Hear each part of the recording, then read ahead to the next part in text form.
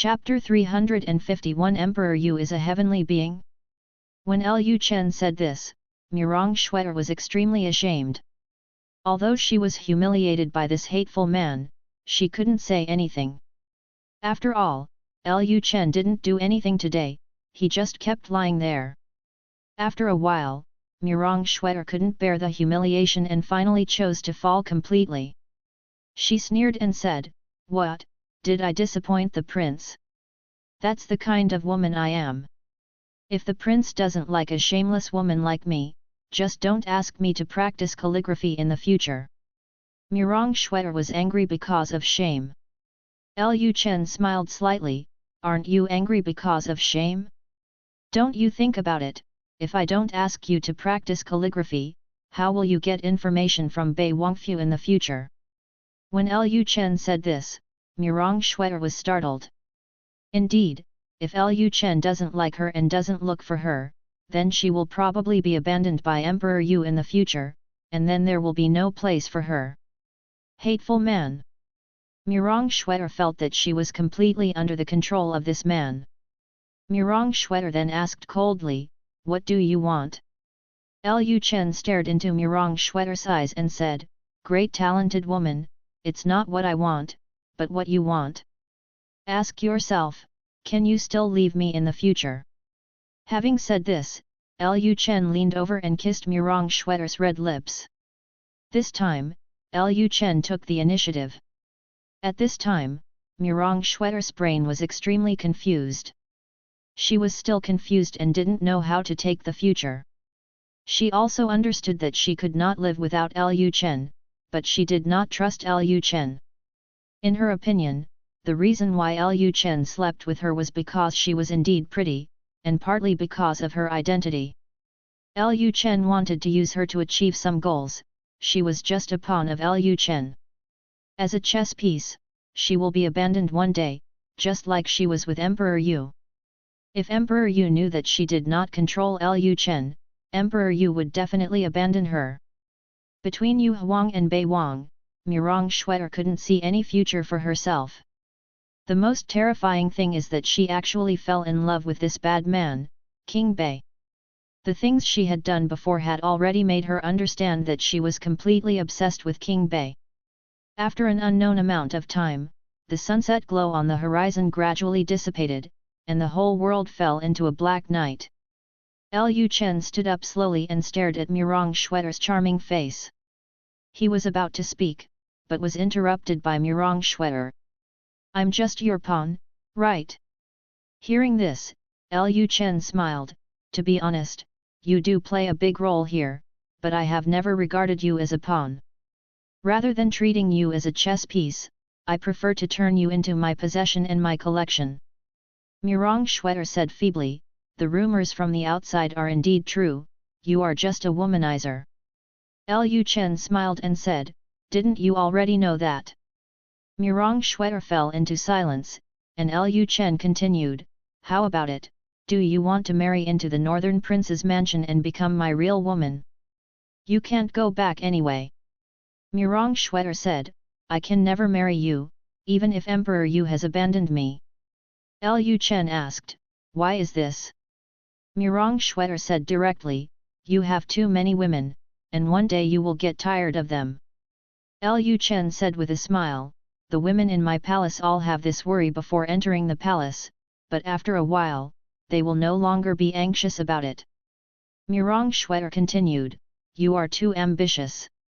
One day, you will become the overlord of the world. At that time, your women will have to live in the palace for the rest of their lives." Murong Xue'er is not a fool. After staying in Baiguo for so long, she has long felt the rapid development of Baiguo and the strength of Baiguo. As a ruler, King Bei does have a big shortcoming, that is, he is too lustful, but this shortcoming will not affect Lu Chen's ability to become an overlord who dominates the world. The battle between Dao and Baiguo had already demonstrated the strength of Baiguo and also exposed the ambition of Buwang. Murong Xue'er had a premonition that the Northern King would unify several dynasties. Although there were many variables in the future, she believed in her judgment. Lu Chen said, I don't seem to have restricted my women from leaving the palace. Murong Shwetter said, now is now, and the future will be later. At this point, Murong Shwetter looked into her eyes and said, I don't care what you think, I want to make a deal with you in the end. Lu Chen asked, what deal? Murong Shwetter said, I can betray Emperor Yu and help you collect information about Dayu, but if one day you destroy the Dayu dynasty, you will give me freedom and let me go. Murong Shwetter also understood that she could not live without this man, and she did not believe that Lu Chen would really like her, so she simply regarded everything as a deal. Hearing Murong Shwetter's words, Lu Chen smiled. Murong Shwetter's favorability level for him had already reached 100. Unfortunately, the favorability level is the favorability level. Murong Shwetter does not trust herself or believe that she will have feelings for her. She does not bring a sense of security to Murong Shwetter. But having said that, just because she doesn't feel safe now, doesn't mean she won't feel safe in the future. Lu Chen believes that as long as Murong Shwetter stays by his side for a long time, she will one day trust him. Thinking of this, Lu Chen smiled and said to Murong Shwetter, okay, I promise you. Seeing that Lu Chen agreed, the knot in Murong Shwetter's heart was finally gone. She had been struggling with what she should do recently. Now that she had said it out, she suddenly became extremely relaxed. As for betraying Emperor Yu, she had no choice. Although Emperor Yu had protected her for so many years, she was just a pawn of Emperor Yu and would be abandoned by Emperor Yu one day. She wanted to have her own life, wasn't it? Life as a chess piece. As for whether Lu Chen would abide by their deal in the end, that could only be determined at that time. Anyway, she didn't have high hopes for Lu Chen. Murong Shwetter then said, Emperor Yu is a heavenly being. If you want to annex Dayu in the future, then your northern country must also have a strong heavenly being. Hearing this, Lu Chen was stunned. This news was indeed too explosive for Lu Chen. If he remembered correctly, Emperor Yu was only in her 30s this year. How could she be a heavenly being? Woolen cloth? After Lu Chen came back to his senses, he asked, are you lying to me? She is only in her 30s. Can she become a celestial being at this age? Murong Shwetter said, you have reached the ultimate level of Grand Master before you are 20 years old. Compared to Emperor Yu, Your Majesty, your martial arts talent is even more terrifying. Both you and Emperor Yu have great ambitions. Although your current level is lower than Emperor Yu's, given enough time, your strength will definitely surpass Emperor Yu's in the future. With your current level of improvement, within 30 it is not impossible to break through to heaven before the age of 10. Lu Chen smiled and said, so you think so highly of me. Murong Shwetter continued expressionlessly, I don't know if there are strong people in the heavenly realm in the Northern Kingdom.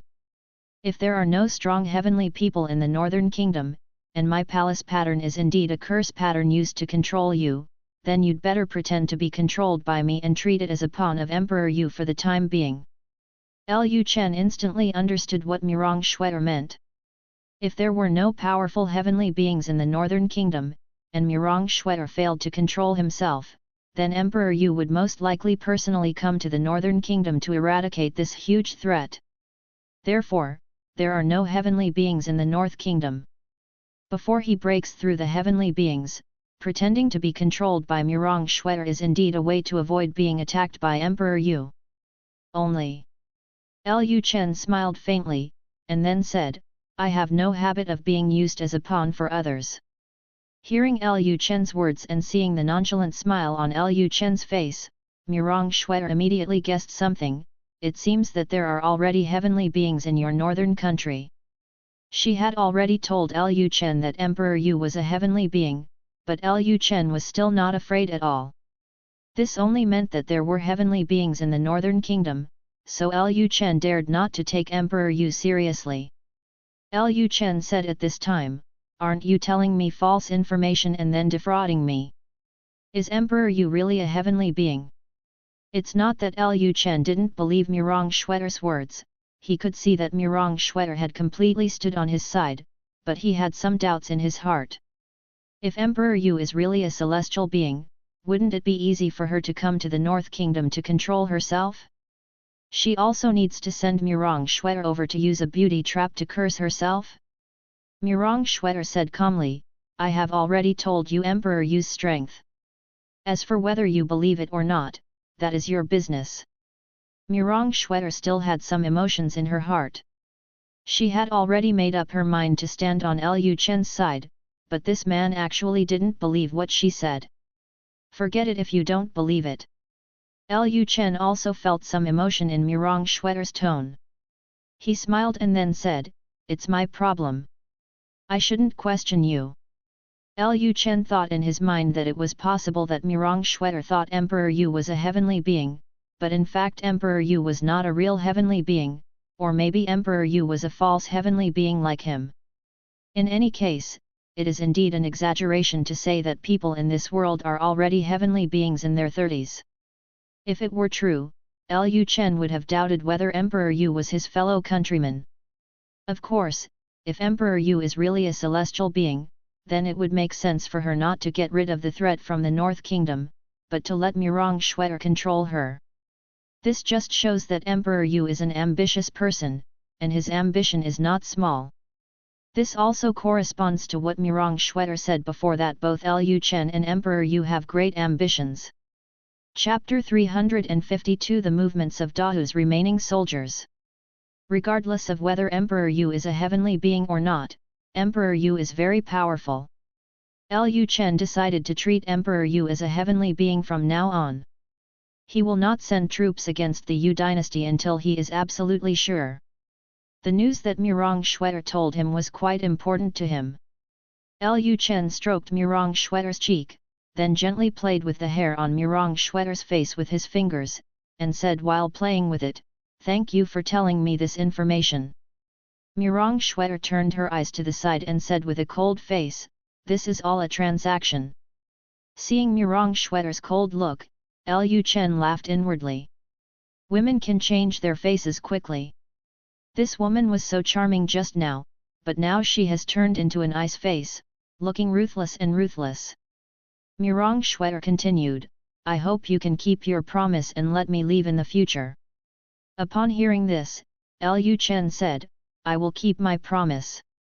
That's strange, Lu Chen secretly completed his words in his heart. Mirong Shwetter pushed Lu Chen's chest at this time, and then said, "It's time for me to go back. That's it for today." After hearing this, Lu Chen immediately turned over and moved out of the way. He had no intention of keeping Mirong Shwetter overnight today. After all, he had to go to Wang Qingkai's room for an appointment tonight. After Mirong Shwetter got up, she started to put on clothes, while Lu Chen was still lying on the bed, looking at Mirong Shwetter's graceful figure. After Mirong Shwetter put on her clothes, she turned around and glanced at Lu Chen on the bed again. "I'm leaving." Lu Chen immediately raised his hand, used his spiritual power, and gently pulled her towards him. The next moment, Mirong Shwetter's body fell uncontrollably into Lu Chen's arms. Mirong Shwetter didn't struggle, and Lu Chen didn't say goodbye. He hugged Mirong Shwetter's delicate body, and then kissed Mirong Shwetter's red lips. After kissing for a while, Lu Chen slowly let go of Mirong Shwetter. Although a blush appeared on Mirong Shwetter's face again, her face was still cold. Lu Chen smiled and said, "I'll have someone give it to you." Mirong Shwetter said coldly, "No need, the carriage from the mansion is still waiting for me outside the palace." Then Mirong Shwetter stopped talking nonsense, turned around and walked out of the rest room. When she walked to the door of the rest room, Lu Chen suddenly thought of something and said immediately, "Next time you come to the palace, you can spend the night at the palace. I'll have someone prepare a courtyard for you in the palace." Mirong Shwetter stopped, turned to look at Lu Chen on the bed and said, "You and I are just making a deal. There is no need for the prince to do this." Lu Chen said calmly, "If you often stay overnight in the palace, you can let Emperor Yu know that I have fallen into your beauty trap." Upon hearing this, Murong Shwetter said, I understand. After the words fell, Murong Shwetter turned her head and stepped out of the rest room. After Murong Shwetter left, Lu Chen got up from the bed. After getting dressed, he went directly to Fenjian courtyard for dinner. During dinner, Lu Chen said to Mu Zixuan, My dear concubine, I plan to let Murong Shwetter live in the palace. You can ask the servants to clean up a yard and come out. Hearing this, Mu Zixuan smiled slightly. They had already known about Lu Chen and Murong Shwetter. I have already had someone clean up the yard and come out. Hearing this, Lu Chen smiled and said, As expected of my beloved concubine, she understands me so well. Chu Yukin asked at this time, Chen'er, Murong Shwetter is Daiyu's envoy after all. Is it inappropriate to let her live in the North Prince's mansion? Lu Chen said calmly, There is nothing wrong. The main reason why she came to the Northern Kingdom is because of Emperor Yu's mission. Let her live in the Northern Palace. It can confuse Emperor Yu and it will be good for us. Chu Yukin seemed to understand something, and then said, Okay, but you have to be careful about her. After all, she is someone close to Emperor Yu. Although Chu Yukin also knew that Lu Chen was very good at dealing with women. Basically, women who were touched by Lu Chen would fall in love with this bad guy, but there were exceptions in everything. No one could say that Murong Shwetter would be an exception. Chu Yukin knew that Lu Chen was very good at dealing with women. Yukin was still a little worried about Murong Shwetter. As soon as Chu Yukin finished speaking, Wang Qingkai, who was sitting opposite Chu Yukin, said, Sister Chu, don't worry. It's not like you don't know the prince's abilities. The new family believes that Murong Shwetter has fallen in love with the prince a long time ago. She is now probably I can no longer live without the prince. Hearing this, Chu Yukin snorted coldly, and then said, You think everyone is like you? Lu Chen smiled and then said, Don't worry, Aunt Chu, Murong Shwetter has surrendered to me and is now mine. At this time, Lu Chen thought of something, and then said, This is a critical moment, everyone should try not to go out. I have a hunch that assassins from the capital will come to the North Kingdom soon. Hearing this, the girls were stunned. Chu Yukin said thoughtfully, Beijing? Chen'er, you doubt your father. Chu Yukin did not continue. After all, it would not sound good to talk about a father and son killing each other. Lu Chen nodded, We don't rule out this possibility. The strength of the Northern Kingdom is getting stronger and stronger, and my threat is getting bigger and bigger. In the eyes of my father, I am not his child in the first place, and there is nothing between him and me. It's a family relationship, so it's normal for him to want to get rid of me. Of course, this is just my speculation. There was a hint of worry on Chu Yukin's face. She also believed that Lu Chen's speculation was not impossible. Emperor Xia was originally a ruthless and unjust person. He even killed his own woman. How about killing another child for his own purposes? What does it matter? But now Lu Chen and she are both Grand Masters. Even if Emperor Xia wants to send assassins to the Northern Kingdom, they will at most be Grand Masters. With their 2 Grand Masters here, plus Zhuge Chongguang, the North Palace should there will be no danger. After dinner, Lu Chen first took a bath in Fenjian courtyard, and then came to Wang Qingkai's room. At this time, Wang Qingkai was still coaxing the child. After Lu Chen entered the room, she handed the child in her arms to the wet nurse. Wang Qingkai twisted her enchanting figure and came to Lu Chen, Your Majesty, this is the first time I have done something like that with a heavenly being. You have to show mercy to me. Seeing Wang Qingkai seduce him in a coquettish way, Lu Chen laughed. It seemed that he hadn't been here for a long time. This vixen had healed his scars and forgot about the pain. Lu Chen immediately said, I am not a heavenly being yet. Pseudo-heavenly beings are far away from real heavenly beings. Pseudo-heavenly beings can at best be regarded as the ultimate state among the great masters. Heavenly beings are beings called immortals, but they are not something that false heavenly beings can touch. Of Wang Qingkai said with a smile, in the eyes of the slave family, fake heavenly beings are also heavenly beings. Having said this, Wang Qingkai raised his delicate hand and stroked Lu Chen's chest. Lu Chen grabbed Wang Qingkai's wrist and then said with a smile, although I am not a celestial being, I can use my strength to deal with you. This vixen is enough. As soon as he finished speaking, Lu Chen picked up Wang Qingkai in a princess hug, then threw Wang Qingkai onto the bed and pressed him directly on top of her. It wasn't until dawn that Lu Chen let Wang Qingkai go. A few days later, Yuping County. The soldiers from the Northern Kingdom led by Zhan Hong and Su Xingwen were planning to withdraw to Dao through Yuping County. Zhan Hong had vaguely noticed that something was wrong. At this time, he said to Su Xingwen on the side, our food and grass supplies have been cut off for so many days. I'm afraid something happened to Yuping County. After seeing Baiguo's mysterious weapons, they also realized Baiguo's strength. Zhan Hong didn't think that Ying Feiyu could lead an army of 300,000 to defeat the Yong'an County garrison. After all, the power of that iron ball was too terrifying. At this time, Su Xingwen said to the people around him, Vice General Wang, immediately lead 1,000 cavalry to inquire about the situation in Yuping County. Yes, General. Immediately, Vice General Wang led 1,000 cavalry as scouts to explore the current situation of the entire Yuping County, while Zhan Hong and the others led the army to rest in place. After an unknown amount of time, the 1,000 men sent by Su Xingwen came back one after another. Soon the Deputy General Wang also came back, and the faces of the returning soldiers showed panic. Su Xingwen immediately asked, Vice General Wang, how is the situation in Yuping County? Lieutenant General Wang replied, back to General, Yuping County has been occupied by the Northern Kingdom. After hearing this, everyone was startled. Sure enough, the thing they least expected to see happened. It seemed that Ying Feiyu had been defeated.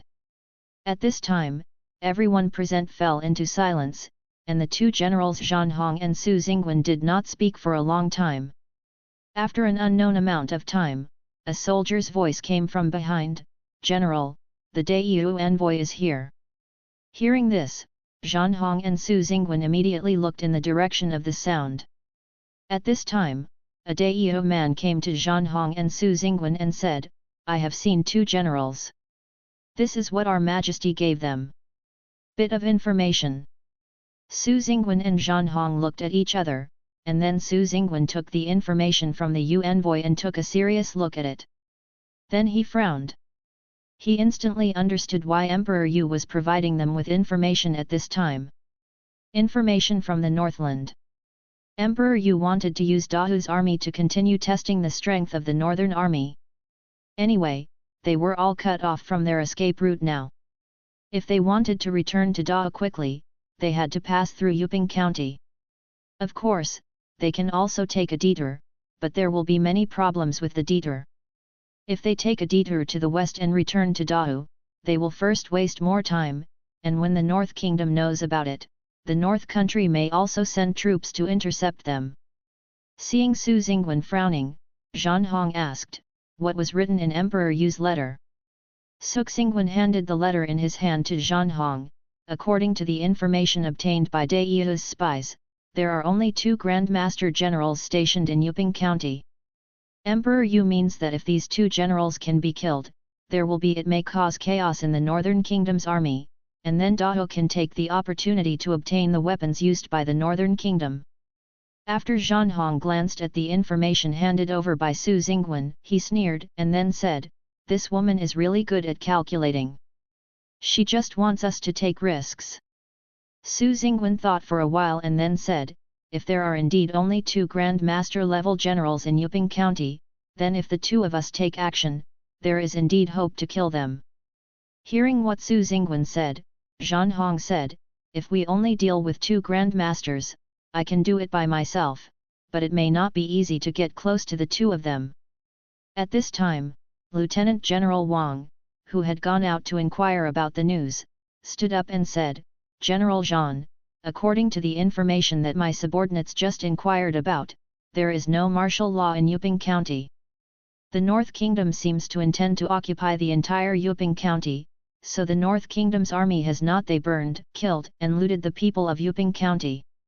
Not only that, they were even able to move freely in Yuping County, and there are still caravans coming and going constantly in Lingyun City.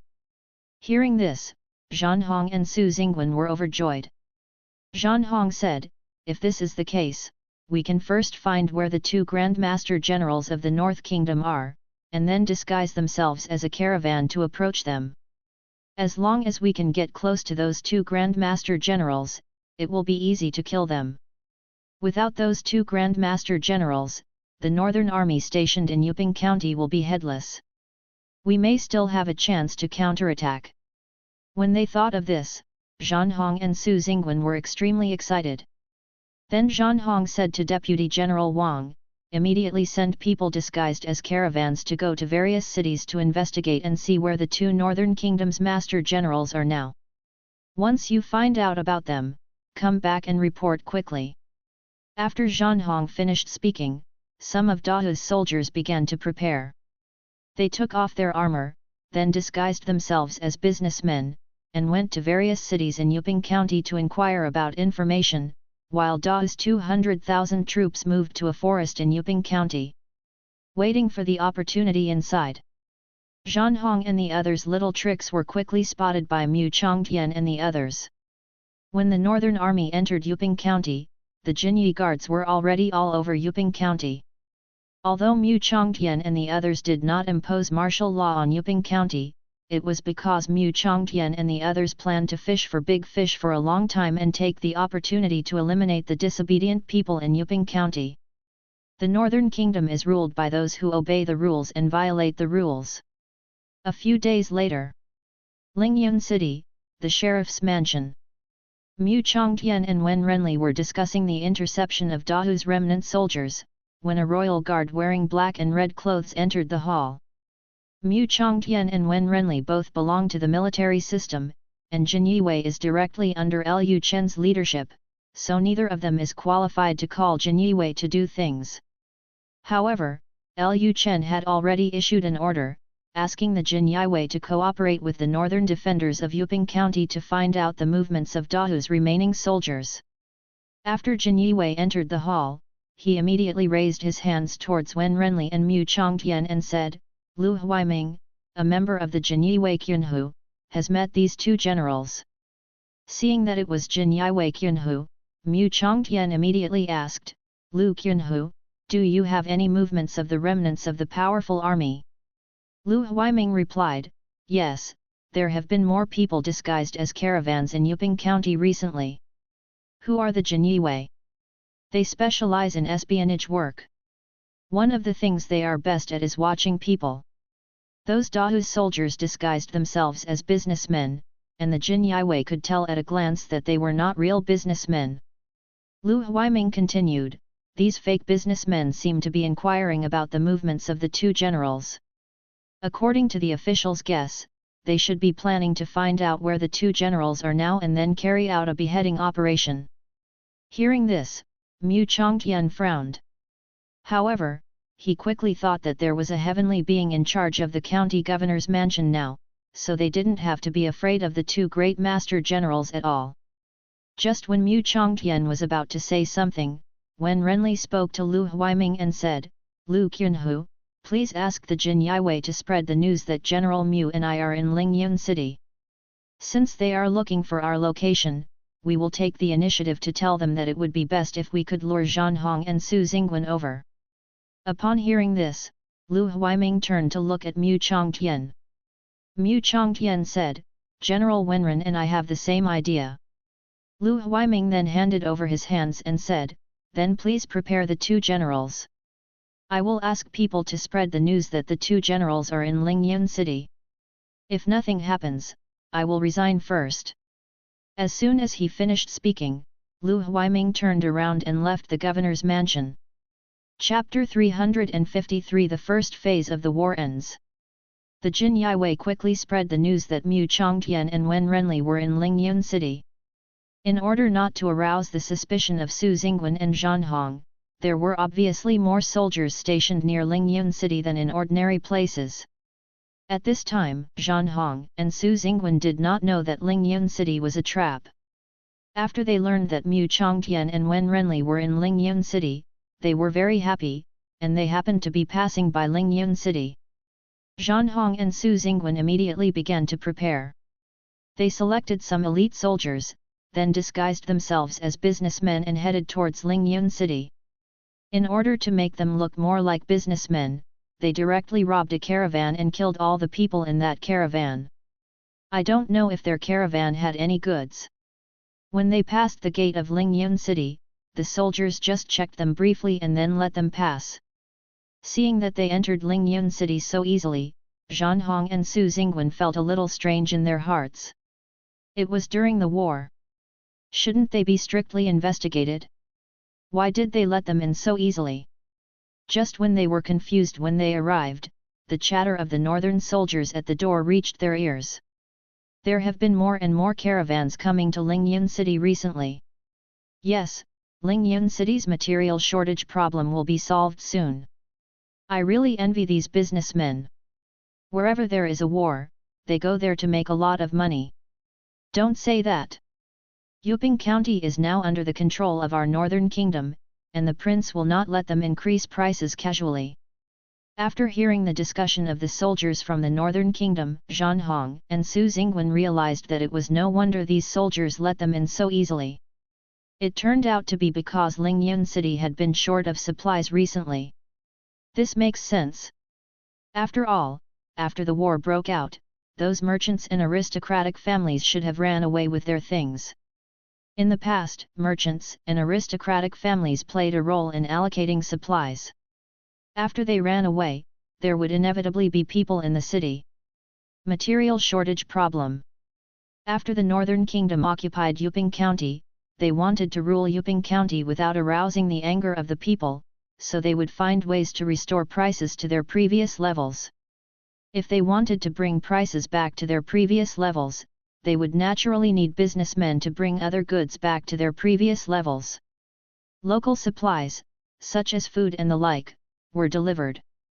The reason why the northern soldiers checked so loosely was probably to seize the opportunity to let the caravans enter the city and then lower the prices in the city. Thinking of this, Zhan Hong and Su Jingwen didn't have any more suspicions. They then sneaked into Lingyun City and checked into an inn.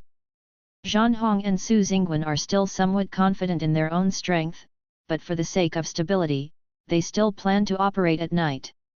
If they encounter any accident, with the strength of their two great masters, they can easily escape from Lingyun City. The reason why they are so careful is mainly because they are worried that the North Kingdom has weapons more powerful than artillery. At dusk, in the governor's house, Wen Renli and Mu Chongtian were sitting in the pavilion in the courtyard, and Xian Yuan Kaoj was sitting next to them, and they were discussing something. At this time, Jin Yiwei Lu Huaiming entered the courtyard and came to the three of them. Master Xian Yuan, two generals, the fish has been caught in the net. Hearing this, the three of them all showed an imperceptible smile. As long as the two great master generals Su Jingwen and Zhan Hong were eliminated, it would be an absolutely devastating blow to Dao. The remaining soldiers led by Zhan Hong and Su Jingwen will soon collapse because they are leaderless. Xian Yuan Kaoj said at this time, I still need to hurry up and return to Yancheng. Let's not waste time and start now. Hearing this, Wen Renli said, Master Xian Yuan, if we take action now, I'm afraid your heavenly strength will be exposed. Xian Yuan Kaoj said calmly, not many people in this world have seen heavenly beings. Furthermore, those people entered Lingyun City pretending to be businessmen, and people don't know that there is a great master among them. What Xian Yuan Kaoj was thinking was that as long as those two people could be eliminated immediately, it would be impossible for others to know that the killed Zhan Hong and Su Jingwen were great masters. If they didn't know that they were great masters, how would outsiders be able to tell? Is the person who did it a heavenly being? Mu Chongtian said, what Senior Xian Yuan said makes sense, so I'll trouble Senior. As soon as the words fell, Mu Chongtian and Wen Renli immediately led their troops to the inn where Su Xingwen and Zhan Hong were staying. The reason they sent out the troops was that Zaizuo had sneaked in, and they were here to arrest Zaizuo. When the people of Lingyun City saw the soldiers coming and going, they didn't take them seriously. They had noticed the performance of the soldiers from the Northern Kingdom in recent times. Except for some wealthy families, the soldiers from the Northern Kingdom hardly felt sorry for small businessmen and hawkers, and ordinary people were not persecuted by those soldiers. This also made the people of Lingyun City believe what Wen Renli said at the beginning about the benevolent words of the Northern King. Real. At this time, Su Xingwen and Zhan Hong were still discussing what to do tonight on the second floor of the inn, when they suddenly heard the sound of soldiers coming from outside. At this time, a soldier at the window immediately said, "Oh no, the soldiers from Lingyun City have surrounded the inn." Hearing this, Zhan Hong and Su Xingwen were startled. Not long after they entered Lingyun City, they didn't expect that the place where they lived was surrounded. Could it be that they have been discovered? Su Xingwen said, "Don't act rashly first. Let's take a look at the situation. Maybe it's not for us." As soon as Su Xingwen finished speaking, the soldiers from the Northern Kingdom shouted from outside, "Zhenzuo inside, you have been surrounded. Come out and surrender immediately, otherwise you will not be shot." As soon as these words came out, all the guests who were still staying at the inn ran out. At this time, the shopkeeper ran to Wen Renli in a panic and said, "Sir, what happened?" Mu Chongtian said calmly from the side, "Some spy has sneaked in and we discovered it. Let us all come out quickly.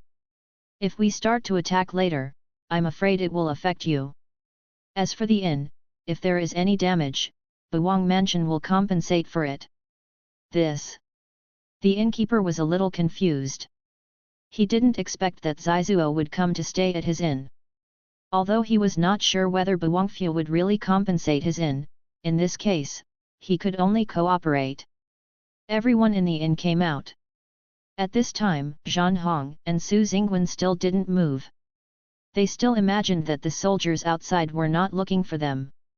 At this moment, Su Xingwen and Zhan Hong suddenly felt a strange force sweep through their bodies.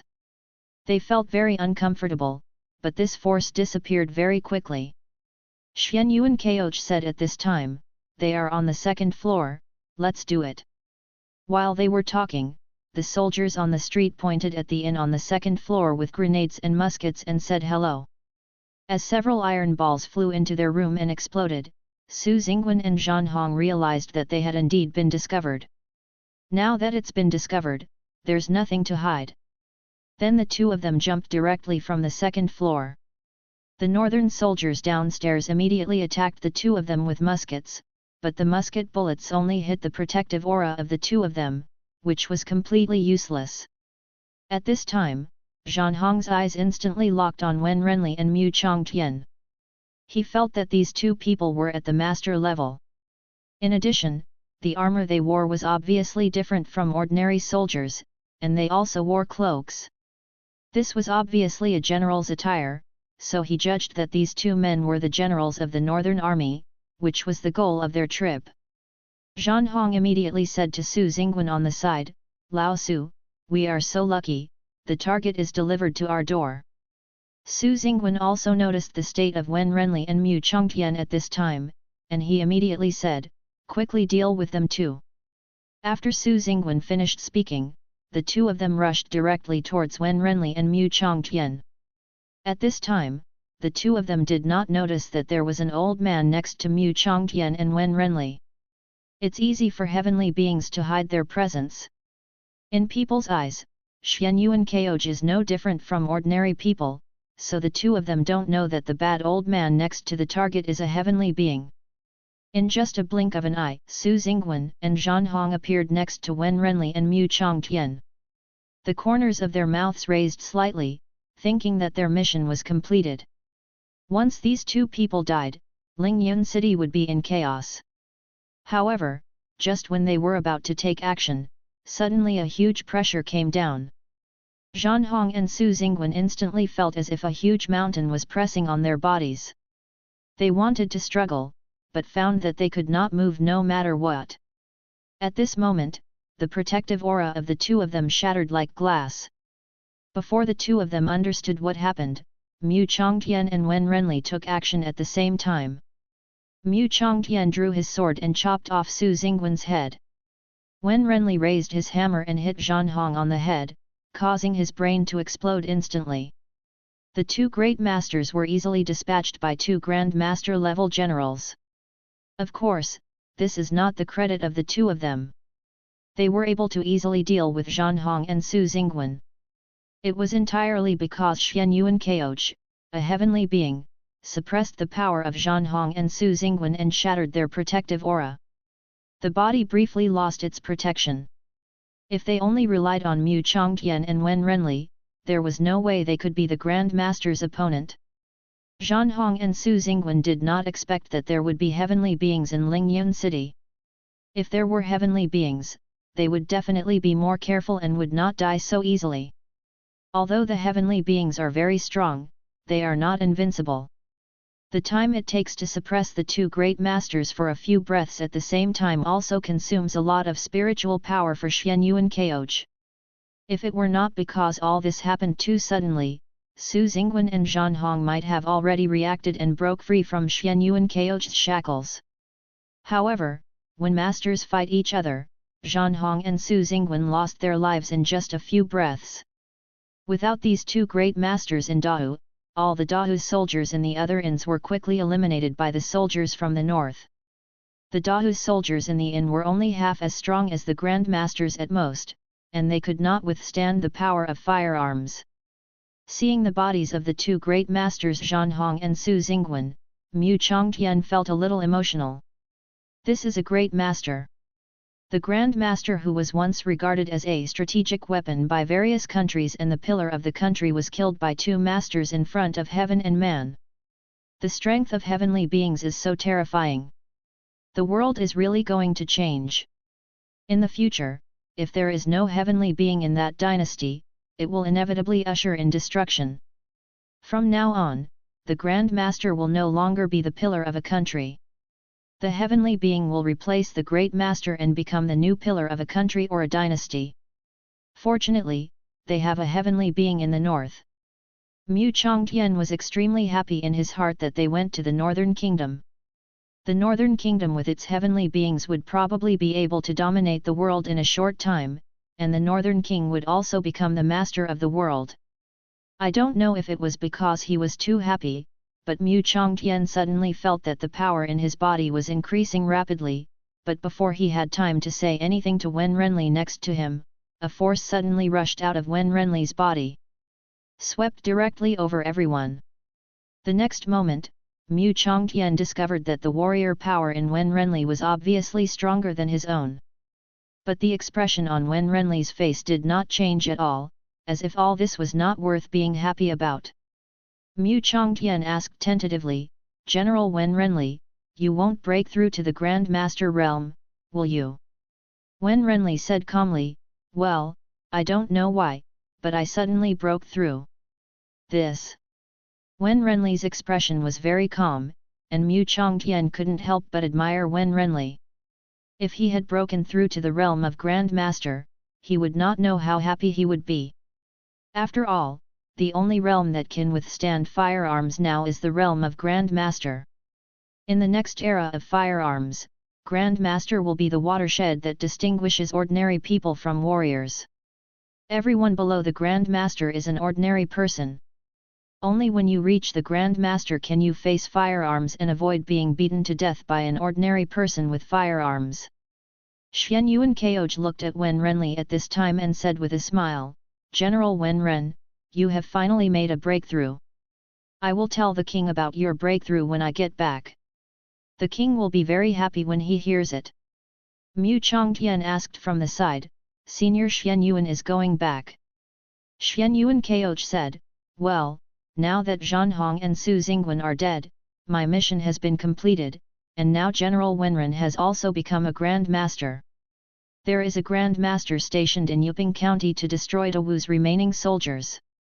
There shouldn't be any problems. Now that the current situation is turbulent, it is most important for me to return to Yancheng as soon as possible to protect the northern palace. Mu Chongtian said, Senior is right.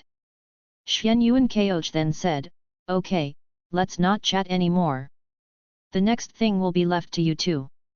I will take the first step. As soon as the words fell, Xian Yuan Kaoj's body disappeared instantly. Mu Chongtian and Wen Renli came to their senses later and directed the soldiers present to clean up the scene. In the next few days, Wen Renli and Mu Chongtian led soldiers to clear out the Dahu soldiers in Yuping County.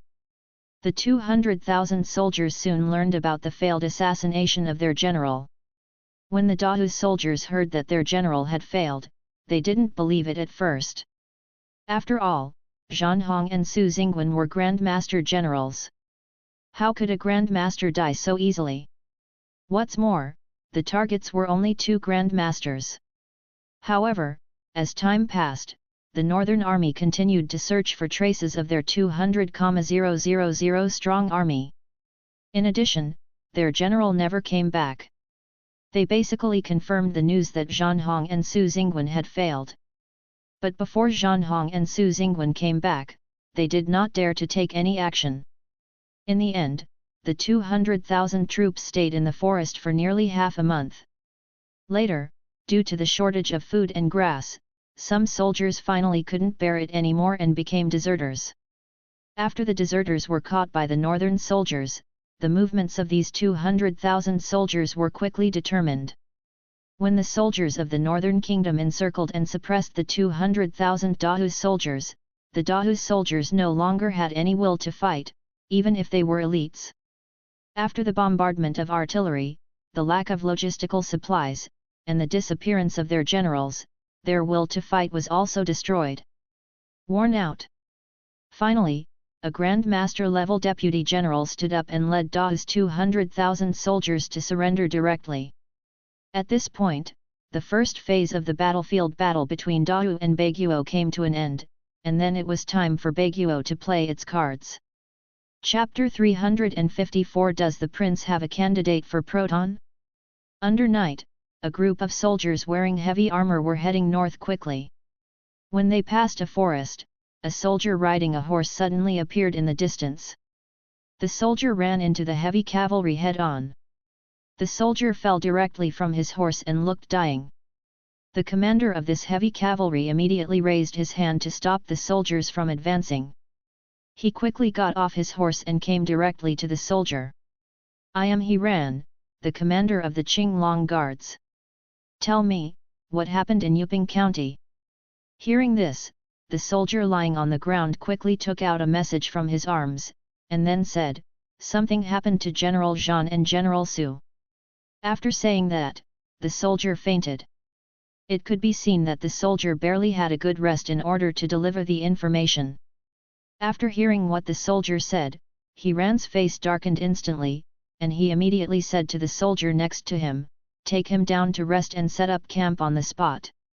After the words fell, He Ran opened the information that the messenger had just given to him. The soldier next to him saw what He Ran was looking at, so he quickly brought the torch over so that He Ran could see more clearly.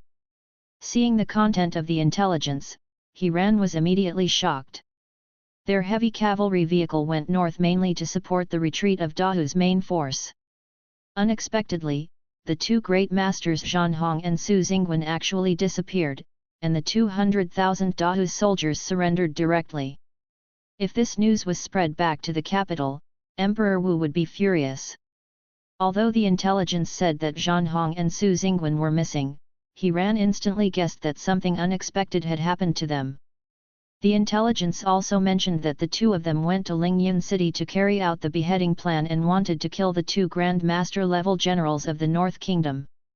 As a result, they entered the city and never came out. This can only mean that the 2 of them have encountered something unexpected. He Ran did not believe that Zhan Hong and Su Xingwen, 2 loyal ministers of Dahu, would defect to the Northern Kingdom. But to kill 2 Grandmasters, at least the Northern Kingdom must have Grandmaster generals in Lingyun City, or the Northern Kingdom already has weapons that can kill the Grandmasters. If this is the case, then the true strength of the northern kingdom may be greater than they predicted. Even more terrifying. Thinking of this, couldn't help but turn his head and glance at the heavy cavalry behind him. Even if the 20,000 heavy cavalry led by him reach the front line, they will probably be crushed by the northern army. This news must be reported to the court immediately.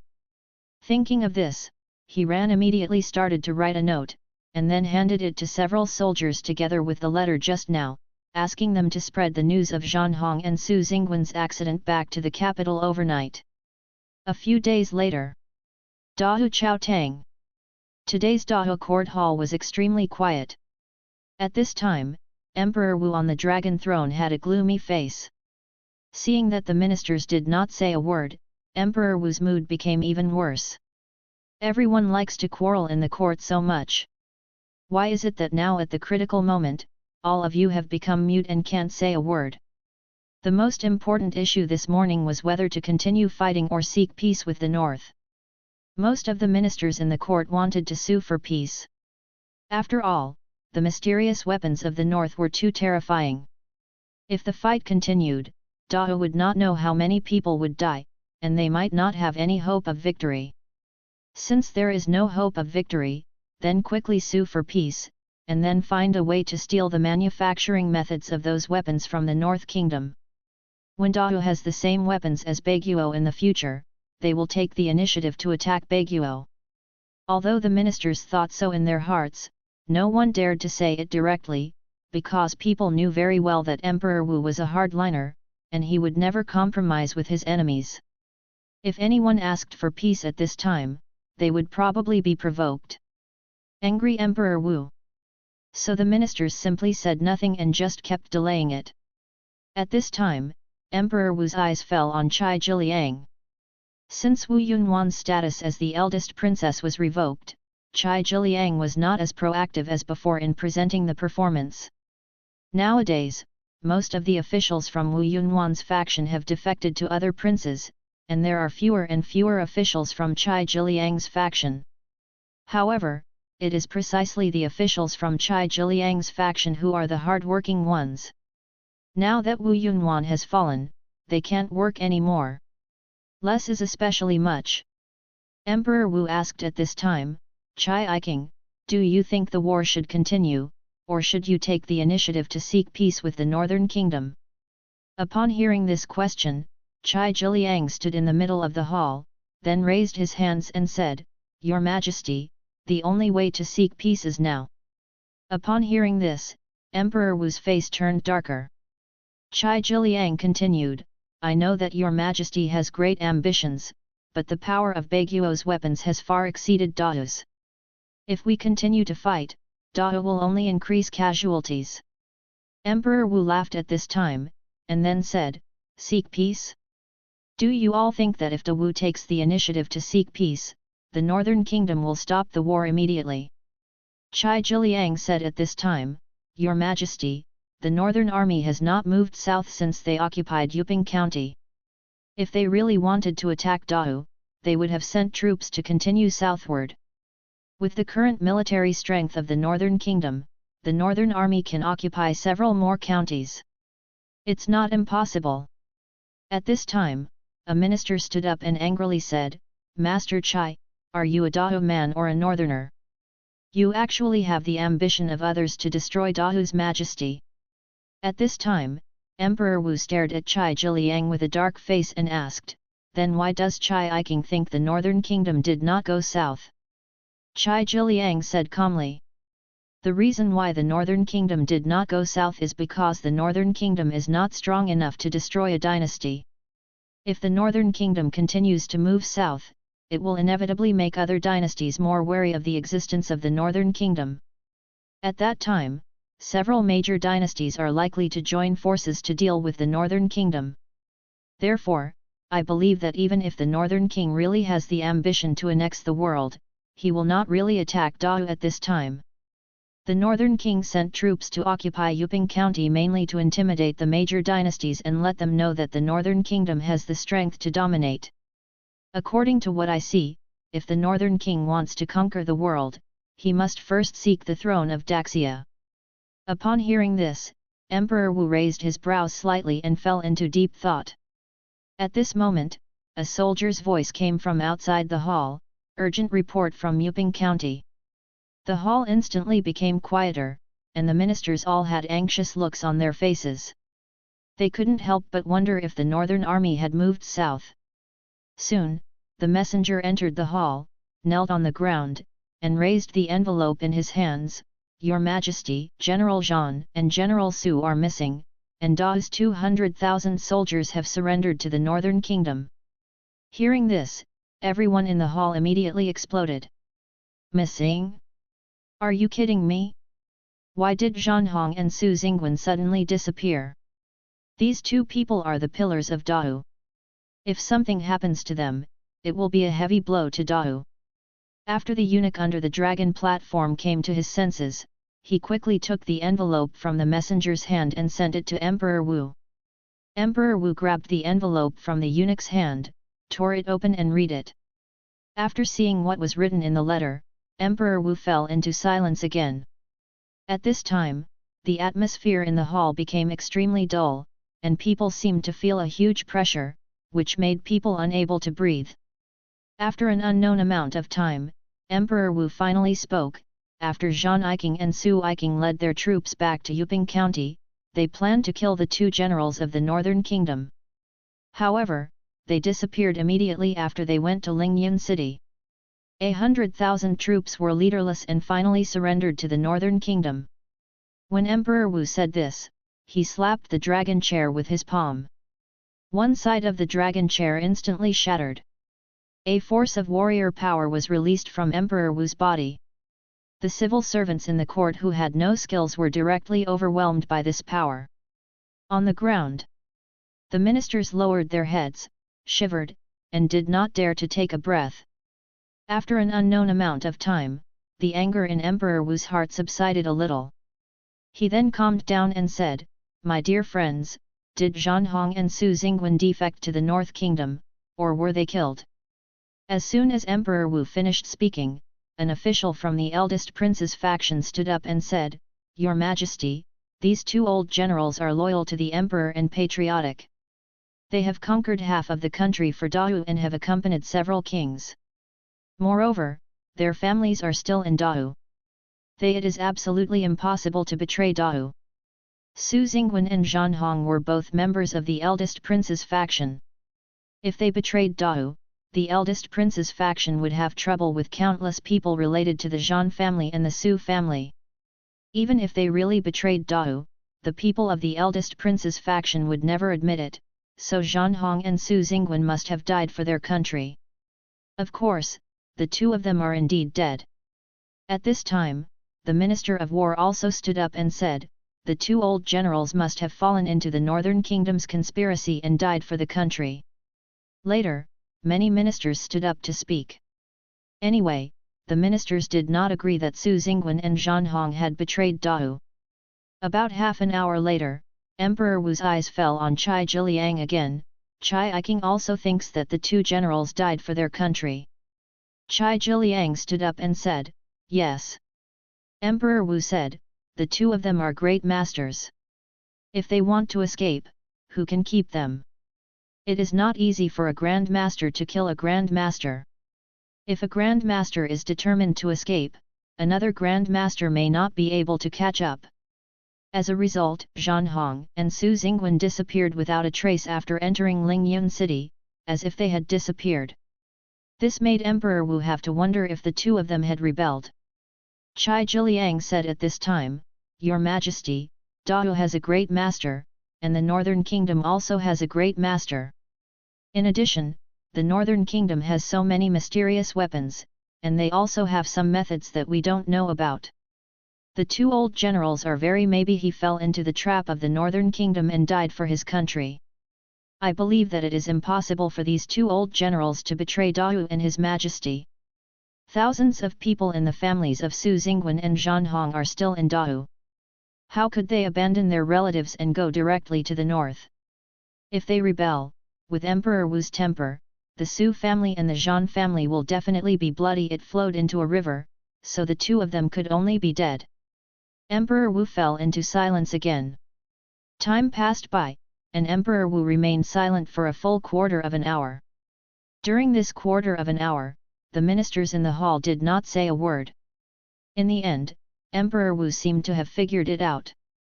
He stood up directly from the dragon throne and said, "Retreat from the court."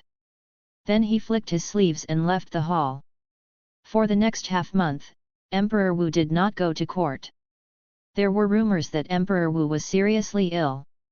Emperor Wu fell ill at this time, which made all the ministers anxious. Now the army of the Northern Kingdom was stationed in Yuping County and could go south at any time.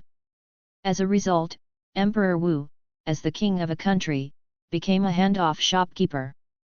Fortunately, Emperor Wu finally issued an imperial edict, asking the second prince to lead the delegation north to seek peace in the Northern Kingdom.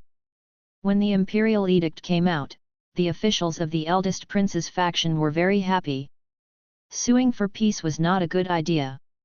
On the one hand, Emperor Wu is a hardliner. He has launched so many wars in his life and has never sued for peace with that force. This is the first time he has sued for peace. This is a shame and a stain for Emperor Wu. From now on, Emperor Wu might think of this stain on him when he sees the second prince, and thus feel some disgust towards the second prince. This is on the one hand. On the other hand, in this war between Dao and the Northern Kingdom, Dao was defeated. The Northern Kingdom would definitely cede territory and pay compensation. If the second prince did not handle it well, Dao's losses would become even greater. The second prince should never think about the position of prince from now on.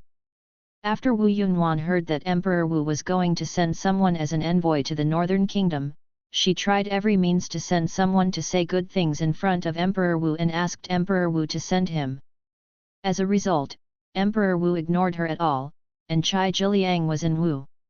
The emperor mentioned this matter several times, but Emperor Wu not only did not agree, but also demoted Chai Jiliang. Emperor Wu's reaction also made Wu Yunwan completely despair. It seemed that his father had been disappointed in her and would never let her participate in politics again. North. Today was a sunny day with clear clouds and gentle breeze. It was rare for Lu Chen to have afternoon tea with his wives and concubines in the courtyard. The first phase of the war is over, and the next step is peace talks. Lu Chen sat on the stone bench, took a sip of dragon and phoenix tea, and then teased the child in Chu Yukin's arms. At this time, Dongfang Longjiu, who was wearing plain white clothes, entered the courtyard. She was working in the newspaper office today. While writing an article, she suddenly thought of the peace talks between Dao and Baiguo, so she ran back to the palace to find Lu Chen and wanted to ask for directions. Chen plans to put forward some conditions during the peace talks. This is what happens in political consultations. When an envoy from one country goes to another country, both countries will build momentum. If Dao comes to the North must also build momentum, guide public opinion, and at the same time release some conditions for peace talks so that Dao can be mentally prepared. Dongfang Longjiu held a notebook in her left hand and a pen in her right hand, and came to Lu Chen, "My lord, Dao is about to have peace talks with Baiguo. I wonder what conditions Baiguo plans to put forward this time."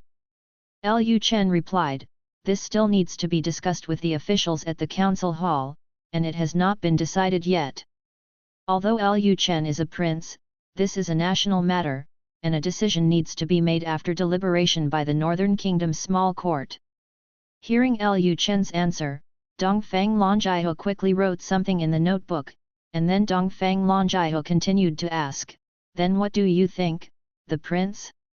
What does the prince think Dao should compensate the North country for?"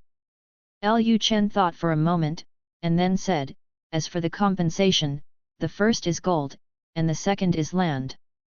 Of course, these two are the most basic. In addition, I plan to ask Dao to open more trading cities, and future transactions between Dao and Baiguo must use the currency to be issued by Baiguo." Dongfang Longjiu's hand quickly recorded in the notebook. Seeing that Lu Chen didn't continue, Dongfang Longjiu continued to ask, are there any other conditions? Lu Chen said, in order to prevent Dao from retaliating against the Northern Kingdom in the future, Dao must send protons to the Northern Kingdom. Hearing this, Dongfang Longjia was stunned for a moment, and the girls in the courtyard were also stunned. They were not fools. When Lu Chen mentioned protons, they thought of someone. Dongfang Longjia asked directly at this time, did the prince designate the proton mentioned by the prince, or was it chosen by Dao himself? Lu Chen said, since it is a proton, it will naturally play the role of a hostage. If Dao chooses, and Dao chooses an insignificant person to come to the North Country, then it is nothing like a hostage, so the proton must be chosen by the North Country. Hearing Lu Chen's answer, the girls in the courtyard strengthened their guesses. Dongfang Longjia continued to ask, does the prince already have a candidate for the proton in his heart? Subscribe to Chinese Novel Audio Wave. Chapter 355 The Dao Mission arrives Indiana the North Country.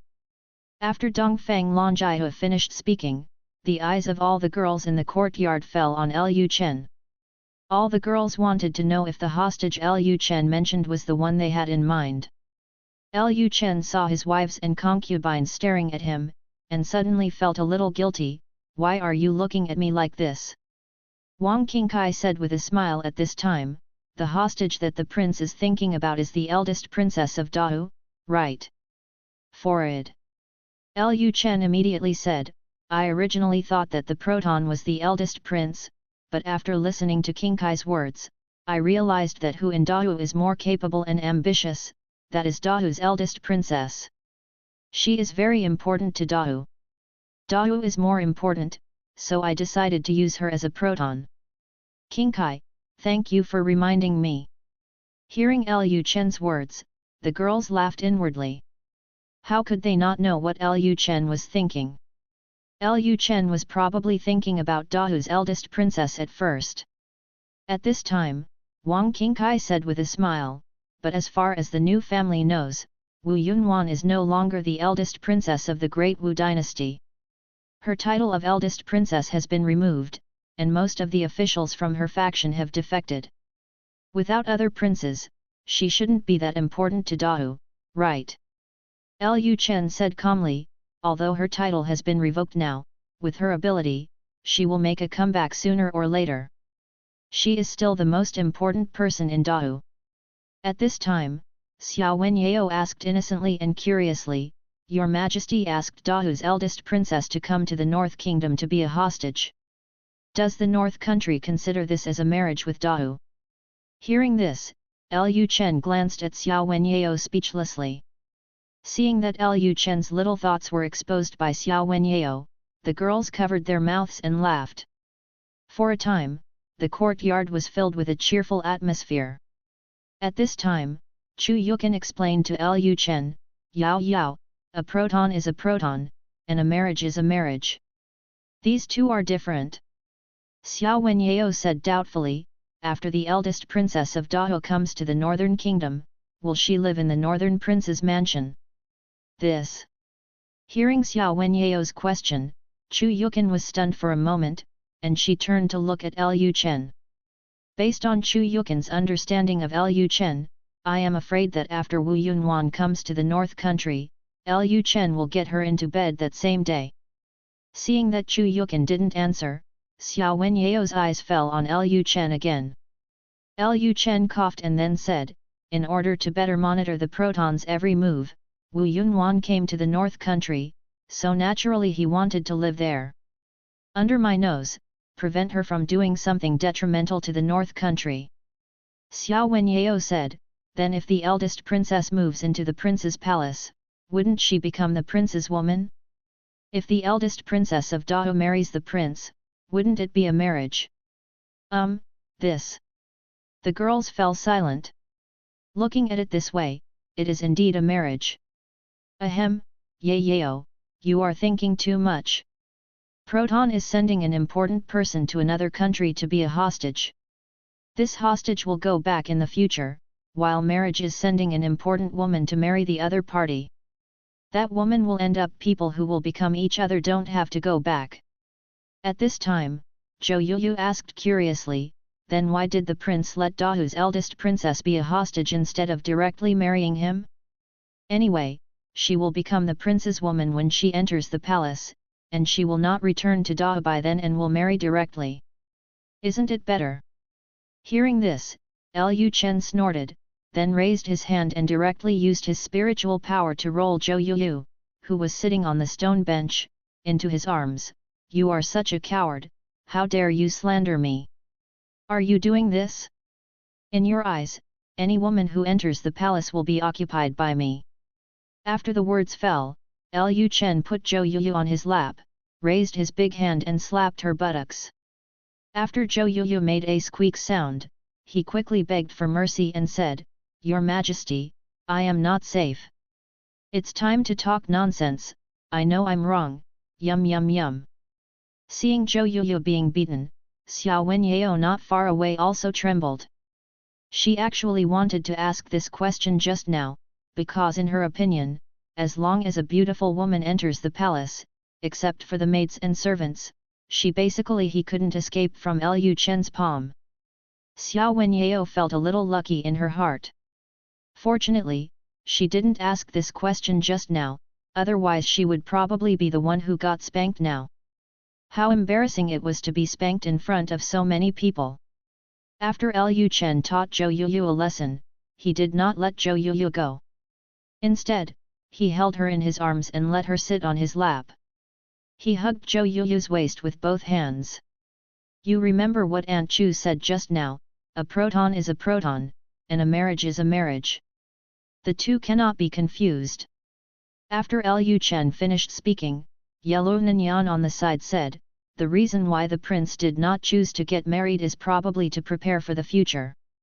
If he and Dawu get married, then Emperor Wu will be the father-in-law of the prince. If the Northern Kingdom wants to send troops to Dawu in the future, the Northern Kingdom does not occupy morality. Hearing what Yellow Nanyang said, Xiao Wenyao suddenly realized and said, so that's it, I understand. Wang Qingkai smiled and asked, Yao Yao, what do you understand? Xiao Wenyao replied, if there is a marriage, Dahu's eldest princess will never be able to return to Dahu. Dahu's eldest princess is so important to Dahu, and Dahu will definitely not want to. But if the prince uses the term proton, he can first deceive Dahu's eldest princess, and then sleep with her.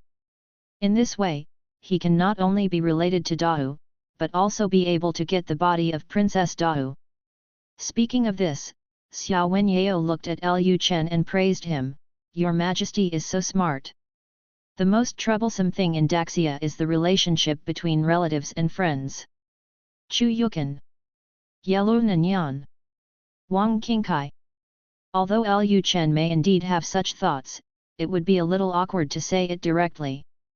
Does this mean that Lu Chen hasn't been to her room for too long? At this time, the girl's eyes fell on Lu Chen, wanting to see what Lu Chen's reaction would be. Lu Chen said with a smile, Yao Yao, come to Yu's room tonight. Hearing this, Xiao Wenyao was stunned, couldn't help but swallowed her saliva, and clamped her legs together. At this time, Lu Chen said to Dongfang Longjaihu, these are the only conditions I have for the time being.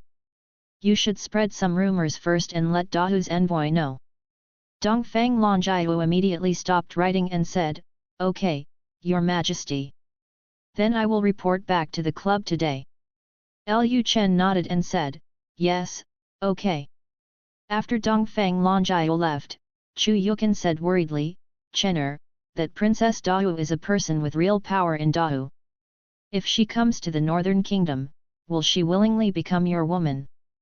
Before Lu Chen could speak, Wang Qingkai said from the side, which of the women in the palace was not conquered by the prince? With the prince's ability, no woman can escape from the palm of the prince. At the beginning, some people in the palace refused to die. I married a prince, but now I am not my husband in bed, and I can't stop calling her a good brother. Upon hearing this, Chu Yukan's face darkened instantly.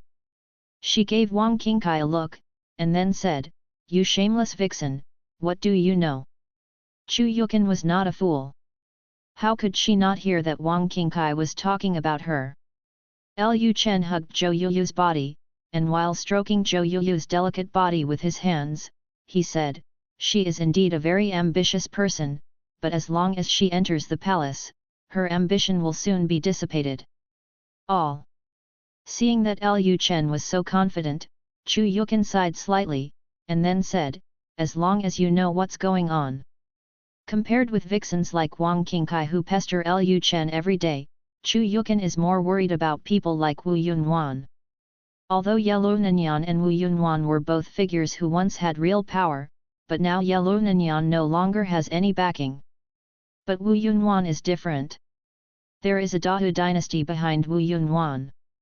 Even if the Dahu dynasty does nothing, as long as Wu Yunwan thinks about the Dahu dynasty behind her, she may have some unwanted thoughts in her heart. At this time, Zhou Yuyu and Lu Chen's arms suddenly let out a sound, and all the girls looked at Zhou Yuyu. When Zhou Yuyu saw the sisters in the palace staring at her, she suddenly felt extremely ashamed and her face turned red. After all, she was the mother of 2 children, and yet she was held in Lu Chen's arms like a child.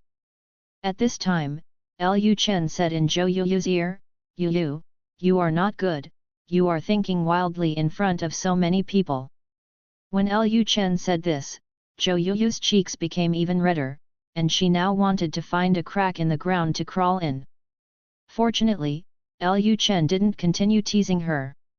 She let go of Zhou Yuyu and then said, "Okay, I have something else to do. You two can chat slowly." Having said this, Lu Chen stood up and walked directly outside the courtyard. All the girls immediately said in unison, "Congratulations to the prince." As soon as Lu Chen walked out of Fenjiun court, a female soldier hurriedly came to him and said, "Your Majesty, Dahu's delegation has arrived in Yancheng." Hearing this, Lu Chen was stunned for a moment. He did not expect Dahu's delegation to arrive in Yancheng so quickly. Lu Chen then said, "Ask Li Rui to arrange for someone to receive the Dahu envoy, and I will not go." The Dahu dynasty was the defeated party. Facing the envoys from the defeated country, Lu Chen naturally no longer needed to receive them in person. Not only did Lu Chen not plan to receive them in person, but he also planned to ignore Dahu's delegation in the next few days and put Dahu's delegation aside first. After hearing Lu Chen's words, the soldier immediately said, "Yes, Your Majesty." Then the soldier turned and left the yard. A quarter of an hour later. South Gate of Yancheng. Wu Ming sat on the carriage and looked at the people coming and going on both sides of the road through the window. Seeing that Baiguo did not arrange any reception etiquette, Wu Ming felt very unhappy.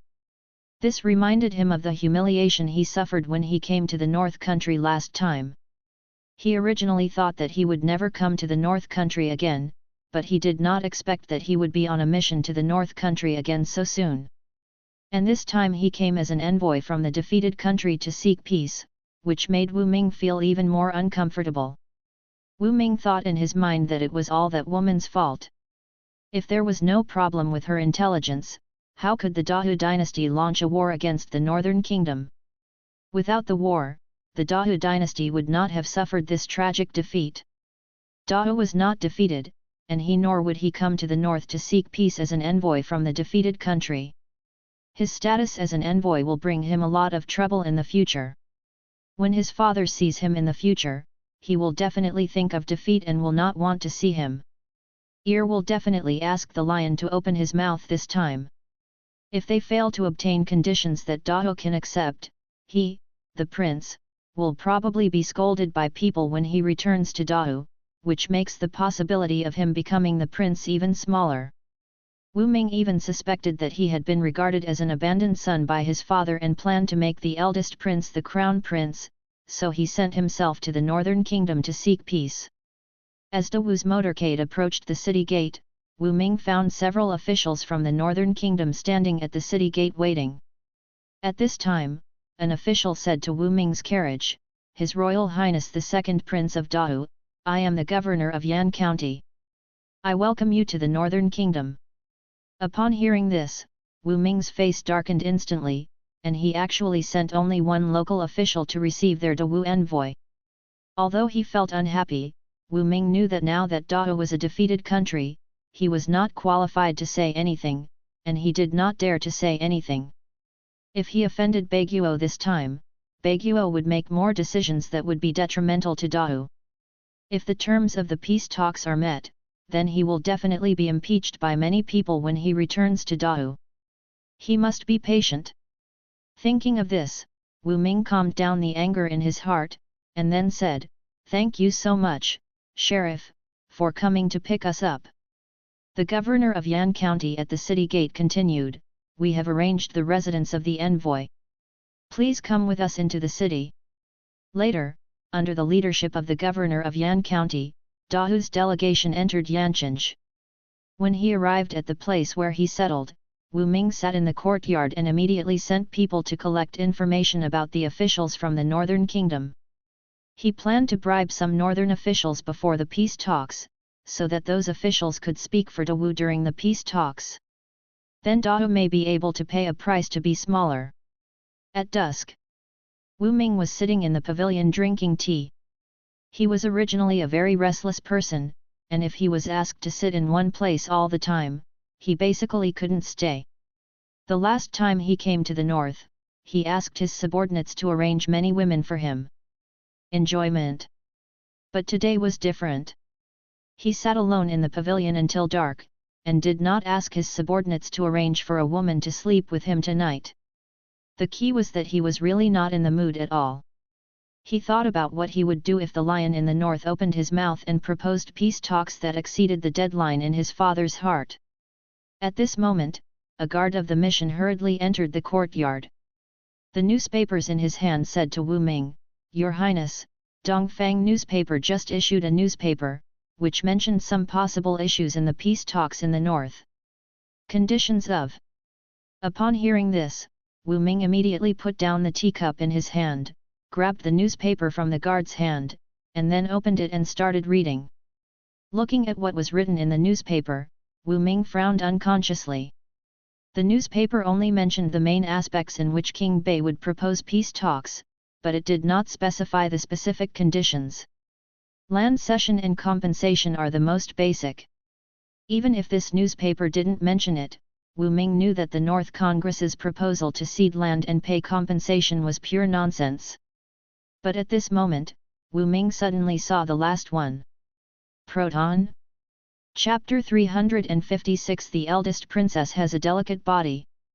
Seeing the word proton, Wu Ming's face became even more ugly. In Wu Ming's view, if Dawu wanted to send protons to the north, he would probably choose him. For any dynasty, a proton is no different from an abandoned son, so they will definitely not choose the most important prince. His father valued the eldest prince so much that he didn't even let the eldest prince come on this mission to the Northern Kingdom. It was absolutely impossible for his father to let the eldest prince come to the Northern Kingdom as a hostage. His father naturally had several sons, but compared to the eldest prince and him, those princes were basically useless. The most outstanding ones were the eldest prince and him, the second prince. If his father sent other princes to the Northern Kingdom to be a hostage, the Northern Kingdom would most likely not agree.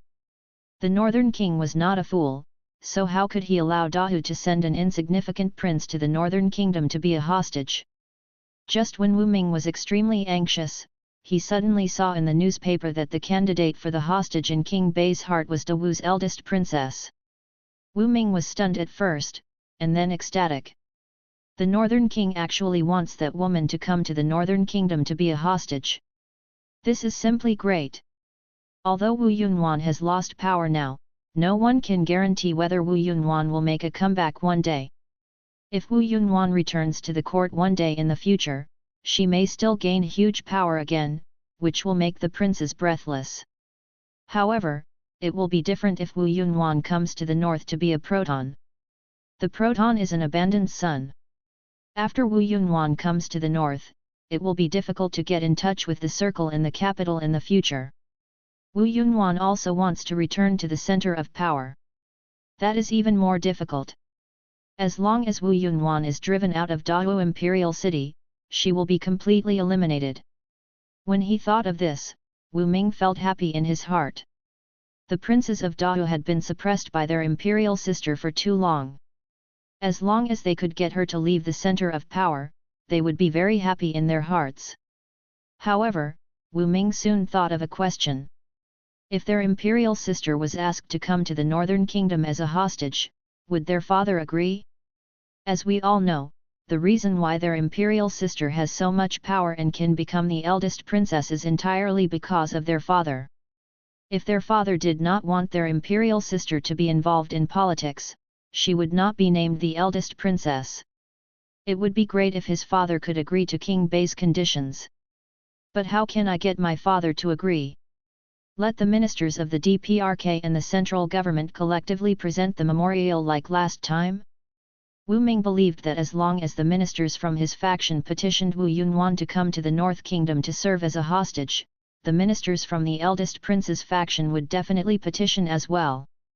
Although they are not from the same faction, when facing this woman Wu Yunwan, all the officials from the prince's faction can unite the front. Thinking of this, Wu Ming immediately said to the guard next to him, "Prepare paper and pen." The guard quickly went to bring the pen and paper to Wu Ming. Wu Ming wrote the memorial directly in the pavilion, including some of the things he heard when he first came to the north. After writing the memorial, he handed it to the guard beside him and said, "Immediately send this memorial back to the Dao dynasty." Negotiation is a long-term process, and it cannot be completed in a few days. If we seize the time to send this memorial back to the Dao dynasty, the negotiation will most likely not be over when Emperor Wu's imperial edict is sent back. Wu Ming will know by then. What kind of attitude does his father have towards the conditions proposed by Baiguo? Of course, the most important purpose of his memorial was to let the ministers in the court know that King Bei planned to use Wu Yunwan as a hostage. As long as those ministers knew about this, many ministers would definitely follow suit. The guard beside Wu Ming was about to turn around and leave the pavilion when Wu Ming suddenly reminded, "By the way, after the memorial was sent back to the imperial city, I found someone to spread the news, saying that the king of the north planned to use the eldest princess as a hostage, and he must let the people in the court all the ministers know about this." The guard immediately raised his hands and said, "Yes, Your Highness." "Okay, let's go. My subordinates, please leave." After the words fell, the guard turned and left the yard. Night. As night fell, the lanterns in the courtyard were lit up, and the entire palace was brightly lit. After dinner, Lu Chen stayed in Fenjiun court for a while, teasing the two children Music Xuan gave him, and then felt that the time was almost up, so he directly went to Zhou Yuyu's room. Just as Lu Chen was about to enter the north courtyard, a female soldier's voice sounded behind him, "Your Majesty, Wu Ming has seen the newspaper issued by Dongfang News Agency this afternoon, and he wrote a memorial and sent it back to the Dao dynasty. Do we want to intercept this?" "A memorial?" Lu Chen said calmly, "No, let them send the memorial back to Dao." Even if Wu Ming's memorial was not intercepted, Lu Chen probably guessed what was written in the memorial. It was obvious that Wu Ming planned to send some of the information released by the North Kingdom back to Dao, so that Emperor Wu and Dao's the ministers know. After hearing the answer, the female soldier said, "Yes, Your Majesty, I am resigning." Then the female soldier turned around and left the inner courtyard. At this time, Lu Chen also stepped into the north courtyard and went directly to Zhou Yuyu's room. After Lu Chen entered Zhou Yuyu's room, he found that Zhou Yuyu was the only one in the room. Lu Chen smiled and asked, "Where are those two naughty guys? Why aren't they here?" Hearing this, Zhou Yuyu, who was sitting by the bed, turned red and said, "Your Majesty, I have sent the two of them to my sister's room." Zhou Yuyu heard that Lu Chen asked Xiao Wenyao to come to her room during the day, so she knew that Lu Chen would definitely come to pamper her at night, so she sent the child to the next door in advance, sat on the bed alone, and prepare. Hearing this, Lu Chen smiled slightly, then came to the bed and sat down, holding Zhou Yuyu's petite hand. Seeing Zhou Yuyu's face flushed, Lu Chen raised his hand and gently stroked her beautiful face.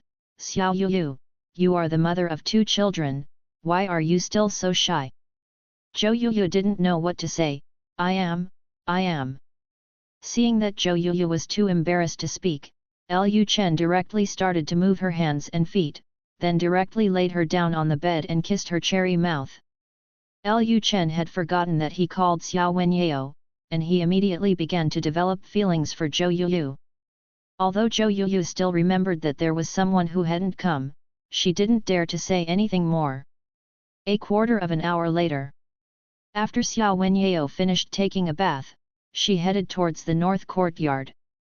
When she arrived at the north courtyard, she whispered to a maid in the north courtyard, "The prince is not here yet, right?"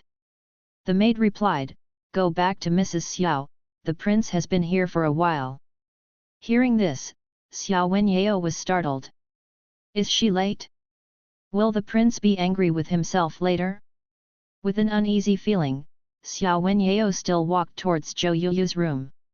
When she entered Zhou Yuyu's room, Xiao Wenyao heard a faint voice. Xiao Wenyao felt even more worried, as she was indeed late. This is trouble. There is a penalty for being late. Things were being done inside right now, so it was hard for me to open the door and go in directly. You can't knock on the door either. If you knock on the door, wouldn't it disturb the prince? Just when Xiao Wenyao was thinking about what to do, Lu Chen's voice came from inside, "Yayao, what are you doing standing at the door? Why don't you come in?" Hearing Lu Chen's voice, Xiao Wenyao still hesitated for a moment, and then she gently opened the door. Just when she was about to say something, a force pulled her in, pulling her directly to the bed, and then the door closed with a bang. Xiao Wenyao was lying on the bed, a little confused. Lu Chen and Zhou Yuyu were not on the bed. Lu Chen and Zhou Yuyu were at the table at this time. Seeing what was happening, Xiao Wenyao did not dare to speak at all. She quietly took off her shoes and lay down on the bed alone. She thought to herself that as long as she didn't speak, the prince's attention would not be on her later. However, the next moment, Lu Chen appeared in front of her. Lu Chen said with a smile, "Yao Yao, you slandered me in the yard during the day, let's see how I punish you tonight." Xiao Wenyao's delicate body trembled and she said weakly, "Your Majesty, I know my mistake." Before Xiao Wenyao finished speaking, Lu Chen kissed Xiao Wenyao's red lips, and then Xiao Wenyao was severely punished. Seeing that Xiao Wenyao was taken care of, Zhou Yuyu, who was resting aside, did not dare to breathe. Zhou Yuyu thought in her heart that she must not make the prince angry in the future. It would be terrible for the prince to be angry. Half a month later. Dahu Chao Tang. In the past few days, there have been rumors in the imperial city that Baiguo proposed to let Dahu send protons to Baiguo. At first, when Dahu's ministers heard the news, they all expressed their opposition. Although they were defeated, the Dahu dynasty was a dynasty after all. How could a dynasty send protons to a feudal country under a dynasty? Then would Dahu be laughed at by all the major dynasties in the future? Just when the ministers were filled with righteous indignation, rumors soon spread that the hostage chosen by the northern kingdom was the eldest princess. This made the ministers in the court extremely happy. They all reported to Emperor Wu again, saying that Dahu should agree to this offer from the northern kingdom. Condition. Now on Emperor Wu's desk, there are two statements presented by the same minister. One statement is against sending protons to the North Kingdom, and the other statement is in support of sending the eldest princess to the North Country to be a hostage. This seems like those ministers are schizophrenic. Same. Emperor Wu sat on the dragon throne and looked at the ministers below with sharp eyes, as if he wanted to kill them. In the main hall, all the ministers lowered their heads and did not dare to say a word. After a long while, Emperor Wu said, "Have all of you, dear friends, suffered from apathy recently? First, they gave me a piece of news, asking me to never agree to send a proton to the Northern Kingdom. But in the past 2 days, they gave me a piece of news, asking me to send the eldest princess to the northern kingdom as a proton. Who can explain to me why your attitude can change in such a short period of time? After Emperor Wu finished speaking, the ministers did not dare to speak, but at this time Chai Jiliang stood up immediately. Although he had been demoted, he could still enter the court, and he had not left the core of power. Chai Jiliang was a practical person. Even if Emperor Wu demoted him, he could not directly drive Chai Jiliang out of the imperial city. If Chai Jiliang, a practical person, was driven out of the imperial city, no one would be able to do what happened next. Take care of it. Seeing Chai Jiliang stand up, before Chai Jiliang could speak, Emperor Wu directly asked, "What does Chai Iking have to say?" Chai Jiliang immediately knelt on the ground and said, "Your Majesty, the eldest princess has a delicate body. You must not let her go to the bitter cold land in the north to be a hostage." Hearing what Chai Jiliang said, the ministers of the prince faction were not happy. What does it mean to have a delicate body? The eldest princess is the only one among Emperor Wu's children who has broken through to the Grand Master realm. The other princes, let alone the Grand Master realm, don't even have the 8th grade realm. When it comes to being delicate, those princes are really delicate. She is a Grand Master, and her body still tough. The civil and military officials of the Manchu dynasty also knew why Chai Jiliang didn't want Wu Yunwan to go to the northern kingdom. This guy liked the princess, and he was originally from Wu Yunwan's faction. Naturally, he didn't want Wu Yunwan to go to the northern kingdom as a hostage. Chapter 357 One day, she will win that position herself. Chapter 357 One day, she will win that position herself. Although the ministers of the prince faction wanted to stand up and refute Chai Jiliang's words, no ministers in the court stood up directly at this time. They are all waiting. Wait for Emperor Wu's attitude. Anyway, they have already submitted the memorial, it depends on Emperor Wu's attitude towards this matter. If Emperor Wu had completely given up on the eldest princess, then Emperor Wu would probably choose to let the eldest princess go to the North Kingdom to be a hostage. Even if Chai Jiliang threatened her with death, it would be useless. After hearing what Chai Jiliang said, Emperor Wu asked, "Since Chai Iking doesn't want the eldest princess to go to the north to be a hostage, in Chai Iking's opinion, who is the best candidate for the hostage?" Faced with this question, Chai Jiliang did not answer immediately. Although he was anxious and feared that Emperor Wu would agree to let Wu Yunwan go to the north to be a hostage, he did not dare to answer this question casually. If he answers that a certain prince should go to the north to be a hostage, he will definitely offend the princes of that faction. Under the current circumstances, if he continues to offend those ministers, it will cause more trouble. After Chai Jiliang pondered for a moment, he said, "Your Majesty, I believe that both the eldest princess and the princes are His Majesty's flesh and blood. So if your Majesty must choose a hostage to go to the northern kingdom, then your Majesty should make the decision." Hearing this, Emperor Wu laughed. Chai Jiliang was really impeccable. Then Emperor Wu continued, "Since Iking also knows that they are all my flesh and blood, then don't Iking think it is too cruel for me to choose my own children to suffer in the cold places in the north?" Chai Jiliang didn't reply, just knelt on the ground. At this time, Emperor Wu continued, "As the eldest daughter, the eldest princess should naturally assume the responsibility of her eldest daughter. If the North Kingdom must choose a proton to go to the North Kingdom, I have no choice but to reluctantly send the eldest princess to the North Kingdom to be a proton." Upon hearing this, the ministers in the hall were stunned, and Chai Jiliang was also stunned. After everyone reacted, they all said in unison, "Your Majesty is wise." As soon as these ministers finished speaking, Chai Jiliang immediately said loudly, "Your Majesty, think twice." Emperor Wu ignored Chai Jiliang's words and continued, "I will personally talk to the princess about this matter after I retire from the court later.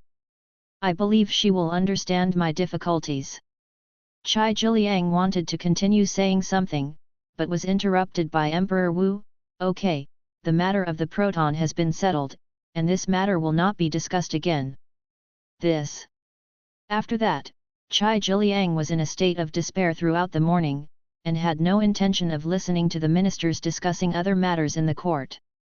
Chai Jiliang did not expect that Emperor Wu was actually willing to send his eldest daughter to the north as a hostage. Wu Yunwan was a master after all, and all those princes were trash. Instead of sending the trash as a hostage, he sent the most powerful one. Could it be that Emperor Wu really had completely abandoned the eldest princess? After the morning court ended, Emperor Wu sent someone to King Yun Palace to call Wu Yunwan to his study. He wanted to talk to his daughter in person. At this time, in the King Yun Palace, Wu Yunwan was lying on the beauty couch dejectedly, her eyes no longer had the brilliance of the past. A person who holds great power will grow old very quickly once he loses the nourishment of power. At this moment, a female guard entered the King Yun Palace and said, "Princess, your Majesty wants you to go to the imperial study room now." Hearing this, Wu Yunwan was stunned for a moment, then immediately stood up from the beauty's bed, and then asked, "What did my father ask me to do in the imperial study?" The female guard paused for a moment, and finally said, "I heard that your Majesty is planning to ask His Majesty to go to the Northern Kingdom to serve as a hostage." His Majesty asked His Majesty to go to the imperial study, probably because of this matter. Hearing this, Wu Yunwan was stunned. Go to the North Country to be a proton? Are you kidding me? If she left the imperial city and went to the Northern Kingdom, she would completely lose the possibility of making a comeback. Is her father so cruel?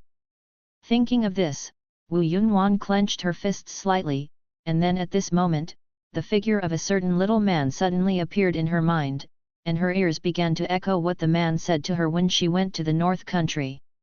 She still remembers those words, especially one sentence, very clearly. It is not necessarily necessary to conquer the entire Dao. When the Northern Kingdom reaches a certain level, someone from the Dao dynasty will naturally send Miss Jian to the Northern Kingdom. When Bei Wang said this, although he was talking about Miss Jian, he was referring to her. Unexpectedly, King Bei's words came true, and these words actually became a reality. Although she was very reluctant, Wu Yunwan finally decided to go to the imperial study room to see what else her father wanted to say to her. Then she said to the maid in the palace, "Change my clothes." After a while, Wu Yunwan changed her clothes and combed her hair. She looked much more energetic, but her face still looked a little depressed. Wu Yunwan then went to the imperial study room. When Wu Yunwan entered the imperial study, Emperor Wu was reviewing memorials.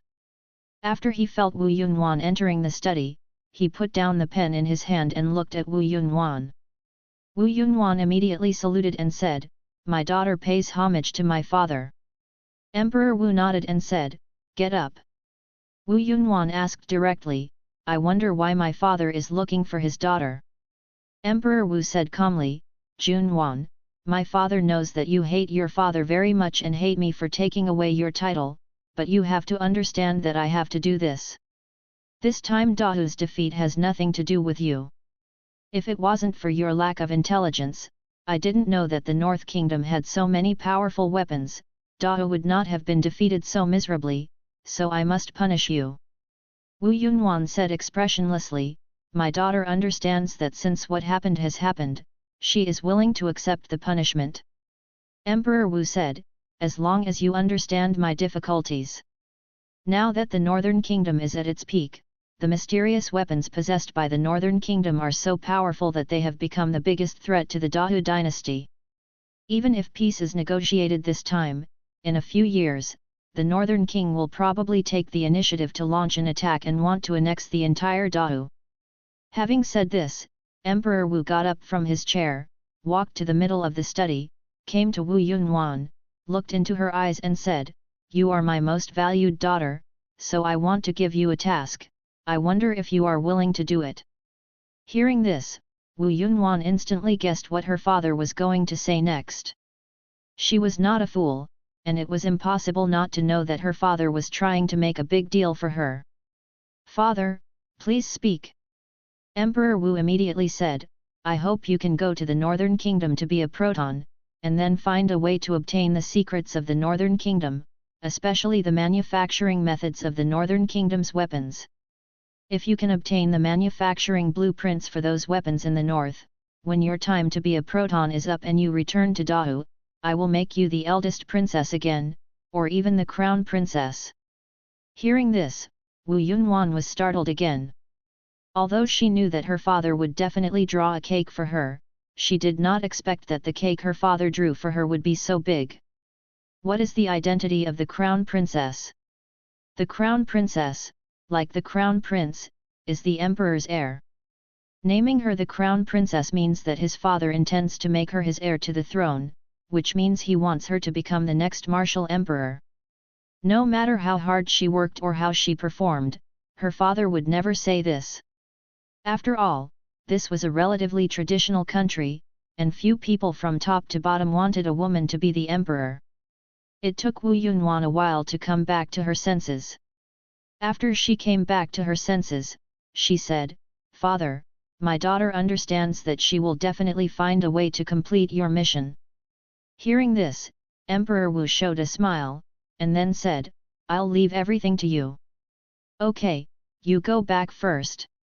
Once the peace talks negotiated between the mission and the North Country come out, you can go to the North Country immediately."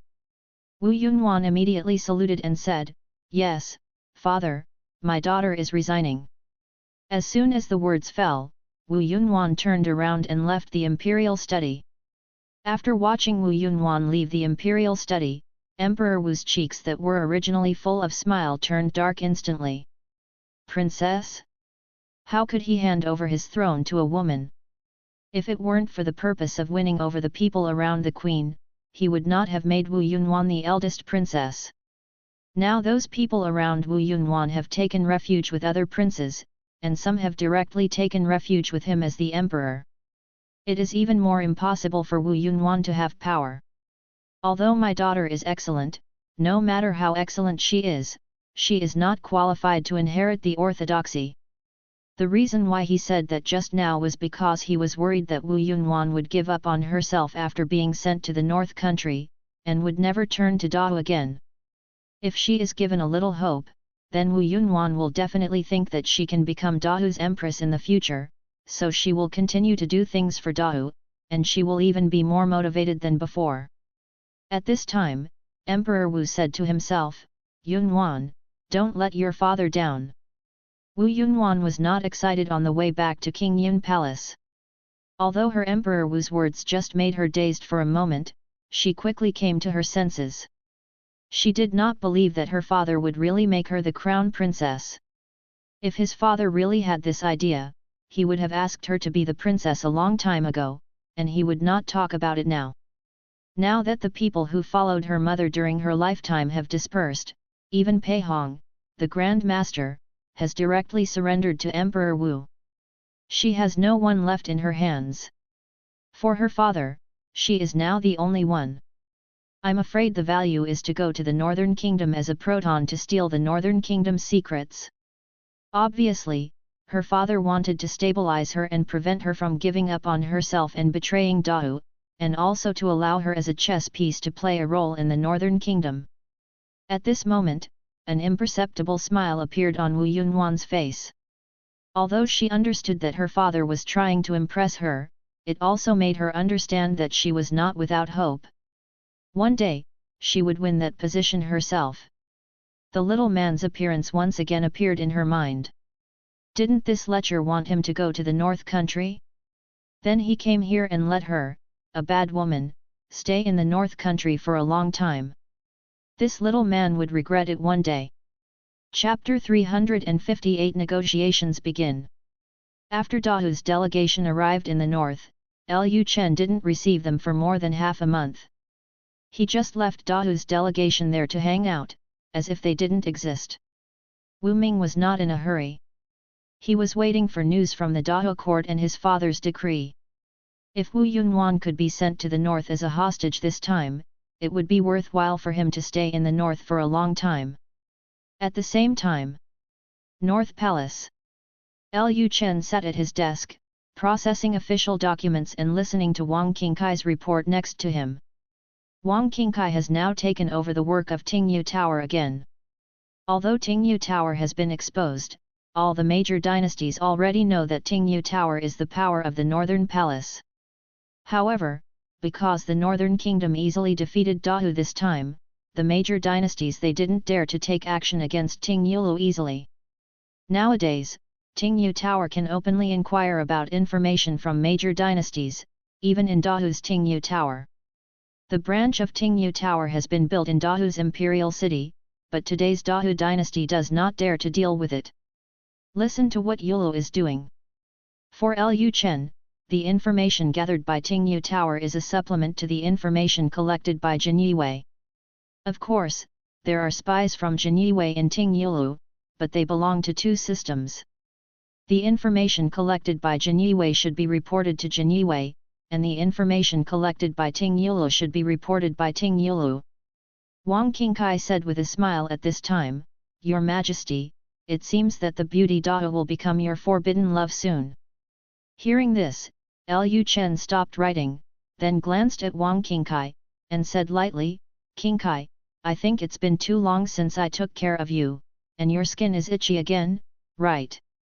Hearing this, Wang Qingkai sighed slightly and said, "Oh, the prince has changed. Ever since he got that Murong sweater, the prince has no interest in the slave family." Having said this, Wang Qingkai raised her slender hand and wiped the non-existent tears from the corners of her eyes, showing the appearance of a weak woman. Lu Chen laughed, "This vixen."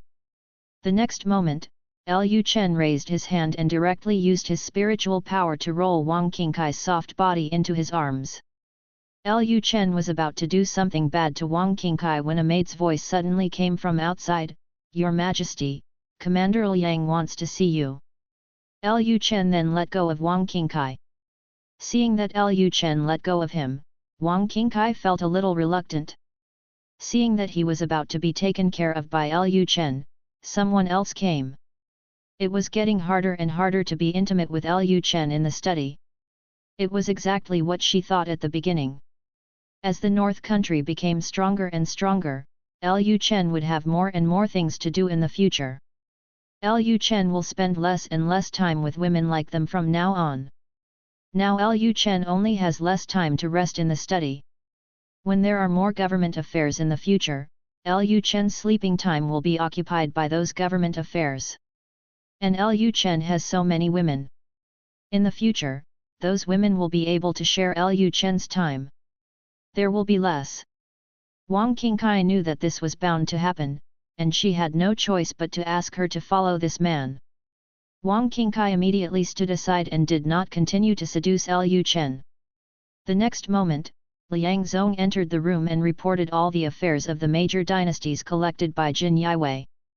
There was a lot of overlap between the information reported by Liang Zong and the information collected by Ting Yulu, but there was also some information that Ting Yulu had not inquired about. Lu Chen did not feel that this was a waste of resources.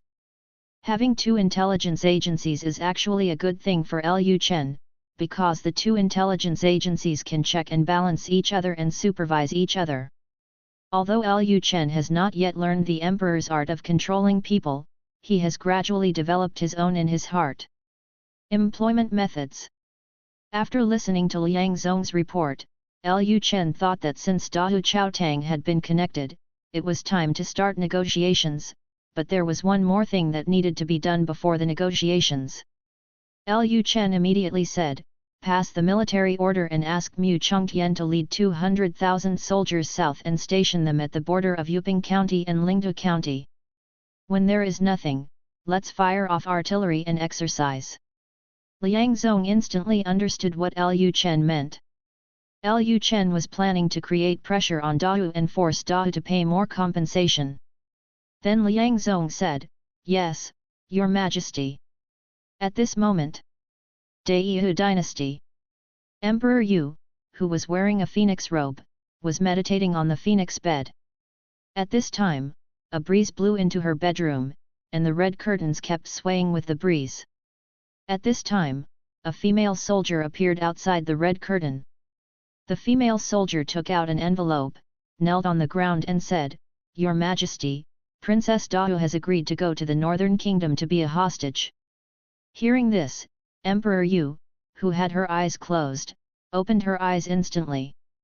The next moment, she waved her hand, and the information in the hands of the female soldier flew directly into Emperor Yu's hands.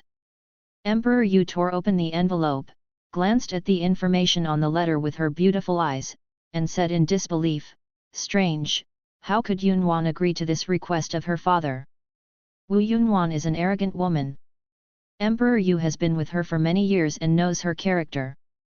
With Wu Yunwan's character, she will definitely not be able to bear it if she is asked to be a hostage." Emperor Yu originally planned to have Wu Yunwan brought to Dayu directly, but he did not expect that Wu Yunwan agreed to go to the North Kingdom to be a hostage.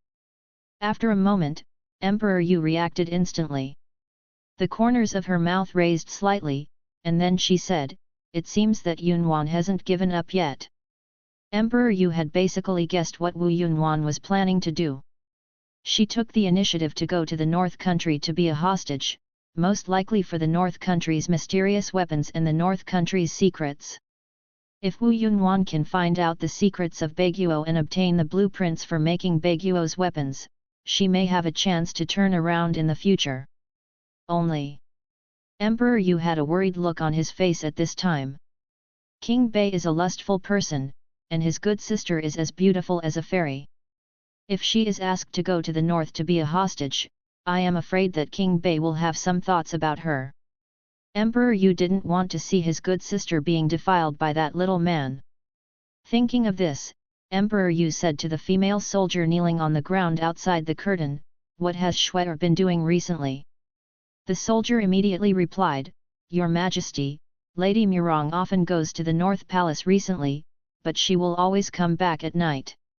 Hearing this, Emperor Yu showed a hint of displeasure on his face, going back in the evening. In Emperor Yu's view, if he wanted to control Bei Wang would have to have a sexual affair with Murong Shuer. As a result, Murong Shuer went back at night, which means that Murong Shuer did not climb into Bei Wang's possession. Bed has not yet controlled Bei Wang.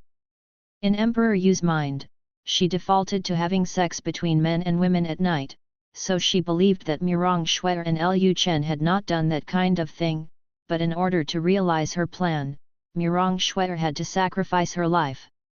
Emperor Yu said at this time, Fei Ji sent a letter to Shuer, asking her to find a way to climb into King Bei's bed. Her good sister is about to go to the North Country soon.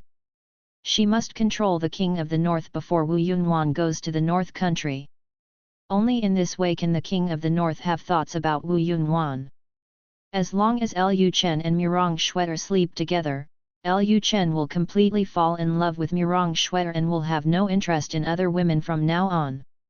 In this way, as long as he can stabilize Murong Shuer, Bei Wang can be used by her. After hearing Emperor Yu's words, the kneeling soldier in the palace immediately said, "Yes, Your Majesty. I will send a letter to Lord Murong right now." Emperor Yu said coldly, "Go down. Slave, please leave." Then the female soldier got up and left the palace. Emperor Yu said to himself at this time, "I hope my curse pattern can work. As long as there are no heavenly beings in the north, this curse pattern should not be discovered." A few days later. North. In the political hall. Dahu's envoy waited in the North Kingdom for almost a month and finally met the King of the North. Unlike the last time Dahu's envoy came to the North Country, this time the Dahu envoy came to the North Country. He had no seats and could only stand in the middle of the hall. Even the Prince Wu Ming was the same. Who made them a defeated country? Wu Ming stood in the middle of the hall, looking at Lu Chen on the throne. He felt very uncomfortable. He couldn't help but clenched his fists. After all, he is also a prince of a dynasty, and he is also a candidate for the future prince. As a result, he can only stand in front of the vassal king of a dynasty. When has he ever suffered such humiliation? But he was unhappy because he was unhappy in his heart. Wu Ming did not make any impulsive actions or say any impulsive words. Lu Chen also saw that Wu Ming was feeling very uncomfortable now. He smiled and said, "Your Highness Wu Ming, I didn't expect that we would meet again so soon. It seems like it was yesterday that you left the Northern Kingdom last time. I have always been thinking about being able to meet you again. Let's meet and chat with His Highness Wu Ming." Hearing this, Wu Ming sneered, trying to control his emotions and said, "It seems that the King of the North does not know that our great military envoy has arrived in the North Kingdom for some time. If he knew, he must have met us long ago." Lu Chen said calmly, "Well, there have been too many things recently. There is nothing we can do." Emperor Qin sent troops to attack the Northern Kingdom, which caused huge damage to the Northern Kingdom. Now all places are busy rebuilding. Wu Ming instantly heard what Lu Chen meant. Negotiations were about to begin. Wu Ming immediately said, "King of the North, let's not beat around the bush. Just tell the truth. How can the North be willing to end this war and give up the counterattack against Dao?" At this time, before Lu Chen could speak, Li Rui in the main hall said, "His Royal Highness Wu Ming is really impatient. For matters like negotiation, it is natural that the Prince Lu Chen does not need to speak in person, only the northern officials in the hall need to bargain. If Lu Chen went to bargain in person, he would lose some of his value. Lu Chen would only need to say yes or no to the outcome of the negotiation." Li Rui continued, "At this time, Dao attacked our northern country, causing the death of a large number of soldiers, and destroying many cities in the northern country, causing huge losses to the northern country, and also causing the displacement of the people. If Dao sincerely wants to negotiate peace, he will naturally have to come up with something come with sincerity." Wu Ming immediately said, "I, Dao, are willing to pay 10 million taels of silver as compensation." As soon as Wu Ming finished speaking, the Minister of Hebu of the small court stood up and said, "Your Highness Wu Ming, are you kidding us?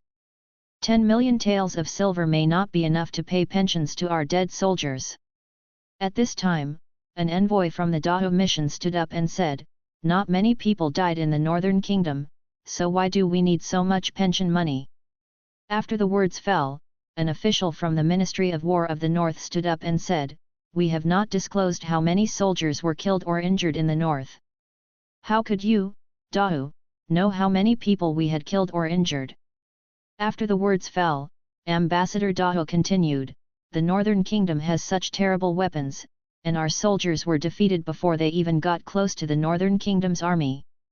How could the Northern Kingdom have too many casualties?" Although it was a shameful thing, in order to pay as little compensation as possible, the members of Dao's mission had no choice but to talk about these things. When the envoy from Dao finished his words, the officials from the Northern Kingdom began to reply. Then the entire hall became a place for bargaining between members of the envoy from the Northern Kingdom and Dao's ministers. It was as noisy as a vegetable market. Lu Chen sat on the throne and just looked at it, as if all this had nothing to do with him. After an unknown amount of time, Wu Ming finally took the initiative and said, 25 million taels, this is Dao's final bottom line. After hearing this, the entire hall fell silent. Both members of Dao's mission and officials from the North Kingdom all turned to look at Lu Chen on the throne. The corner of Lu Chen's mouth raised slightly, and then he said, 25 million taels? It seems that Dao doesn't want the 200,000 Dao soldiers who surrendered. Upon hearing this, Wu Ming and the people in the mission were startled. These 200,000 Dao soldiers must go back. These are Dao's elites. Even if they were defeated by Baiguo, they were still Dao's elites.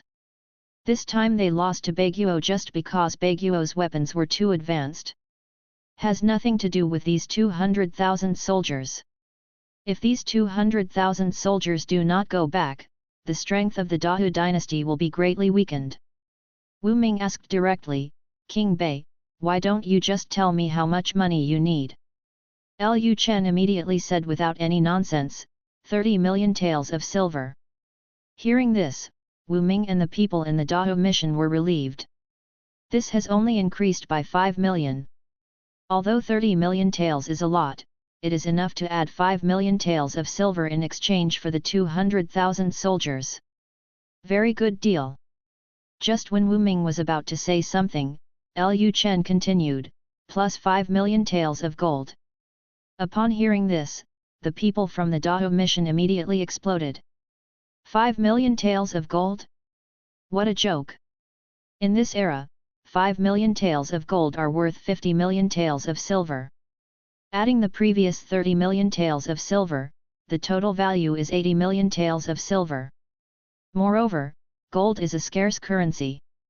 If the Northern Kingdom is compensated with 5 million taels of gold, the Dao dynasty's treasury will not have much gold in stock. The Dao dynasty's annual tax revenue is only a small amount. If the compensation is close to 80 million taels of silver all at once, then Dao may not have a good life in the next few years. Wu Ming said with a dark face at this time, King Bei, don't you think Baiguo's appetite is a bit too big? Just when Lu Chen was about to say something, a Jin Yiwei soldier suddenly entered from the main entrance of the hall, then walked around to Lu Chen's side, leaned over and said something in Lu Chen's ear. Lu Chen smiled slightly. Seeing this scene, the expressions of Wu Ming and the members of the Dao mission suddenly became more solemn, and they also expected that something must have happened. At this moment, a soldier outside said, Your Majesty, people from the great military envoy request to enter the palace. There were many people from the Dao envoy this time, but not all of them entered the main hall to bargain with the officials from the Northern Kingdom. There were some who stayed outside and waited to receive the news that Dao might arrive at any time. As soon as Wu Ming heard that people from their mission were coming in, he knew that something must have happened to Dao, otherwise the people from Dao's mission would not have requested to enter the palace at this time. Lu Chen smiled and said at this time, That's right. The next moment, a member of the Great Wu envoy entered the hall. He first saluted Lu Chen on the throne, then hurriedly walked to Wu Ming's side and handed an envelope to Wu Ming. Wu Ming quickly took the envelope and checked it. Upon seeing it, Wu Ming's face suddenly turned pale. A few days ago, the Northern Kingdom sent 200,000 troops to camp at the border between Lingdu County and Yuping County, making rumbling thunder from time to time. Opposite the Northern Kingdom's military camp was stationed the Northern Kingdom's heavy cavalry military camp. Originally, the Northern Kingdom had no intention of attacking. As a result, a certain general of Dao lost his mind and thought that the Northern Kingdom had relaxed its vigilance. In addition, there was a flat land in front of them, so they directly led the heavy cavalry. The cavalry took advantage of the darkness to sneak attack the Northern Army camp. However, even if the sneak attack failed, Dao's 20,000 heavy cavalry were defeated instead. The Northern Army took the opportunity to go south and occupied several cities in Lingdu County. After Wu Ming read the contents of the letter, he couldn't help but crush the entire letter into a ball of paper. He couldn't help but yell in his heart, Idiots, what a bunch of idiots! 20,000 versus 200,000, who gives them the courage? Don't they know that the North Country has such terrifying weapons? Now their negotiations were passive again. Lu Chen smiled and said at this time, Your Highness Wu Ming, your face seems a little unpleasant. Wu Ming immediately said, King Bei, I am feeling a little unwell today. How about we discuss the peace talks tomorrow? Lu Chen agreed without hesitation, since His Highness Wu Ming is feeling unwell, let's stay here today. Wu Ming needs to have a good rest. Wu Ming cupped his hands and said, Thank you, King Bei. Then Wu Ming and the people from the Dao mission turned around and left the hall. Seeing their backs turning and leaving, Lu Chen stood up. The great warrior was really full of martial virtue. Still thought it was that time in the past? If it were the cold weapon era in the past, it would indeed be possible for 20,000 heavy cavalry to charge into a 200,000 infantry camp at night. After all, the advantages of armor lie there. But alas, times have changed. Moreover, there is another reason for the failure of Dao's heavy cavalry sneak attack this time. That is the caution of the General Mu Chongtian. If the soldiers of the Northern Kingdom really slack off, Da's 20,000 heavy cavalry sneak attack at night, there is actually a certain probability of killing the northern kingdom. The soldiers took off their armor. However, Mu Chongtian thought that now was the most critical moment for the peace talks, and Da would definitely find a way to increase the bargaining chip in the peace talks, so they would definitely cause trouble, so he was always on guard against Da, but Da actually sent troops to attack the camp. Chapter 359 The prince really doesn't pretend at all anymore. After Wu Ming returned to the residence of Da embassy, he became furious and threw things wildly. Idiots! A bunch of idiots! I wonder if I am still in the northern kingdom? Who gave them the courage to attack the soldiers of the northern kingdom at this time? Are you trying to kill me? He was a prince who was still in another country, but his own dynasty's army launched an attack on other countries. If this angered the northern kingdom, he might be killed directly by the northern kingdom. Wu Ming now doubted that some people in the Da dynasty wanted to kill him, so they deliberately let the 20,000 heavy cavalry attack the military camp of the North Kingdom to anger the king of the North, and then achieve the purpose of killing someone with a borrowed knife. After the first negotiation, Lu Chen returned to the inner courtyard of the palace. He knew that Wu Ming must have known about the Da heavy cavalry's surprise attack on the Baiguo military camp, so he left in a hurry at the Yizheng Hall. Regarding the peace talks, the Northern Kingdom has the least need to worry. It won't be a problem for several months of talks. It depends on whether Da can withstand the pressure of the Northern Kingdom's army. The longer the peace talks drag on, the more unfavorable it will be for Da. As the situation becomes more and more unfavorable for Da, the North will definitely gradually add some conditions. The sun was shining brightly today. After Lu Chen returned to the inner courtyard, he drank tea and chatted with his wives and concubines. At this time, Lu Chen discovered that Yellow Nanyan was sewing something with a needle and thread in his hand. Lu Chen asked curiously, "Nanyan, are you sewing clothes?" The clothes in the palace are all specially made by tailors, and there is no need for people in the palace to sew them themselves. Moreover, the Buwang Palace has already established a clothing factory, so you can get whatever clothes you want. After hearing Lu Chen's words, Yellow Nanyan put down the needlework in her hands, and then replied, "Your Majesty, I want to make 1 or 2 pieces of clothing for my child while I don't have a child yet." Hearing this, Lu Chen smiled slightly, and then said, "What kind of clothes you want, just tell the garment factory. You need to sew it yourself." Yellow Nanyan said, "I know, but I am idle now." Yellow Nanyan was originally in charge of the treasury, but now her power has been gradually transferred to the officials arranged by Lu Chen. She basically has nothing to do, so she thought that she would have to give birth to Lu Chen's child anyway, so why not take advantage of it now? When I have nothing to do, I make several sets of clothes for my children with my own hands. Although she is not pregnant with Lu Chen's child yet, she believes that as long as she persists enough, sooner or later she will be pregnant with Lu Chen's child. After all, Chu Yukin and Wang Qingkai, 2 warriors, both have Lu Chen's child. At this time, Chu Yukin, who was not far away, said, "Chener, the clothes we sew ourselves are not comparable to the clothes in the garment factory, and this is also the intention of being a mother." As a mother, Chu Yukin has already experienced the sense of accomplishment that comes from sewing clothes for her children. She knows that this feeling is something that Lu Chen, a man, cannot experience. Mu Zixuan smiled slightly at the side, and then said, "Your Majesty, Sister Nanyan has even prepared the children's clothes. You must work harder." Hearing this, a blush suddenly appeared on Yellow Nanyan's face. Seeing the beautiful woman's shyness, Lu Chen smiled and said, "Nanyan, I will try to go to your room more often in the next period of time." Yellow Nanyan didn't know what to say, so he could only say, "Yes, Your Majesty." While everyone was joking, a maid entered the inner courtyard and said, "Your Majesty, Miss Murong wants to see you." As soon as the maid finished speaking, before Lu Chen could speak, Music Xuan said to Lu Chen, "Your Majesty, Miss Murong's yard has been prepared a long time ago, and the maid has also chosen it, but no one has moved in yet. Why don't you talk to her and let her move into the North Palace in the future?" Lu Chen said, "Okay, I will talk to her about this later. You guys talk slowly, I'll come as soon as I go." Having said this, Lu Chen stood up and went directly to the study.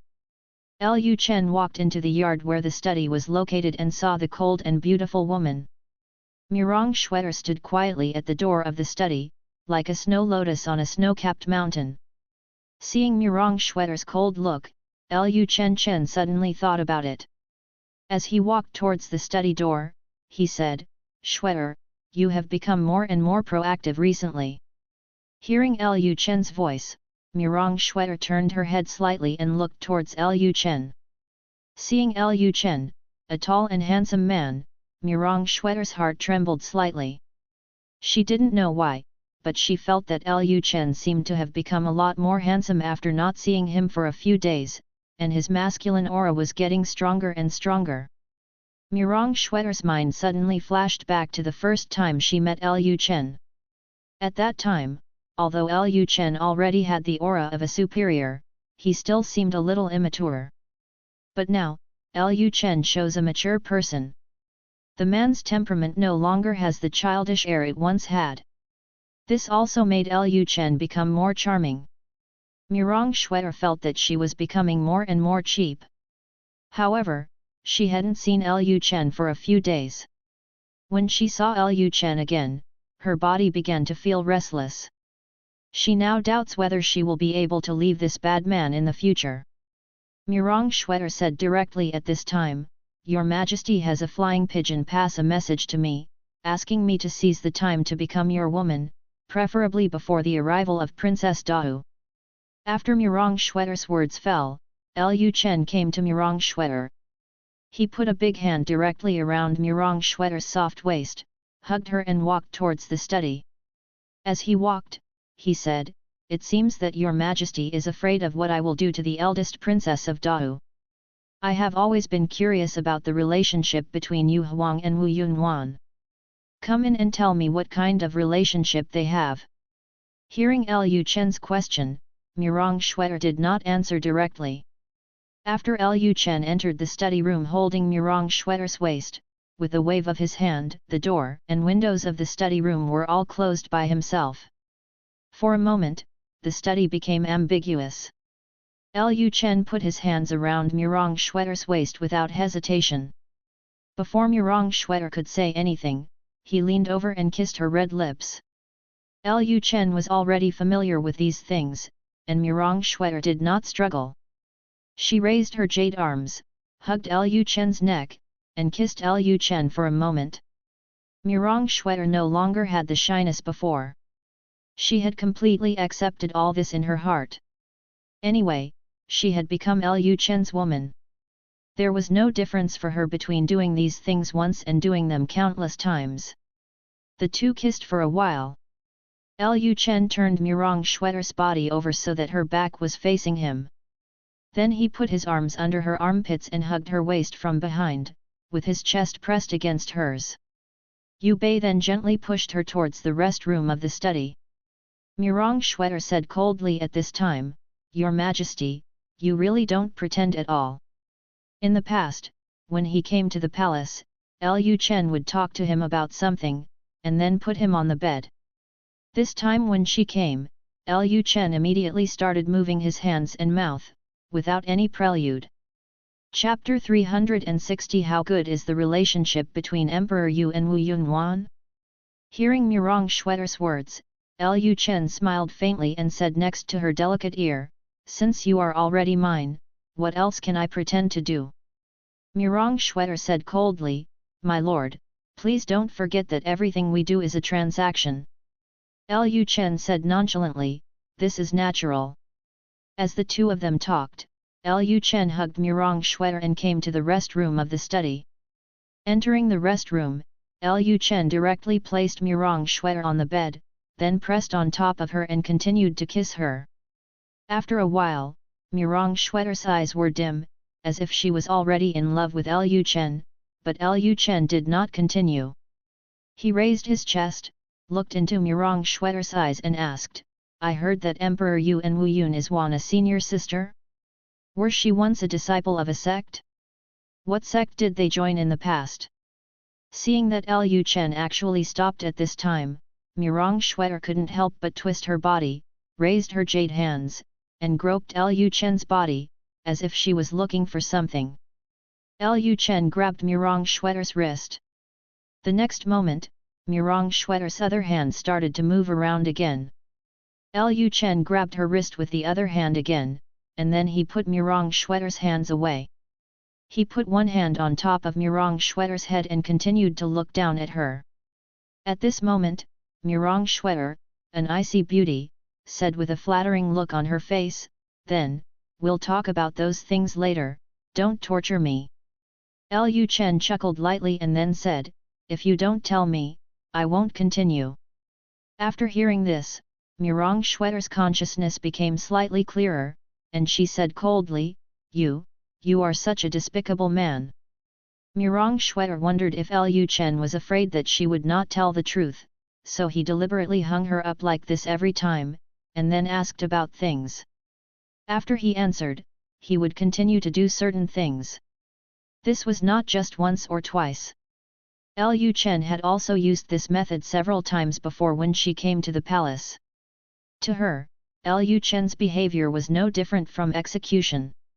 Lu Chen said, "If I wasn't despicable, how could I get you, a talented woman from the Great Xia Dynasty?" Having said this, Lu Chen raised his hand and pinched Murong Schwetter's delicate chin. Murong Schwetter turned her head hard, broke away from Lu Chen's hand, looked to the side, and then said, "Huang Yu and Wu Yunwan are indeed disciples of a certain sect, but the sect they joined is in the far west, very far away.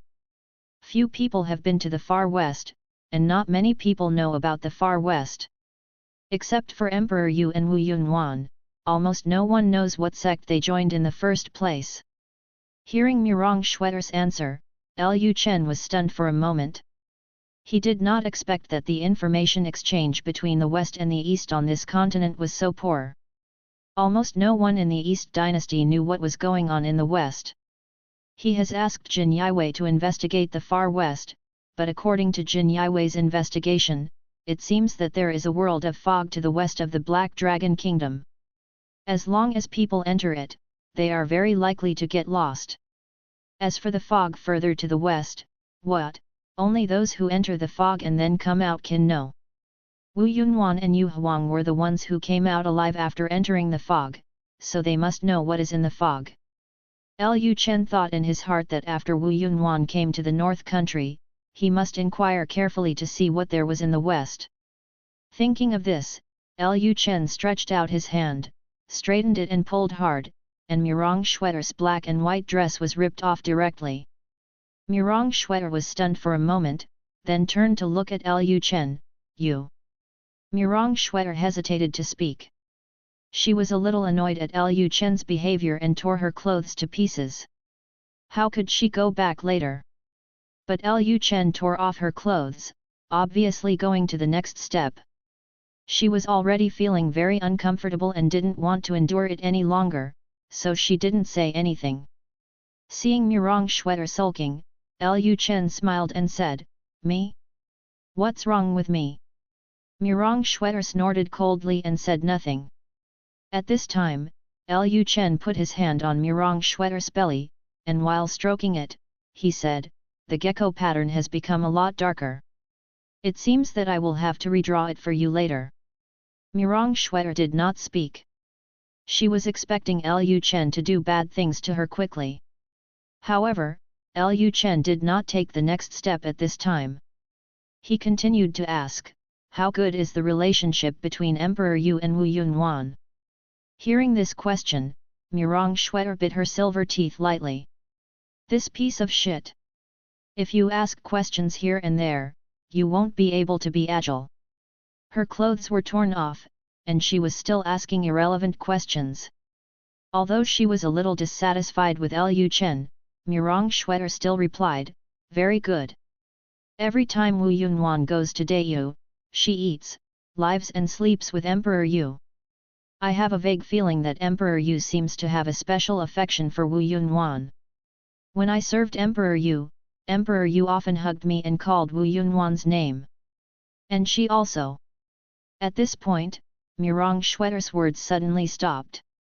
Lu Chen was listening with interest, but Murong Schwetter stopped like this, which made Lu Chen feel a little itchy. He immediately said, "And what else happened to her?" Murong Schwetter hesitated for a moment, but still did not continue. Lu Chen asked with a smile, "Aren't you going to cooperate with me? Why are you helping Emperor Yu hide things and not tell me?" Murong Schwetter then said, "And she often presses me down, just like you, doing that kind of thing." Hearing this, Lu Chen was stunned. He seemed to have heard something terrible. It turns out that Emperor Yu is actually that kind of person. Lu Chen then asked curiously, "She is the Empress. What kind of man would do such a thing to a maid like you?" Murong Schwetter replied, "This seems to be related to the skills she practices. She cannot do things between men and women."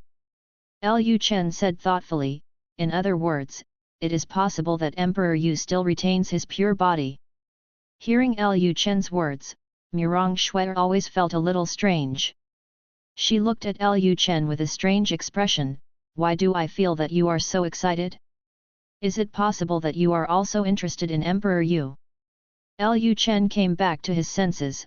He smiled and said, "Is Schwetter jealous?" Murong Schwetter did not answer. At this time, Lu Chen let go of the hand that restrained Murong Schwetter. Seeing Lu Chen let go of his hands, Murong Schwetter suddenly hugged Lu Chen's waist, and then turned over, turning Lu Chen under her body. Now it was Murong Schwetter's turn to look at Lu Chen condescendingly. Murong Schwetter was very dissatisfied with Lu Chen at this time. "This bitch is so nagging, why not just do it yourself?" Lu Chen was lying on the bed, looking at Murong Schwetter's cold cheeks with a hint of red clouds, without making any movement. If it was a matter of strength, Murong Schwetter would definitely not be Lu Chen's opponent, but Lu Chen didn't plan to do anything and just let Murong Schwetter do whatever he wanted. At this time, Murong Schwetter directly undressed Lu Chen. Lu Chen said jokingly, "Schwetter, look at you, you are getting more and more anxious, and there is a talented woman there."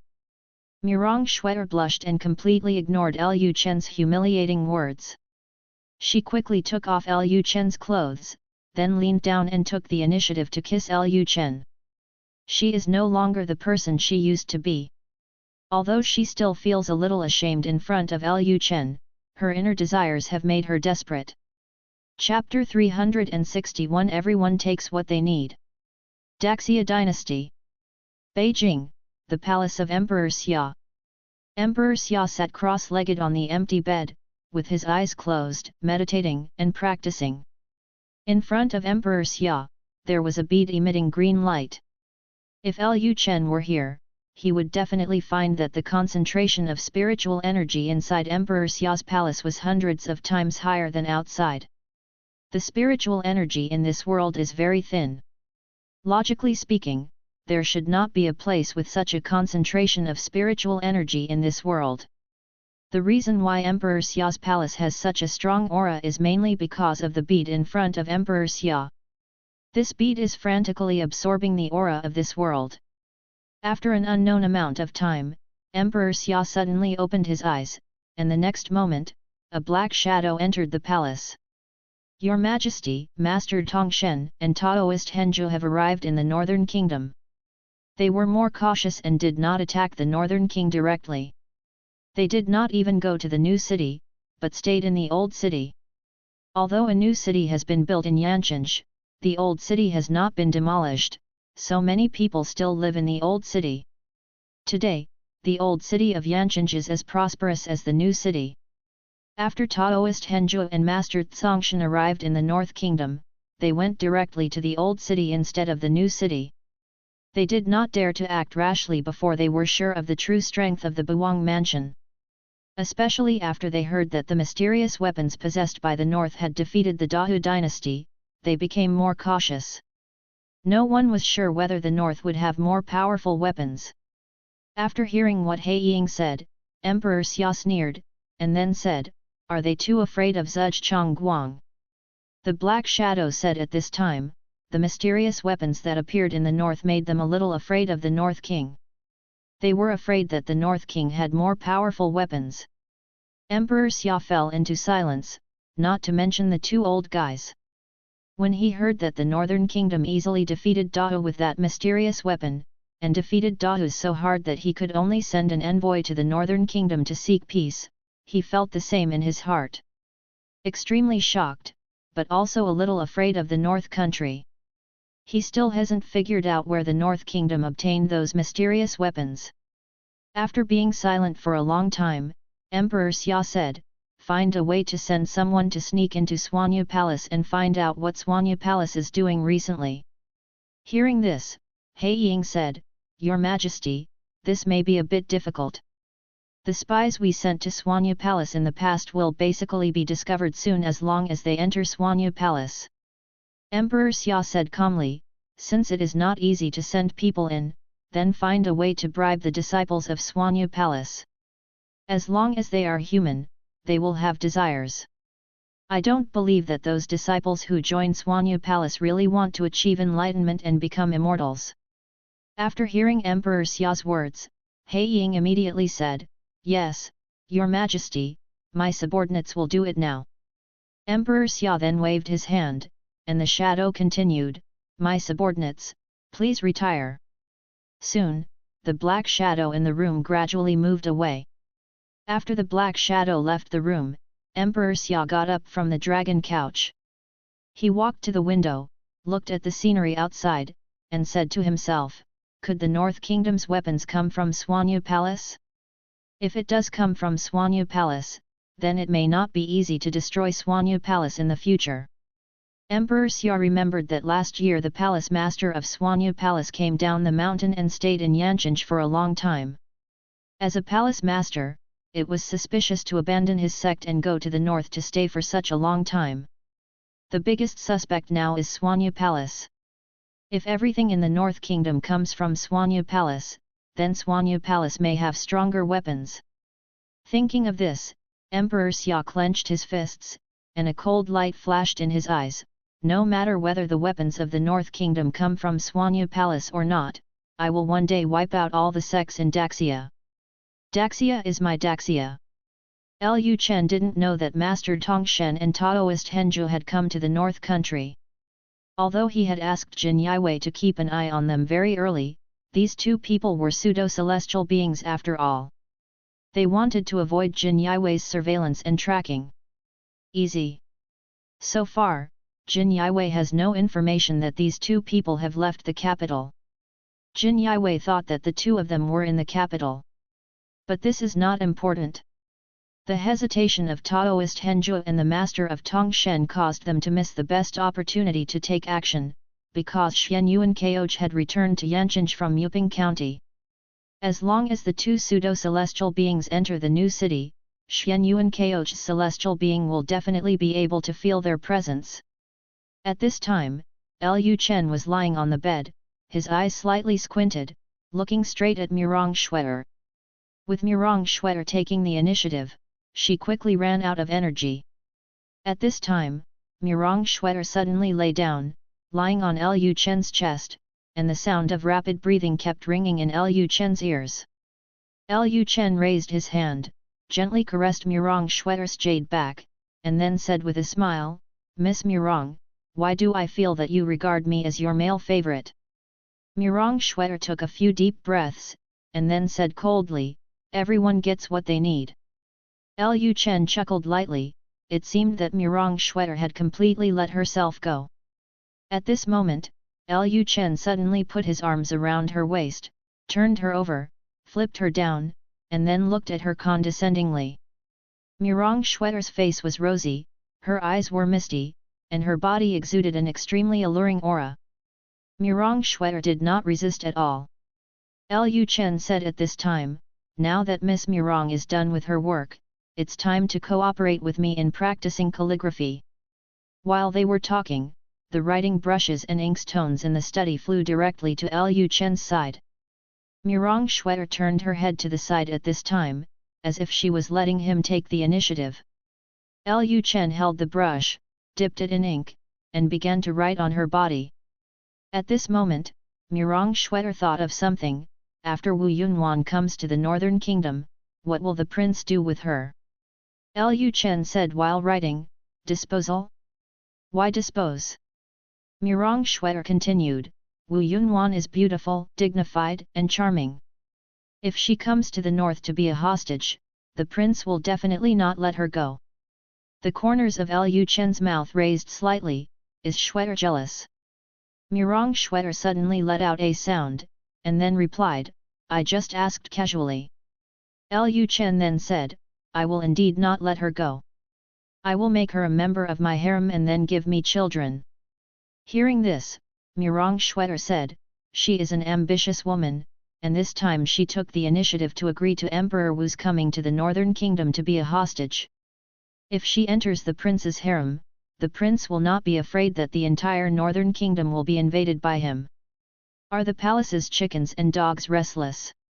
At this time, Lu Chen lifted Murong Xue'er's leg, wrote the word on it, and then said casually, I dare to let you, a spy sent by Emperor Yu, into the palace. You think I will worry about her? Did you do anything detrimental to the north country? Murong Xue'er said, Wu Yunwan is not me, nor is she like me, and I don't have as big an ambition as her. I've already reminded you, if you fall into the hands of a woman, don't blame others. Lu Chen looked at Murong Xue'er's cold and beautiful face and said with a smile, I didn't expect that Xue'er would take the initiative to worry about me. It's really gratifying. Murong Xue'er snorted coldly and did not continue speaking. At this time, Lu Chen directly turned Murong Xue'er over, and then continued writing on her jade back. After a while, Lu Chen suddenly thought of something, and then said, by the way, you will come to the palace in a few days to help the tailor make a phoenix robe that Emperor Yu usually wears in court. Murong Xue'er asked curiously, phoenix robe? What do you want the phoenix robe for? Lu Chen said with a smile, Wu Yunwan doesn't want to be the empress? I will realize her dream. Winter is here, it's too cold, my hands are frozen and I don't want to write. Chapter 362 Then you can discuss it carefully when you go back. After a period of waiting, Wu Ming finally received the news from Dahu Chaotang and the imperial edict from his father. However, what Wu Ming did not expect was that Dahu Chaotang did not discuss the issue of the amount of compensation. The lack of discussion meant that the amount of compensation completely depended on the treaty reached between the Dahu mission and the Northern Kingdom. This seems to give the Dahu mission a lot of power and let Wu Ming make the decision himself, but in other words, if the compensation is too much, all the responsibilities will be on Wu Ming alone when Wu Ming returns to Dahu in the future. Seeing that the imperial edict sent from Dahu did not mention the amount of any compensation, or even mention it, Wu Ming was furious. His father had transferred all the pressure to himself. At any rate, you should reveal to yourself the bottom line of the compensation. Don't say anything and let yourself negotiate. If the compensation they negotiate is lower than the Emperor Wu's psychological expectations, that's okay, but if it exceeds the psychological expectations and exceeds it too much, I am afraid that I have no chance of becoming the prince. Although he was very upset, Wu Ming finally started negotiations again. Now that the Northern Army had the momentum to continue moving south, the war must be ended as soon as possible. This was what his father's imperial edict meant. Originally, Wu Ming planned to drag it on, but now that his father's imperial edict has come, he can no longer drag it on. North Government Hall. At the beginning of today's negotiations, members of Dahu's mission proposed to reduce the compensation. After hearing their words, the officials from the North Kingdom immediately rejected their proposal, believing that Dahu's surprise attack on the North Country military camp would require more compensation, not less. After a period of commotion in the political hall that was like a vegetable market, Lu Chen finally said, 30 million taels of silver and 5 million taels of gold will not be changed. If Dao is not willing to compensate so much money, then the army of the Northern Kingdom will. I had no choice but to go to Dao in person to ask for the money. Hearing this, the main hall fell silent for an instant, and the people and the military envoy also wilted instantly. Now the army of the North Kingdom has the intention to go south.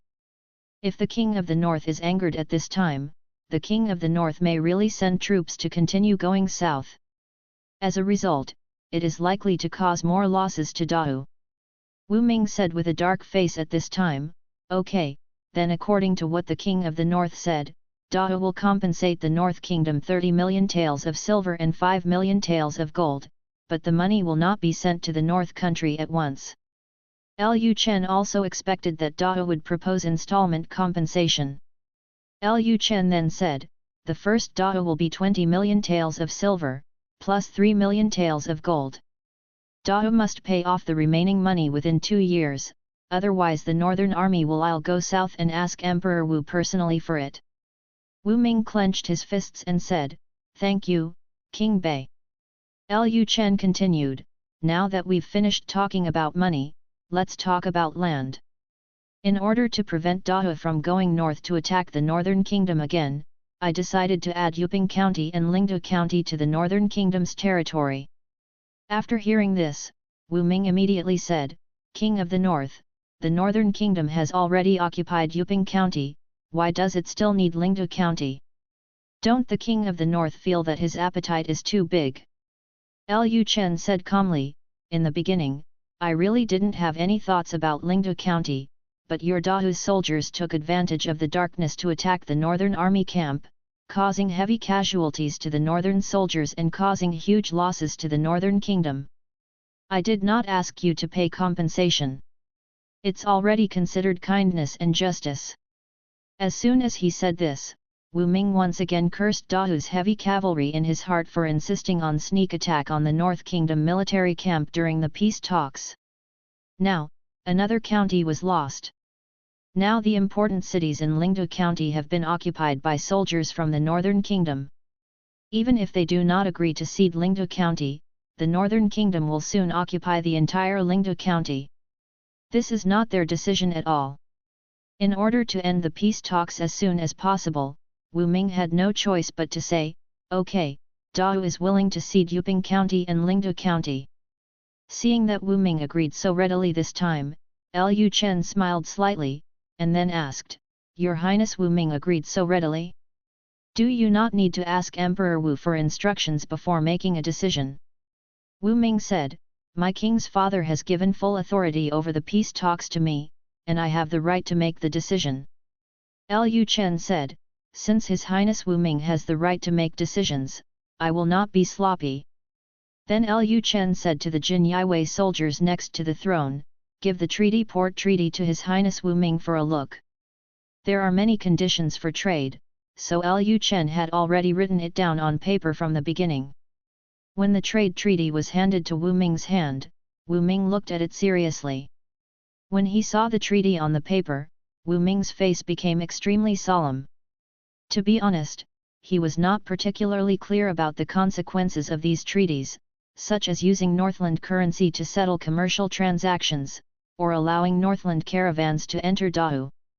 He could only think that Northland would send some spies to infiltrate Dao. He still couldn't figure out the deeper purpose. However, although Wu Ming did not understand the possible consequences of these treaties, he was not a fool. He directly handed the trade treaty in his hand to the members of the mission behind him to see. The members of the envoy behind him are all ministers of the Dao court, and they must know what consequences these treaties will have. When the members of Dahu's mission looked solemn after seeing the trade treaty, a member of the mission said something in Wu Ming's ear. Wu Ming then said to Lu Chen, The trade treaty has too great an impact. I need to ask my father for instructions. Lu Chen thought to himself that it seemed that there were smart people in Dahu's mission. They might have figured out Baiguo's purpose of using economic control over Dao. Lu Chen said at this time, Okay, let's skip this treaty first, and then let's talk about the protons. I believe His Highness Wu Ming has heard that this king plans to ask De Wu to send a proton to the North Kingdom. Wu Ming pretended to ask, I wonder if King Bei plans to use that prince as a hostage. Lu Chen said with a smile, I heard that His Highness Wu Ming often goes to Huayu Tower recently and likes girls from the North Country very much. Since His Highness Wu Ming likes girls from the North Country so much, why not stay and be a hostage in the North Country? How? Upon hearing this, Wu Ming's face instantly turned pale. He doesn't want to be a hostage in the Northern Kingdom. If he stays in the Northern Kingdom and is a hostage, he will never be able to become the crown prince. Wu Ming immediately said, King of the North, my status in Dao is not high. If I are asked to serve as a proton in the North Kingdom, I am afraid that it will not be able to serve as a proton. Should the King of the North stop considering it? Seeing that Wu Ming seemed a little panicked, Lu Chen raised the corners of his mouth slightly. Seeing that Wu Ming was a little flustered, a member of the Dao envoy immediately stood up and said, King Bei, the foreign minister requested that today's negotiations end here. Let us go back and report the matter of the hostage to His Majesty Emperor Wu. Lu Chen said with a smile, His Royal Highness Wu Ming just said that he has autonomy over this peace negotiation. Now it seems that His Highness Wu Ming cannot make the decision. Upon hearing this, Wu Ming said, the trade treaty proposed by King Bei is too complicated. We need to discuss it before making a decision. Lu Chen said calmly, okay, then you can go back and discuss it carefully. In 2 days, I hope to get a definite answer.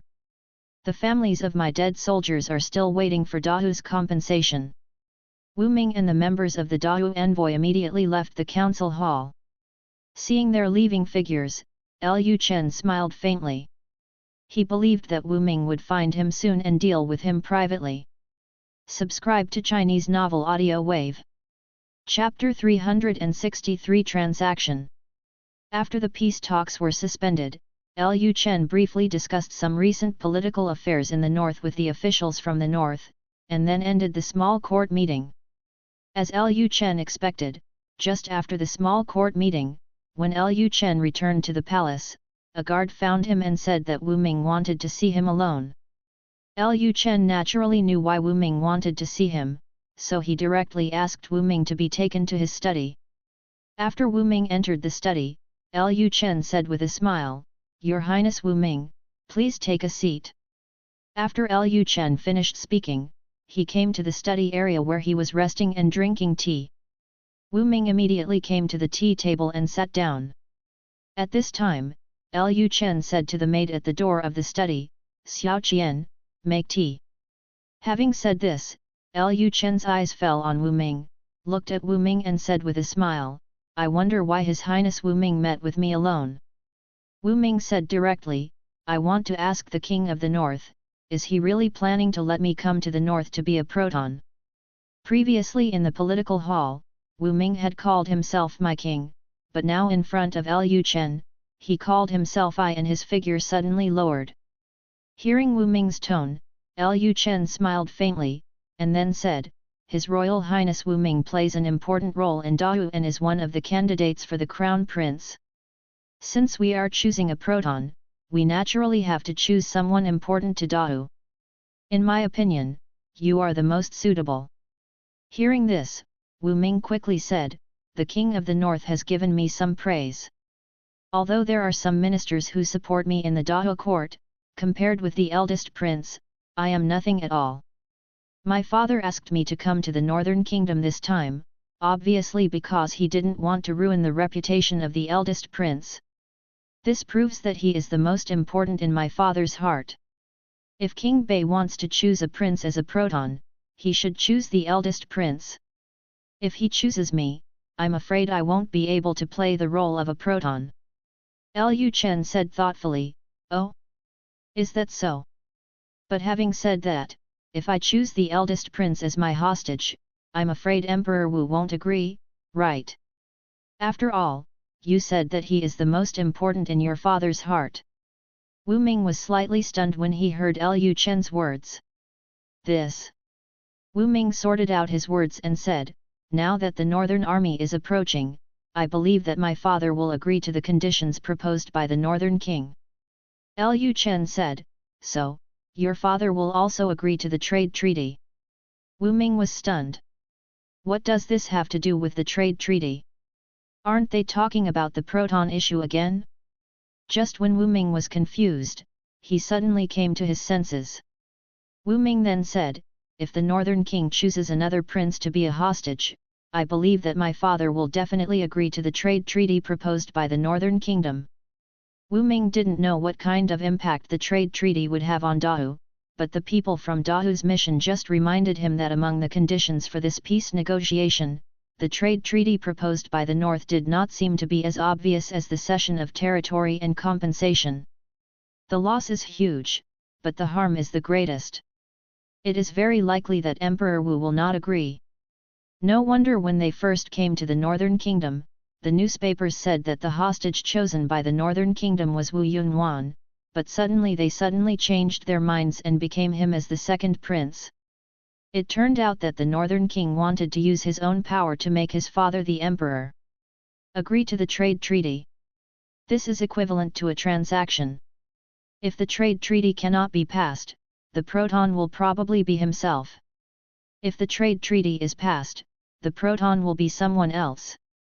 After hearing Wu Ming's answer, Lu Chen picked up the teacup, took a sip of tea, and then said, if His Highness Wu Ming can persuade Emperor Wu to agree to the trade treaty, then I will choose your eldest princess as a hostage. If His Highness Wu Ming failed, then please ask His Highness Wu Ming to stay in the Northern Kingdom. Wu Ming immediately said, don't worry, King Bei, I will definitely convince the civil and military officials of Dahu and my father. Lu Chen said with a smile, then I will wait for the good news from His Highness Wu Ming. I hope His Highness Wu Ming can seize the time. After all, the families of soldiers in the north are still waiting for pensions. Wu Ming immediately said, please give me another month, King Bei. After 1 month, I will definitely give King Bei a satisfactory answer. Lu Chen said with a smile, okay, I will give His Highness Wu Ming a month. I hope His Highness Wu Ming will not let me wait for a month in vain. Wu Ming smiled flatteringly and said, this is natural. If King Bei has nothing else to do, I will go back today. Having said this, Wu Ming stood up from his chair, and Lu Chen also stood up immediately and said, okay, Your Highness Wu Ming, walk slowly, I won't see you off. Wu Ming didn't say much nonsense, he stood up and left. A few days later. Dahu Chao Tang. When the trade treaty proposed by the Northern Kingdom was reported back to Dahu, it instantly caused shock in the Dahu court. Although most of the ministers in the Dahu court are idle people, they are not fools. As veterans in the officialdom, those ministers immediately saw Baiguo's purpose. Baiguo not only allowed Dahu to fully open various markets, but even allowed Dahu to use Baiguo currency to trade with Baiguo. What a joke, using the currency of the North Country. If a large amount of goods from the North Country pour into the North Country, in the future, merchants in Dahu will all use the currency of the North Country in order to purchase goods from the North Country. If the number of goods increases, people will most likely abandon Dahu on their own initiative. Currency, switch to the currency of the Northland. At this time, Chai Jiliang stood up and said, Your Majesty, Dahu must never agree to this condition of the Northern Kingdom. Although the Northern Kingdom has not yet issued its own currency, since they have mentioned this treaty, it proves that the Northern Kingdom will issue a new currency soon. Once a large amount of goods and currency from the north flood into Dahu, few people will use the coins issued by Dahu in the future. Today, Chai Jiliang has been reinstated and has become the Prime Minister of Dahu again. The reason why Emperor Wu reinstated him was mainly to stabilize Wu Yunhuan. Emperor Wu needed Wu Yunhuan to lurk in the north. In order to increase Wu Yunhuan's enthusiasm, he had to let Wu Yunhuan see hope. Emperor Wu knew that his daughter was very smart. If all the ministers in her faction were gone and there was no voice in the court, she would probably suspect that she was trying to make a big deal. So he immediately reinstated Chai Jiliang, an important figure in Wu Yunhuan's faction. After Chai Jiliang finished speaking, Another minister also stood up and said, "Yes, Your Majesty, the Northern King is so ambitious that this treaty will harm the long-term interests of Dao, so we must not agree to it." Subsequently, many ministers came forward one after another to oppose the trade treaty of the Northern Kingdom. After the voices of the opposing ministers had almost subsided, Emperor Wu glanced at the ministers in the hall, and then said, "Does anyone else have any other ideas?" After Emperor Wu finished speaking, a minister from the Second Prince's faction stood up and said, "Your Majesty, I think Master Hai's statement is completely nonsense. In my opinion, this trade treaty will not only do no harm to Dawu, but will actually be beneficial. I believe that everyone present has used some products from the north. Take white paper as an example. With white paper, Dao will no longer need to use bamboo slips and sheepskins in the future." After the minister finished speaking, the ministers from the Second Prince's group all stood up and expressed their support for the trade treaty, believing that the currency of the Northern Kingdom would not cause any harm to Dao. Chapter 364 Chen and number 039, ER, what are you doing making phoenix robes? Seeing that so many people in the DPRK and China agreed to the trade treaty proposed by the North, Chai Jiliang's face darkened.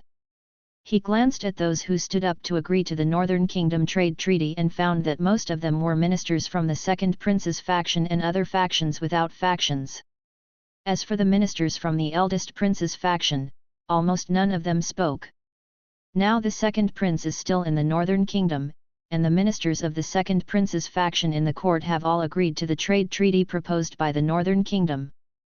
This shows that there is a high probability that the Second Prince and the Northern King have some kind of deal, which is why this situation in the court has occurred. At this time, Emperor Wu looked at the ministers below. He did not make a decision immediately. After a long time, Emperor Wu said, "Now the Northern Army has moved south into Lingdu County. If we don't agree to this treaty, I'm afraid the Northern Army will still be there. We'll continue to go south." Having said this, Emperor Wu kept tapping his fingers on the dragon chair. After a while, Emperor Wu said, "Those products from the Northern Kingdom are indeed of great use to Dao. Now the Northern Kingdom is in full swing. Even if I don't agree to this trade treaty, the Northern King will not give up easily. In that case, I agree to this treaty and end this war as soon as possible." Seeing that Emperor Wu actually said such words, Chai Jiliang couldn't believe it. Emperor Wu had always been a hardliner and a war fan. He was the type who never looked back until he hit the wall. Why did he compromise so quickly today? In fact, Emperor Wu now had his own small thoughts. He wanted to end the peace talks as soon as possible and then send Wu Yunwan to the north. As long as Wu Yunwan obtains the production methods and production drawings of the weapons in the north, Dao will soon be able to regain his strength. When the time comes, he will personally snatch back the things they lost. He is still in his prime and has plenty of time. He still has a great chance to avenge his shame. Soon, news of Emperor Wu's agreement to the trade treaty spread to the Northern Kingdom. At this point, the terms of the peace talks between Baiguo and Dao have basically been negotiated, except for the last proton issue. At the Northern Kingdom Government Hall, Wu Ming looked at Lu Chen nervously. To be honest, he was not very sure whether Lu Chen would keep his word. After all, his father had already agreed to the trade treaty, and it was entirely possible that the Northern King would go back on his word at this time and continue to use him as a hostage. At this time, Wu Ming said, "King Bei, now that the terms of the peace negotiation have been completed, should we sign an alliance?" Naturally, the covenant Wu Ming meant was not an alliance, but a compensation treaty. The word covenant was just to sound nice. Lu Chen, who was sitting on the throne, smiled and said, "Of course." Then Lu Chen said to the Jin Yiwei soldiers beside him, "Take out the prepared covenant." Having said this, Lu Chen said to Wu Ming, who was standing in the main hall, "Your Highness Wu Ming, please take a seat." Members of Wu Ming and Dawu's mission have been standing for many days. They have stood during every consultation. But since the treaty is to be signed today, they cannot be allowed to continue standing. There is nothing they can do if they stand. Right. After Lu Chen finished speaking, the northern officials on the left side of the hall immediately gave up their seats, and then Wu Ming and the people from the Dahu delegation took their seats. Soon, the Jin Yiwei soldiers delivered the two drafted covenants to Lu Chen and Wu Ming respectively. When Wu Ming saw that the column of protons written on the scroll was Wu Yunhuan, he was relieved. Fortunately, the king of the north kept his agreement and asked Wu Yunhuan to come to the north to be a proton. At this moment, Wu Ming's suppressed emotions for a long time seemed to be relaxed, and the corners of his mouth could not help but rise slightly. This woman is finally out. As long as Chai Jiliang, the core figure of Wu Yunhuan's faction, is taken down, Wu Yunhuan's power in the Dahu court will be completely destroyed, and Wu Yunhuan will never have the chance to make a comeback. When he thought of this, Wu Ming felt extremely happy. He then glanced at the other treaties. If there were no problems, he immediately signed and sealed them. At this time, Lu Chen signed on the scroll and said, "Your Highness Wu Ming, I hope that you can send the protons as soon as possible after you return." Wu Ming smiled and said, "King Bei, don't worry, my imperial sister will appear in Yancheng within a month." Lu Chen said, "This is the best." After the contract was signed and all procedures were completed, Wu Ming immediately stood up from his seat, cupped his hands and said, "I'll leave first." Lu Chen said with a smile, "His Royal Highness Wu Ming likes girls from the north so much, doesn't he plan to stay in the north for a while?" Wu Ming said, "Thank you very much, King Bei, for your kindness. I have to go back to Dahu to report to my father, so I won't stay too long." Lu Chen said, "Well, you have a good trip." After Lu Chen finished speaking, Wu Ming quickly left Yancheng with the members of the Dahu envoy. Wu Ming didn't want to stay in Yancheng for a moment longer. After the treaty was signed, Lu Chen returned to the inner court. He planned to have a good rest in the next few days, and then seize the time to have children. He tried to have a few more children within a year. He planned to go south to seize the throne next year.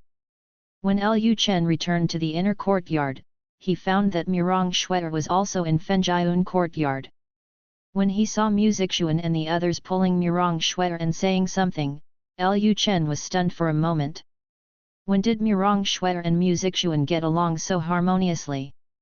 In the past, when Mirong Shuer came to the palace, she basically would not enter the inner courtyard. She would always have sex with him in the study room. Today, he was not in the palace, but when Mirong Shuer came to the palace, he entered the inner courtyard and started chatting with his wives and concubines. At this time, the girls also discovered Lu Chen who had returned. They immediately stood up and said, "Meet the prince." Lu Chen looked at Mirong Shuer and asked with a smile, "Miss Mirong, why are you here?" Before Mirong Shuer could speak, Mu Zixuan said, "Your Majesty, didn't you ask Miss Mirong to cooperate with the palace's tailors to make a few phoenix robes? That's why Miss Mirong came here today." After hearing this, Lu Chen realized that it was because of this. At this time, Chu Yukin asked in confusion, "Chener, why are you making the phoenix robe? I heard that the phoenix robe you want to make is based on the phoenix robe worn by Emperor Yu." The girls looked at Lu Chen. They were all very curious about this question. Lu Chen was a grown man. If he was interested in that location in the capital, he would have asked people to prepare clothes in advance and prepare dragon robes. Prepare red phoenix robes. What is it for? Lu Chen smiled faintly, and then said, "I found that many of my women are eager for power and want to be empresses. In this case, I will give them a chance to experience the joy of being empresses." At this point, Lu Chen's eyes fell on Yelu Nanyan. Yelu Nanyan was slightly stunned. She quickly said, "Your Majesty, I just want to give you children now. I have no other thoughts." Yelu Nanyan thought Lu Chen was beating him to make him calm down. Lu Chen said, "Nanyan, you misunderstood me." Before Lu Chen could continue to explain, Wang Qingkai laughed, and then asked, when the prince talks about experiencing the joy of being an empress, shouldn't he experience it in bed? Lu Chen's eyes fell on Wang Qingkai and he laughed in his heart. He didn't expect this vixen to understand him so well.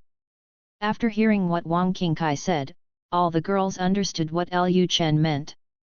Their cheeks were slightly red and they looked at Lu Chen with strange expressions. Lu Chen coughed and said, Wu Yunwan is the eldest princess. She has a strong obsession with the empress. If she wants to stay in the North Kingdom with peace of mind, she must realize her wish. Moreover, Rong Rong is also a princess, although she is still in Swanya Palace, she also has a dream of being an empress in her heart. As his husband, I naturally want to help her realize her dream. Chu Yukin rolled her eyes at Lu Chen, you are there for them. I think you are just thinking about the Empress Dayu, so you want others to put on her phoenix robe and play her. Lu Chen said, Aunt Chu, I have no such idea in the conscience of heaven and earth.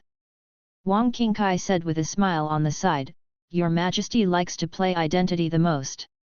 No, he already has children and an aunt.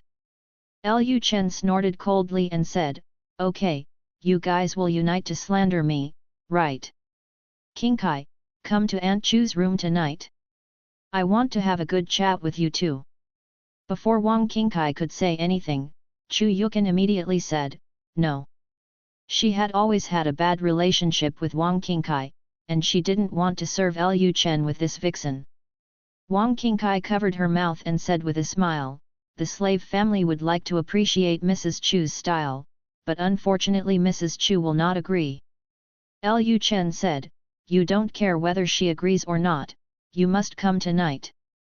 Chu Yukin's cheeks suddenly turned red, Chener, you. At this moment, a female guard entered the courtyard, Your Majesty, Lord Xuanyuan wants to see you. Lu Chen stopped chatting with his wives and concubines, and immediately went to the study. Chapter 365 They are preparing to attack you. Lu Chen hadn't reached the study yet. As soon as he walked out of the inner courtyard, he saw Xuanyuan Keoj. Seeing Lu Chen, Xuanyuan Keoj first saluted, and then immediately said, Your Majesty, there is a situation in the old city. Hearing Xuanyuan Keoj's abrupt words, Lu Chen was slightly stunned. Is there a situation? What's going on? Xuanyuan Keoj also realized that his words were too vague, and he quickly explained, The old minister accidentally discovered that there are two powerful auras in the old city, so he went to the old city for a walk, and found that there are even two warriors above the Grand Master level whose aura exceeds that of the Great Grand Master. Hearing this, Lu Chen was stunned for a moment, his aura surpassed that of the Grand Master? Heavenly being? Or a pseudo-celestial being? Lu Chen immediately asked, The warrior aura in them is stronger than yours. Xuanyuan Keoj replied, The aura on their bodies is much weaker than that of the old minister. Speaking of this, Xuanyuan Keoj suddenly thought of something, so he continued, The aura on their bodies is very similar to that of Grand Scholar Zuch. Hearing what Xuanyuan Keoj said, Lu Chen suddenly thought of two people, and he said thoughtfully, So these two people are pseudo-celestial beings. Xuanyuan Keoj said, It's most likely yes. I was worried that there were gods behind these two people, so I came back to find the king first. After Xuanyuan Keoj became a heavenly being, he could simply communicate with heaven and earth, and perfectly integrate his breath into the environment. Others could not detect his true state at all. In his opinion, other heavenly beings should also have this ability, so he was not sure whether there were real heavenly beings behind these two pseudo-heavenly beings, so he did not act rashly, but chose to report the situation to Lu Chen first. After hearing Xuanyuan Keoj's words, Lu Chen fell into deep thought. After a long time, Lu Chen finally said, I probably know who these two people are. Then Lu Chen said to Xuanyuan Keoj, Later, let the Jin Yiwei cooperate with you to go to the old city to investigate their identities. After confirming their identities, don't do anything for the time being. When you come back, tell me first. Lu Chen had a system. It was actually very simple to determine the identities of those people. He only needed to take a trip to the old city to determine their identities. But if he did this, he would probably alert the enemy, so he planned to ask Xian Yuan Koj and Liang Zong to confirm the identities of those people. Then Lu Chen said to the female guard at the door, "Go and call Commander Liang." Having said this, Lu Chen walked towards the study again and said as he walked, "Follow me to the study and wait for Commander Liang." Immediately afterwards, Lu Chen brought Xian Yuan Koj to the study room, waiting for Liang Zong's arrival. After a while, Liang Zong rushed to the study and saw Xian Yuan Koj was there. Liang Zong was a little curious about what Lu Chen wanted to do with him. "Meet the prince." Lu Chen said, "The auras of two pseudo-celestial beings have appeared in the old city. You and Xian Yuan City Lord will go together to investigate the situation in the old city and see if people from Sifang Mountain and Dingfeng Mountain are here." Hearing this, Liang Zong was stunned for a moment. The Jin Yiwei in the capital had been keeping an eye on the place where the two old guys lived and did not notice that they had left the capital. If they had left the capital, Jin Yiwei's information should have arrived in Yancheng long ago, and there would be no news at all now. At this moment, Liang Zong suddenly thought of something. Some time ago, a Jin Yiwei soldier told him that there were a lot more people coming to Yancheng to do business in the capital. He just did a rough investigation at that time. Now that I think about it, the other party may have come to Yancheng disguised as a caravan, and the other party was very smart. He only went to the old city and did not come directly to the new city. The inspections in the new city are very strict, and there are spies from the Jin Yiwei among the crowd. Although there are some soldiers patrolling in the old city, those soldiers are not so strict. As long as there are no fights or killings, the soldiers in the old city basically have no control. Liang Zong then said, "This subordinate will take Mr. Xian Yuan to the old city together." Lu Chen continued, "Be quiet and don't alert others." Liang Zong immediately raised his hands and said, "Yes." Afterwards, Xian Yuan Koj and Liang Zong headed to the old city. When they were about to arrive at the old city, they disguised themselves as a caravan and entered the old city in the name of a caravan. In the next 2 days, Xian Yuan Koj and Jin Yiwei were trying to find out about the two people, but they didn't do it deliberately. They pretended to be businessmen and made insinuations through some words while trading with some merchants in the old city. The disciples of Sifang Mountain and Dingfeng Mountain disguised themselves very well. They did not stay in the inn all the time. If they had stayed in the inn, people would have noticed something strange. After all, they were all here to do business. They could not stay in the inn all the time. Stay in the inn and do nothing. In order to prevent others from suspecting their identities, the disciples of Dingfeng Mountain and Sifang Mountain even opened a restaurant in the old city. Xian Yuan Koj approached the two pseudo-celestial beings by hiding their auras, but found that they had almost no conversation about the northern palace. The content of their daily conversations was about how good the products in the northern kingdom were and how good the wine was. As if they were really businessmen. The conversation between the two old men once made Xian Yuan Koj wonder if he had been discovered. Lu Chen waited for 2 days, but there was no news from Jin Yiwei, which immediately made him feel confused. Isn't it just to confirm the identities of those people? Why can't they be confirmed in 2 days? In the study, Lu Chen said directly to the maid at the door, "Xiao, go and call a Jinyi guard soldier." Just as the maid was about to say yes, she found Liang Zong entering the courtyard. "Your Majesty, Commander Liang wants to see you." Lu Chen immediately said, "Xiaoruya doesn't need to go." "Yes, Your Majesty." The next moment, Liang Zong pushed the door open and entered the study. Before Liang Zong could salute, Lu Chen asked, "Why did it take 2 days to confirm the identity?" Seeing that Lu Chen seemed a little angry, Liang Zong quickly explained, "My lord, they hid themselves very well. Not only did they not wear the clothes of the disciples of Sifang Mountain and Dingfeng Mountain, they even didn't talk about the affairs of the Northern Palace at all when they talked. Their identities will not be revealed. Hearing this, Lu Chen frowned, so, their identities are still not confirmed. Liang Zong continued to answer, I'm sure, last night when one of their disciples was visiting the flower house, he drank and got into a conflict with someone. He couldn't hold back and started fighting with others. He was using Ding Fengshen's Kung Fu. Lu Chen was full of questions. He was hiding so deeply, but he was exposed because a disciple visited a brothel? Isn't this a little too fake? At this moment, the maid's voice sounded at the door again. Your Majesty, Lord Xianyuan wants to see you. Come in. Then Xianyuan Koj entered the study. Meet the king. Lu Chen nodded. Xianyuan Koj continued, Your Majesty, those two pseudo-celestial beings are well hidden. I have never seen them talk about the Northern Palace. Lu Chen pondered for a moment, and then said to the maid at the door, Zyro, let someone call the bachelor. Yes, Your Majesty. After a while, Zhuge Chongguang appeared in the study. Meet the prince. Lu Chen immediately said, two pseudo-celestial beings appeared in the old city. They are suspected to be the ancestors of Dingfeng Mountain and Sifang Mountain. How should the bachelor think they should be dealt with? Zhuge Chongguang was stunned for a moment, and then asked, Your Majesty, has your identity been confirmed? Lu Chen said, I'm not sure for the moment. They are hiding very deep. I asked Commander Liang and the Lord of Xianyuan City to go together and found some clues. Zhuge Zhongguang turned to look at Liang Zong, I wonder how Commander Liang confirmed their identities.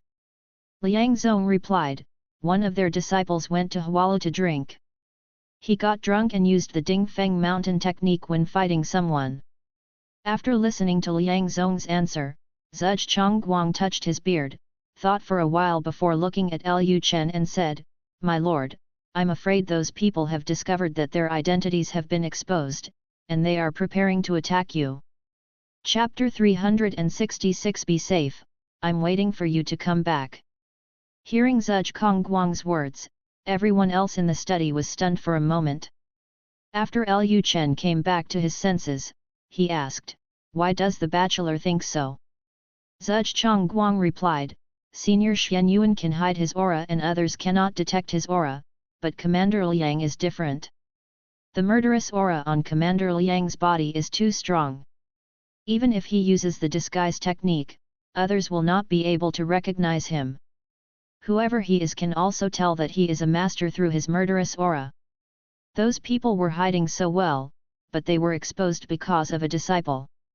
This is probably because they found out that the Northern Palace was investigating them, so they took the initiative to expose them and then led people to the old city to deal with them.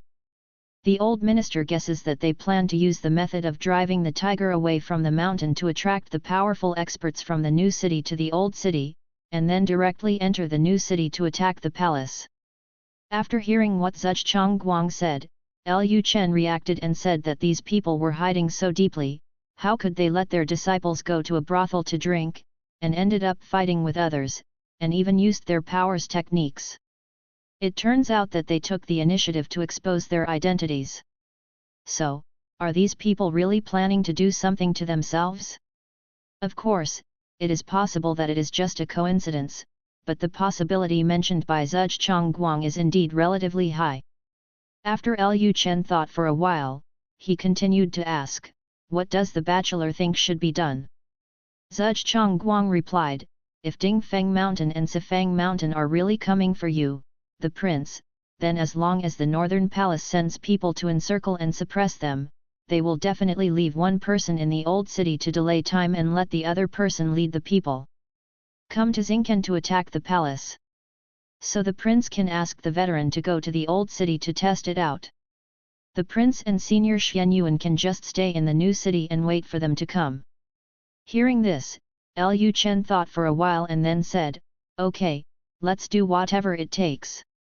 Let's do it tonight. Lu Chen didn't want anyone to be around him all the time and threaten his life. Although he had the power of a pseudo-celestial being, the wives and concubines in his palace were not strong. If these people attack their wives and concubines one day, they are likely to be injured, so it is best to eliminate the threat in advance. Then Lu Chen, Xian Yuan Koch, and the others started planning. At dusk, when Lu Chen was having dinner, he suddenly said to Wang Qingkai at the dinner table, "Qingkai, I have to go out tonight for something, so you don't have to go to Aunt Chu's room." Hearing this, the girls were stunned. Go out? Or going out at night? What are you doing out at night? Lu Chen rarely goes out at night. Even if he is not in the inner courtyard, he is definitely in the study. Did something happen again? Or is it that Lu Chen went out to have a private meeting with a young lover? Lu Chen seemed to have done something like this before. He went out at night and didn't come back for a whole day. His woman was worried, but later she found out that he had gone to have a private meeting with Chen Wanrong. At this time, Wang Qingkai asked with a smile, "Has the prince fallen in love with that beautiful girl again?" Lu Chen smiled and then said, "You will know in a few days." Lu Chen didn't directly tell them what he was going to do tonight. He didn't want them to worry. Since Wang Qingkai had misunderstood, he would let the misunderstanding continue to prevent them from worrying. In the past, the assassins who came to assassinate him always stayed at the palace. This time, Lu Chen planned to kill the assassins outside the city, lest they come and scare his wife, concubines, and children. Although Lu Chen said so, Chu Yuqin clearly felt something was wrong. It didn't look like Lu Chen was going out to have a private meeting with a woman, but that he had something important to do. Although she had already guessed that something big was going to happen tonight, Chu Yuqin did not ask directly. She said, "Chener, remember to come back early." Lu Chen said calmly, "Okay, come back early in the morning." Then everyone continued to eat. After dinner, Lu Chen took a shower, put on the soft gold armor he had obtained from the assassin before, and then prepared to go to the military camp in the new city. As soon as Lu Chen walked to the door, he spotted the figure of a beautiful woman. Chu Yuqin was standing under the lantern, seemingly waiting for his arrival. Seeing Chu Yuqin standing at the door, Lu Chen asked, "Aunt Chu, why are you standing here?" Chu Yuqin asked directly, "Chener, did something happen?" Lu Chen didn't intend to keep hiding Chu Yuqin, so he replied, "There are assassins coming to Yancheng. I plan to deal with them outside the city." Chu Yuqin said, as expected. She knew that Lu Chen would not be absent from the palace at night for no reason. Chu Yuqin then said, "Be safe, I'll wait for you to come back." She didn't ask any more questions, as long as she knew what Lu Chen was going out to do. Lu Chen then said, "Aunt Chu, I'd like you to take a look at the palace tonight." The reason why Lu Chen chose to tell Chu Yuqin what he was going to do tonight was mainly so that Chu Yuqin could be more vigilant. Although he believed that they could easily deal with the assassins, there was also a possibility that someone could slip through the net and attack the Buwang mansion. Chu Yuqin is now the Grand Master. With her watching over the North Palace, Lu Chen feels a little more relieved. Chu Yuqin said with a smile, "Don't worry, I will protect the North Prince's mansion." Lu Chen then walked directly towards the entrance of the palace. There is no curfew in Yancheng at night, and it is still very lively, with people and cars coming and going. At this moment, a group of soldiers rode out of the military camp outside the city and headed straight for the old city. Yancheng, the old city. Inside a certain restaurant, the master of Tongshen and Taoist Henzhou sat face to face. The leader of Theosophy asked, "Are you sure they will really be fooled?" Taoist Henzhou stroked his beard and said with a smile, "Since they have sent people to investigate, it means that they already know our existence, and they will definitely send people to eliminate us. Zhuge Guang is as powerful as us. There is no way he will not come. As long as one of us can hold Zhuge Guang back, the other one can easily enter the new city and destroy the Buwang mansion." After their investigation during this period, they have basically confirmed that there is no stronger being in Yanqing than Zhuge Guang. Their original idea was to work together to deal with Zhuge Guang, and then take action against Bei Wangfu. But when they thought about it later, they realized there was no need to go to such trouble. Their target is the Northern King, so why bother to deal with Zhuge Guang? Although Zhuge Guang is just one step away from becoming a heavenly being like them, this step is not that easy. The conditions for the two of them to become heavenly beings are relatively harsh, so they don't think Zhuge Guang can successfully merge with the Tao and become a true heavenly being in a short time. After listening to Taoist Henju's words, the leader of the Tongshen cult thought for a moment, and then said, "Then you go, or I go." Taoist Henju said, "Of course I am the one to go. You are stronger than me. Do you still want me to hold Zhuge Guang back?" The leader of the Theosophical cult snorted coldly and said, "You are actually planning to let me work hard and do such an easy job by myself?" Taoist Henju said calmly, "Zhuge Guang is a scholar who entered the Tao through literature. How strong can you be? Is it possible that you, a warrior, are still afraid of a scholar?" The leader of the Tongshen cult said, "You don't need to provoke me. After you deal with the North King, you can come back and help me quickly. Zhuge Guang has never taken action, and no one knows his strength." Taoist Henju said, "Okay." At this moment, a man's voice came from outside, "The two ancestors are in trouble, Yanqing has sent soldiers." Chapter 367. This person is actually the king of the north. After hearing the commotion outside, the leader of Theosophy immediately stood up. As soon as he raised his hand, a big knife on the table flew into his hand. "Okay, since the fish is hooked, let's take action. Once King Bei dies, there should be no obstacles for Emperor Xia to become a heavenly being." Taoist Henju said, "I will take people to Xingqian now. Master Tongshen, I will trouble you here." The leader of the Tongshen cult said, "Farewell, mother-in-law and mother-in-law, hurry up and kill the king of the north." Taoist Henju didn't continue to talk nonsense. He immediately left the restaurant, then left the north city gate with his disciples and headed straight for the new city. Not long after, the restaurant where Master Tongshen was located was surrounded by soldiers from the northern kingdom, but by this time Taoist Henju had already led some disciples to the new city. When Zhuge Guang surrounded the restaurant, he immediately waved his hand and said, "Get ready to attack." As soon as the words fell, the soldiers' cannons and mortars were aimed at the restaurant.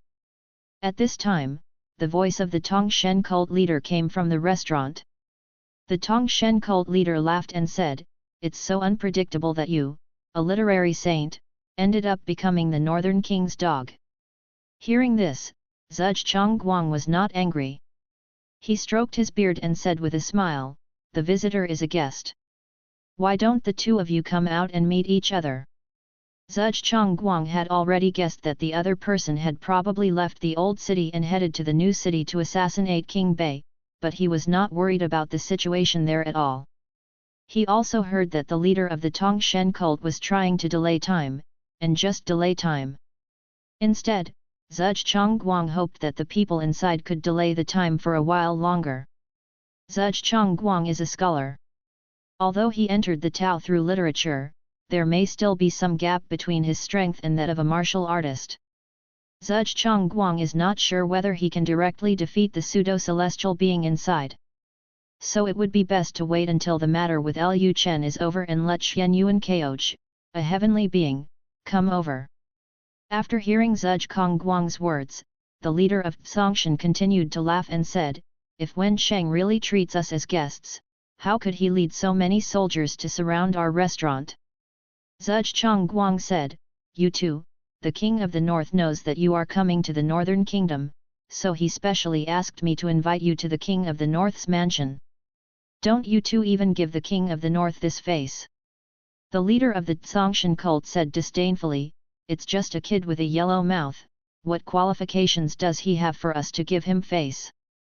Seeing Zhuge Guang and the leader of Tongshen cult arguing, Liang Zong couldn't help but said, "Grand Bachelor, don't we take action? In order to encircle and suppress the assassins in Sifang Mountain and Dingfeng Mountain, they even deployed cannons and even loaded the cannonballs. As a result, Zhuge Chongguang started arguing with your people. Liang Zong felt that talking to the people inside was a waste of time. Zhuge Chongguang said calmly, "Don't worry, wait until Senior Xian Yuan comes over." Hearing Zhuge Chongguang's words, Liang Zong was slightly startled, and instantly understood what Zhuge Chongguang meant. Then Zhuge Chongguang and the leader of the Tongshen cult in the restaurant continued to bicker. At the same time, Taoist Henzhou and the disciples from Dingfeng Mountain arrived at the new city quickly, but when they came to a forest in the distance outside the city gate, bursts of horse hooves reached their ears. Taoist Henzhou immediately realized something was wrong, but it was too late. After a while, countless soldiers holding torches surrounded them. Seeing this scene, Taoist Henzhou frowned, and he instantly understood what was going on. It seemed that King Bei had already known about their plan to lure the tiger away from the mountain. But does it matter? Unimportant. There is only one pseudo-celestial being in the northern kingdom, Zhuge Chongguang. Zhuge Chongguang can only deal with one place. If Zhuge Chongguang is here, the battle in the old city will end soon. At that time, the leader of Tongshen cult will bring his disciples from Sifang Mountain to quickly support them. And if Zhuge Chongguang went to the old city, there would be no pseudo-celestial beings stationed in the new city, and these soldiers alone would not be able to stop them. Thinking of this, Taoist Henzhou immediately raised his hand, put his two fingers together, and made a gesture of casting a spell. The next moment, countless flying leaves in the forest gathered together. But at this moment, a young man wearing a python dragon robe appeared in front of the northern soldiers. Seeing this scene, Taoist Henzhou was stunned for a moment. Because he felt that the young man's strength was equal to his own, and his aura was even vaguely stronger than his own. Taoist Henzhou's face turned dark instantly. Pseudo-gods? There is more than one pseudo-celestial being in the northern kingdom. How come? They stayed in the old city for so long just to find out the specific situation of the northern kingdom. After their investigation during this period, they found that the only pseudo-celestial being in the northern kingdom was Zhuge Chongguang. Why did another pseudo-celestial being come out now? Moreover, this pseudo-celestial being is actually so young. Taoist Henzhou could roughly guess from his appearance that the man in front of him was definitely no more than 30 years old. Are you kidding me? Are there no pseudo-celestial beings over 30 years old? Is there really a warrior with such terrifying talent in martial arts? These old-timers, who have practiced martial arts for decades, barely entered the stage of harmony and became pseudo-celestial beings. As a result, some people became pseudo-celestial beings before they were 30 years old. God is so unfair. At this time, Taoist Henzhou cursed God in his heart for his injustice. At this time, Taoist Henzhou asked vigilantly, "Who are you? Why have I never heard that there are warriors in this world who can enter the Hedao stage before the age of 30? Hearing this, Lu Chen smiled faintly, and then said, "You came to kill me, but you don't know me. I really don't understand why my father sent you people here." As soon as these words came out, Taoist Henzhou and the disciples of Dingfeng Mountain suddenly felt as if they were facing a formidable enemy. King of the North. This person is actually the King of the North. How could King Bei have such a high talent in martial arts? Calculating his age, it seems that King Bei is not yet 20 years old this year. He has actually entered the Hedao stage. Became a false heavenly being. Taoist Henzhou was stunned for a moment. He had no idea that the young man he was facing was actually the target of their trip. After a while, Taoist Henzhou came back to his senses and thought to himself. Although King Bei has such a high level of martial arts talent, his level has improved too quickly after all. It is possible that his foundation is unstable and he will not be able to display the strength of the pseudo-celestial being. In this case, he cannot be his opponent. Thinking of this, Taoist Henzhou breathed a sigh of relief. He was almost bluffed by King Bei. Taoist Henzhu then said, "I can't believe that, my lord, you actually have such a high talent in martial arts, but it's a pity that a genius must be alive to be a genius." Lu Chen said calmly, "So, Taoist Henzhu thinks that this king will definitely die tonight." Hearing Lu Chen say his name directly, Taoist Henzhu was startled again. He knew that the North Kingdom had an intelligence agency called Jinyue, but he didn't expect that this intelligence agency was so powerful that it even asked for his own name. Out. In fact, this has nothing to do with Jinyue. Lu Chen used the system to confirm the identity of Taoist Henzhu when he saw him for the first time. Taoist Henzhu was not going to continue talking nonsense at this time. The leaves around him continued to condense, and then he said loudly, "Let me try to see how strong the prince is." As he spoke, countless flying leaves headed straight for Lu Chen. Chapter 368 only used less than 10% of the strength. Seeing these flying leaves, Lu Chen disapproved. Just when the flying leaves were about to touch Lu Chen's body, the surrounding time and space suddenly seemed to be suspended, and all the flying leaves were suspended in mid-air. After a while, those flying leaves all softened, flying all over the sky, and slowly falling to the ground. Seeing this scene, Taoist Henzhu's face darkened. He didn't expect Lu Chen to block his attack so easily. He didn't even see how Lu Chen made his move just now. No, to be precise, Lu Chen didn't take action at all. How is this going? For a time, Taoist Henzhu felt a strong sense of crisis in his heart. At this time, the woods suddenly became extremely quiet, so quiet that it was a bit scary, as if people's heartbeats could be heard. At this time, Taoist Henzhu suddenly took action again, and countless flying leaves gathered together again. A tangible airflow reverberated around his body. The airflow wrapped the flying leaves and rotated at high speed, forming more than a dozen tornadoes. The flying leaves kept spinning in the tornado, and then sword lights appeared. Taoist Henzhu didn't believe that Lu Chen could block his attack this time. Seeing Taoist Henzhu use this move, the disciples of Dingfeng Mountain exclaimed, "Wind and residual clouds. This is the ancestor's unique skill. I don't believe King Bei can stop it this time. What a terrifying power! I never thought that I would be able to see my ancestor use Fenghuan Kenyun in my lifetime." After the tornado flew towards Lu Chen, the sword light inside kept shaking, and the power of the tornado was terrifying. Wherever it went, sand and rocks flew, and all the trees were smashed into powder. This move was indeed powerful enough, but Lu Chen still stood there and did not move. Seeing Lu Chen still standing where he was, Taoist Henzhu was a little puzzled. He didn't believe that anyone could take this move easily, even if the opponent was also a pseudo-celestial being, and even the leader of the Tongshen cult did not dare to face his move head-on. King Bei actually stood there motionless. Could it be that King Bei was so frightened by this move that he forgot to dodge immediately? Just when Taoist Henzhu was confused, suddenly, an old man walked up to Lu Chen. At this time, people discovered that there was an old man who looked like an ordinary person next to Lu Chen. What is an old man doing here? Just when Taoist Henzhu and the disciples of Dingfeng Mountain were confused, the old man slowly raised his hand, and the next moment, a huge pressure was released from the old man's body. Immediately afterwards, a tangible spiritual power turned into a huge palm print and flew towards those tornadoes instantly. Taoist Henzhu's expression changed drastically. Not good. Before he could tell everyone in Dingfeng Mountain to get away, the huge palm print had already calmed down the wind and the remaining clouds, but it was not over yet, and the huge palm print still did not disappear.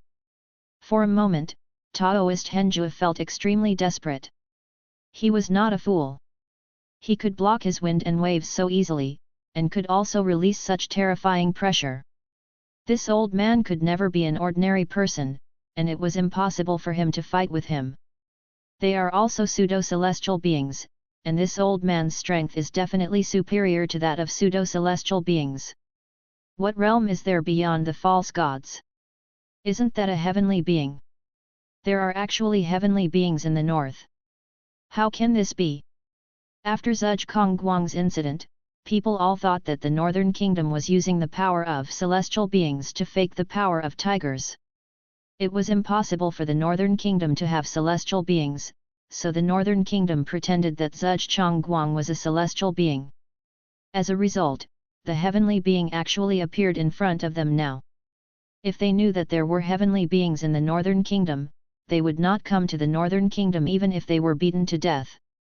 It would be even less possible for them to cooperate with Emperor Xia, and they would not even be able to leave the mountain. For a moment, Taoist Henjue felt extremely regretful. They should not have come to the northern kingdom. Taoist Henjue gritted his teeth and immediately used all his strength. So what about heavenly beings? After all, he is also a pseudo-celestial being. He didn't believe that the pseudo-celestial beings had no power to fight back in front of the heavenly beings. Thinking of this, Taoist Henjue gathered all his power and turned into a roaring dragon. The giant dragon headed straight for Xian Yuan Kao's palm print.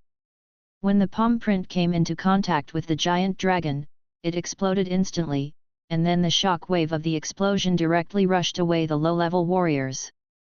After the aftermath of the explosion, people saw clearly the condition of Taoist Henjue. Taoist Henjue was covered in blood and his clothes were in tatters and turned into strips.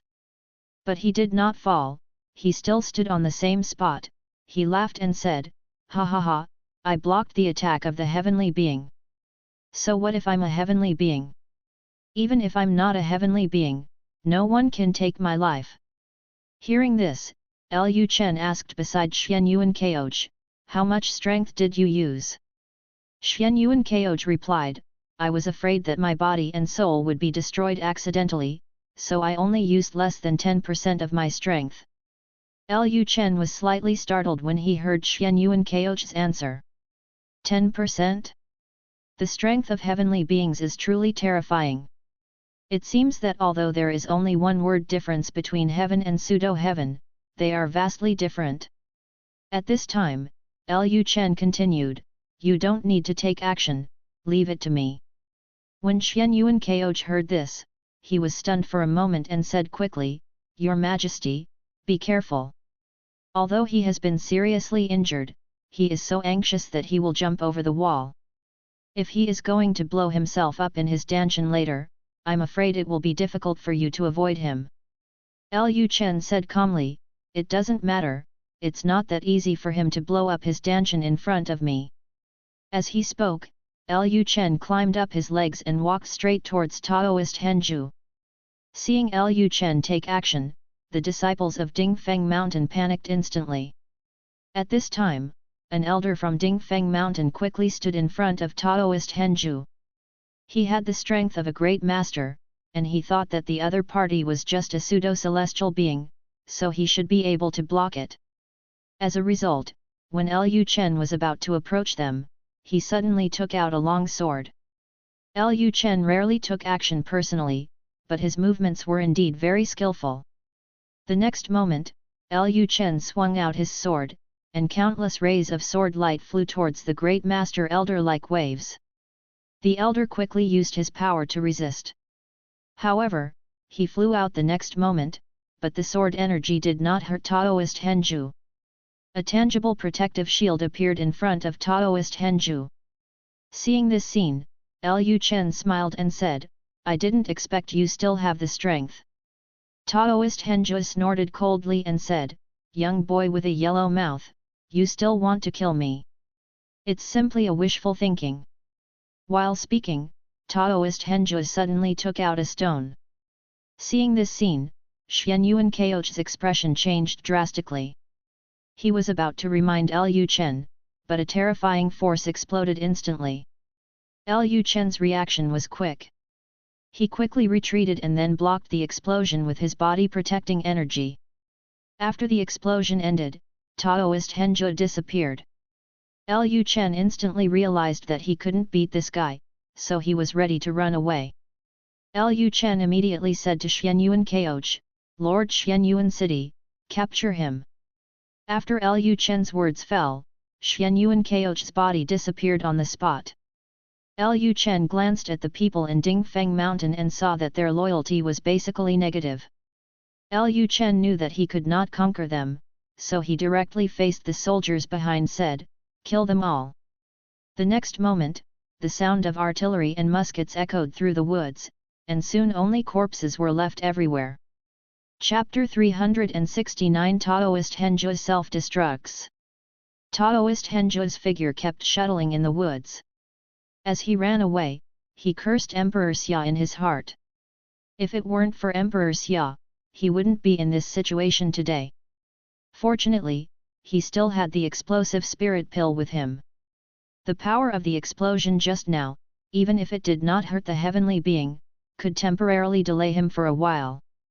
Taoist Henzhu believed in his heart that he could successfully escape. He had lived for hundreds of years and had never encountered any danger. That time he was not turning danger into good fortune, and this time would definitely be no exception. Just when Taoist Henzhu was comforting himself, suddenly a terrifying pressure fell from the sky, and Taoist Henzhu's body was instantly suppressed and unable to move. Taoist Henzhu's expression suddenly changed. He didn't expect that the other party would catch up so quickly. Fortunately, the immobility was lifted in an instant. After Taoist Henzhu was able to move, he immediately counterattacked. More than a dozen tornadoes flew out from both sides of Taoist Henzhu's body, and these tornadoes continued to grow in size. Using Fenghuan Kunyun again, Taoist Henzhu had very little spiritual power left in his body. He knew that if he continued like this, he would definitely die here, so he immediately took a pill. The next moment, Taoist Henzhu's skin turned red and his eyes turned scarlet. Seeing this scene, Xian Yuankao just smiled faintly and said, "Are you planning to go all out?" Although Xian Yuankao didn't know what medicine Taoist Henzhu took, he could tell from his body that it should be a pill that could improve his power in a short period of time. Drugs that enhance one's power in a short period of time are usually prohibited drugs. Taking such drugs is likely to cause huge damage to the body, and some of the damage is irreversible. This drug is generally used when desperate. Taoist Henzhu shouted loudly at this time, "So what about heavenly beings? Today I am going to cross the rank and kill heavenly beings." As he spoke, all the surrounding leaves gathered towards Taoist Henzhu, and soon Taoist Henzhu was surrounded by those leaves. The next moment, a giant dragon formed from leaves headed straight for Xian Yuankao. Looking at the tornado and the giant dragon formed by leaves heading straight for him, Xian Yuankao didn't panic at all. He slowly raised his right hand at this time. In an instant, the whole world seemed to have stopped, and streaks of cold light flew out from Xian Yuankao's body. In just a short moment, the tornadoes and the giant dragon were torn apart by the cold light. Seeing this scene, Taoist Henzhu collapsed. How is it possible? Taoist Henzhu sat down on the ground, unable to move. This was already his desperate move, but it was resolved by the opponent in an instant. Is this a heavenly being? Is the strength of heavenly beings already so strong? He is also a pseudo-celestial being after all.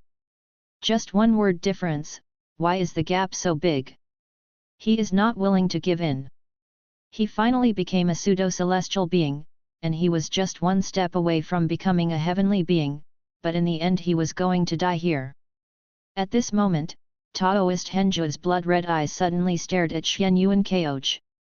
He suddenly stood up from the ground, kicked off his legs, and rushed towards Xian Yuankao in an instant. Xian Yuankao was stunned for a moment, and then he realized what he was doing. He saw through Taoist Henzhu's intentions at a glance. Taoist Henzhu was planning to blow up his Danshan and die with him. Xian Yuankao immediately raised his hand and waved out a huge palm print directly towards Taoist Henzhu. When the palm print came into contact with Taoist Henzhu's body exploded instantly. The self-destruction of a pseudo-celestial being was more powerful than the artillery in the north. In just a moment, the trees in the center of the forest were destroyed instantly. The earth shook for a while, and the aftermath sent away all the soldiers around Lu Chen. Go out!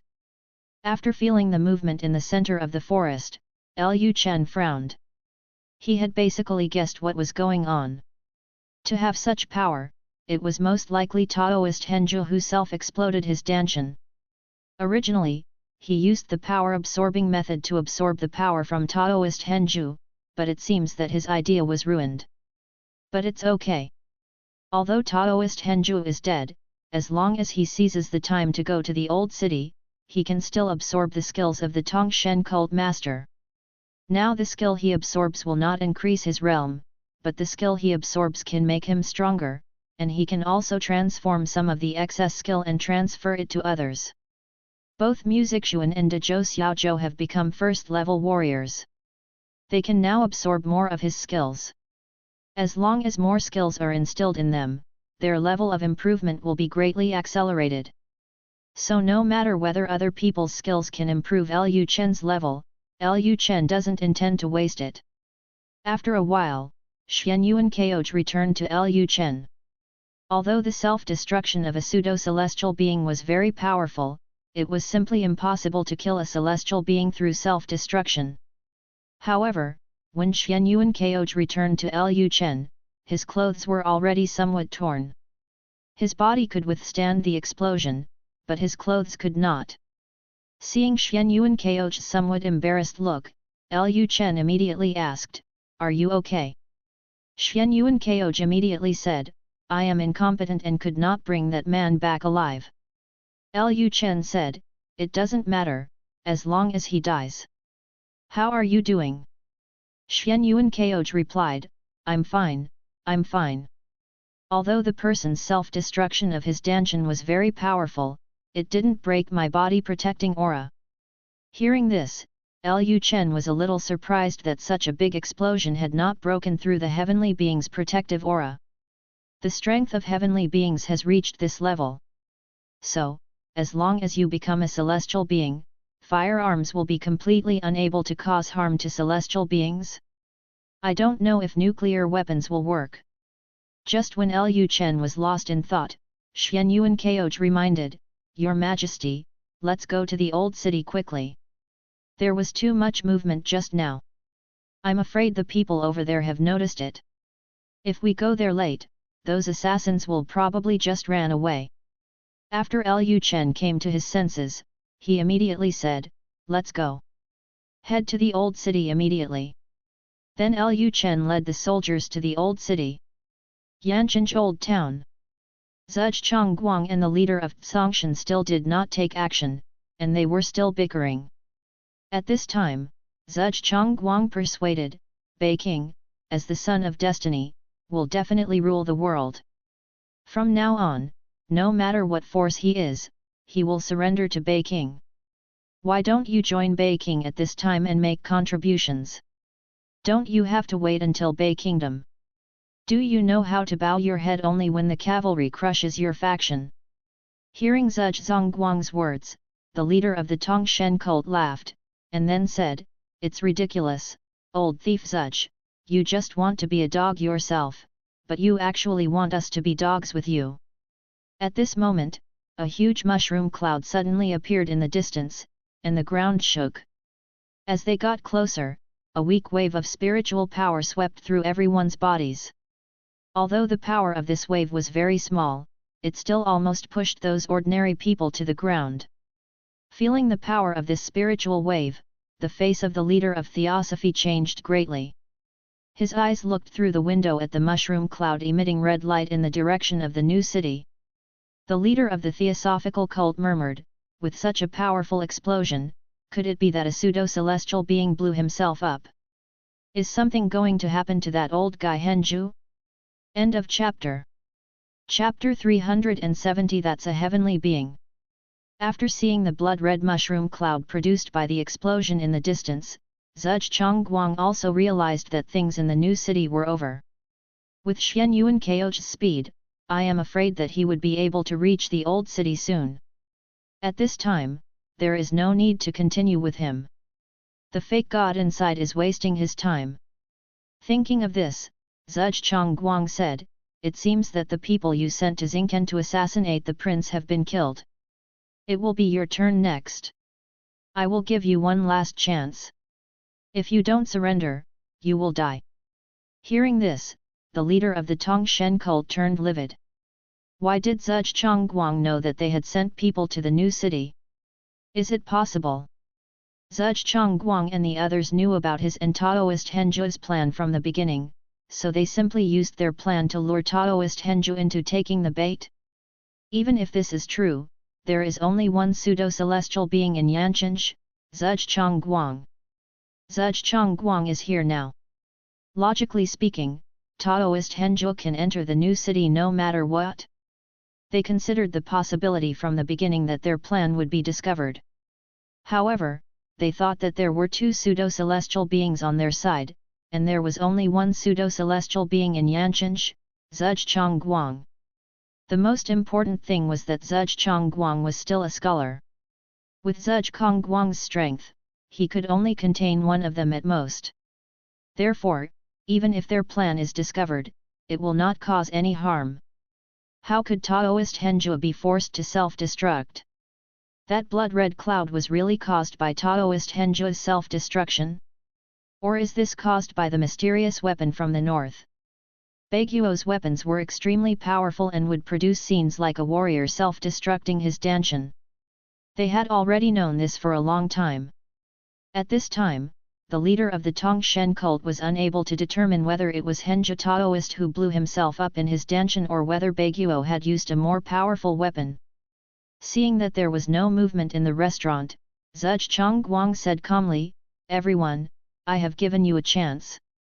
Since you are unwilling to surrender, don't blame me." Then Zhuge Chongguang said, "Attack." The next moment, more than a dozen cannonballs flew towards the restaurant where the Tongshen cult leader was. After hearing the roar outside, the Tongshen cult leader came to his senses instantly.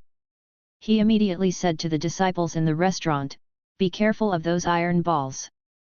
As soon as the leader of the Tongshen cult finished speaking, an iron ball exploded on the roof of the restaurant, instantly blowing a huge hole in the roof of the restaurant. Immediately afterwards, countless shells poured into the restaurant from the big hole in the roof.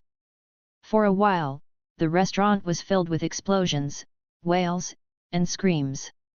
Seeing this scene in front of him, the leader of Tongshen cult couldn't bear it any longer, picked up the sword and went straight to Zhuge Chongguang. Seeing a figure, he immediately rushed in front of Zhuge Chongguang. Liang Zong quickly reminded, "Grand Master, be careful." As soon as Liang Zong finished speaking, Zhuge Chongguang suddenly raised his hand. Immediately afterwards, golden aura appeared around Zhuge Chongguang's body, and countless poems flowed on the yellow aura. The leader of the Tongshen cult struck Zhuge Chongguang's body protecting qi with a knife. The leader of the Tongshen cult said fiercely, "I want to see how powerful you, a literary saint, are." While speaking, the leader of the Tongshen cult gathered all his strength and directly used his unique skill. 18 kills of heavenly destruction. Immediately, a ray of purple light struck directly at Zhuge Chongguang's body protecting aura. When the purple sword energy came into contact with Zhuge Chongguang's body protecting aura, a crack instantly appeared in Zhuge Chongguang's body protecting aura. Seeing this scene, Liang Zong's expression changed drastically. He thought in his heart that Zhuge Chongguang was just a scholar. Although he was now a pseudo-celestial being, his strength was definitely far behind that of a warrior. Maybe Zhuge Chongguang was not the opponent of the man in front of him. Liang Zong immediately took action against the leader of the Tongshen cult. Zhuge Chongguang was a great scholar in the Northern Kingdom. Many political affairs in the Northern Kingdom were handled by Zhuge Chongguang. Nothing could happen to him. If anything happened to him, wouldn't the Northern King be able to hold him accountable? This is the responsibility of the Jin Yiwei commander. Just when Liang Zong was about to approach the leader of the Tongshen cult, the leader of the Tongshen cult swung out his purple sword energy and struck Liang Zong instantly. The speed of this sword energy was very fast. Before Liang Zong could react, the sword energy was already close to him. Liang Zong quickly raised his sword to resist, but the moment the purple sword energy came into contact with him, the other person was sent flying with his sword. Liang Zong's body instantly penetrated more than a dozen houses. Liang Zong suddenly felt severe pain in his body, and all the bones in his body seemed to be broken. He couldn't help but feel extremely shocked. Is this the strength of the pseudo-celestial being? He had tried his best to block the knife just now, but he still couldn't block it. At the same time, the Tongshen leader's sword was still slashing crazily at Zhuge Zongguang's body protecting aura. Without a single slash, the power would increase tenfold. Seeing the cracks in his body protecting aura getting bigger and bigger, there was still no panic look on Kong Guang's face. At this time, he raised his hand, waved it, and then shouted, "Suppress!" A ray of spiritual energy surged out from his body.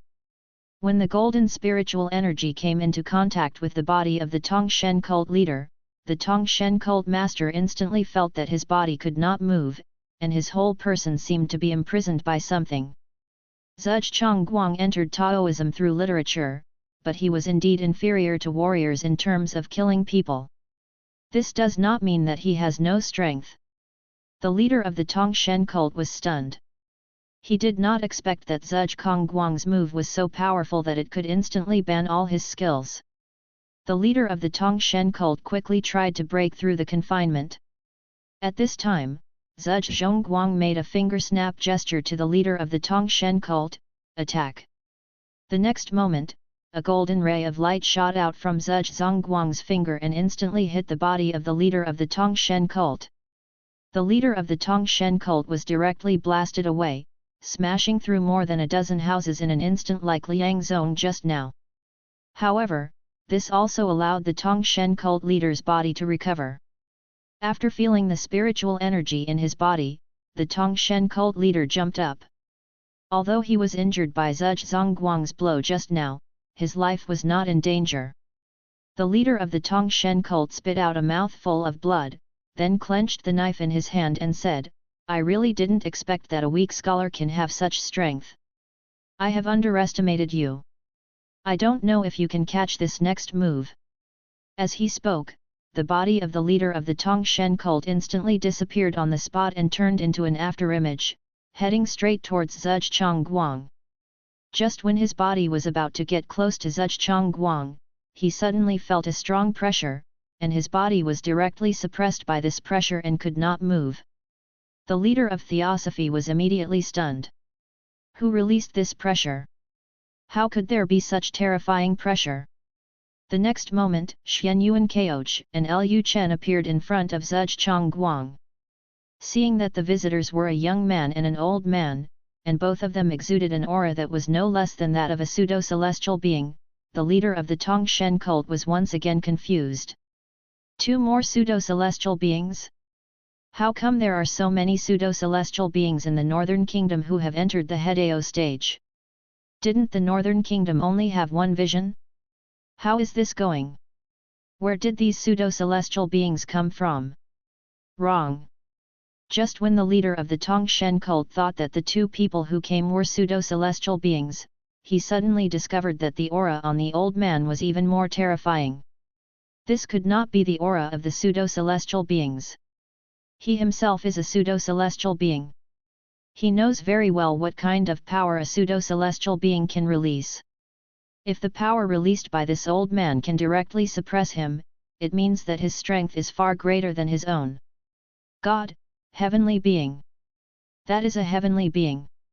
The face of the Theosophical cult leader instantly turned pale. End of chapter.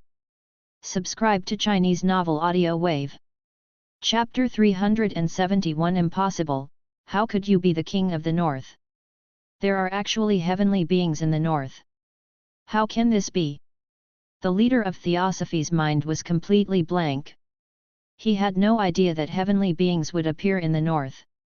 After coming back to his senses, the leader of Theosophy suddenly thought of something. Swanyu Palace. It must be Swanyu Palace. Hasn't the owner of Swanyu Palace lived in Buwang Mansion for a long time? This proves that the relationship between Buwang and Swanyu Palace is very good, so this heavenly being must be sent by Swanyu Palace. The leader of Theosophy suddenly had the idea of escape. It was already difficult enough for him to deal with Ge Zhongguang, but now there was not only a pseudo-celestial being, but also a celestial being.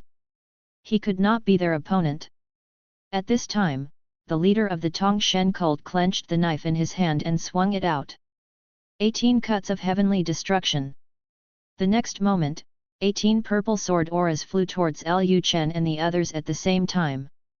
Xuan Yuan Koj immediately raised his hand and struck out with a palm, and the 18 sword auras instantly dissipated and disappeared. But when the smoke cleared, there was no trace of the leader of the Tongshen cult.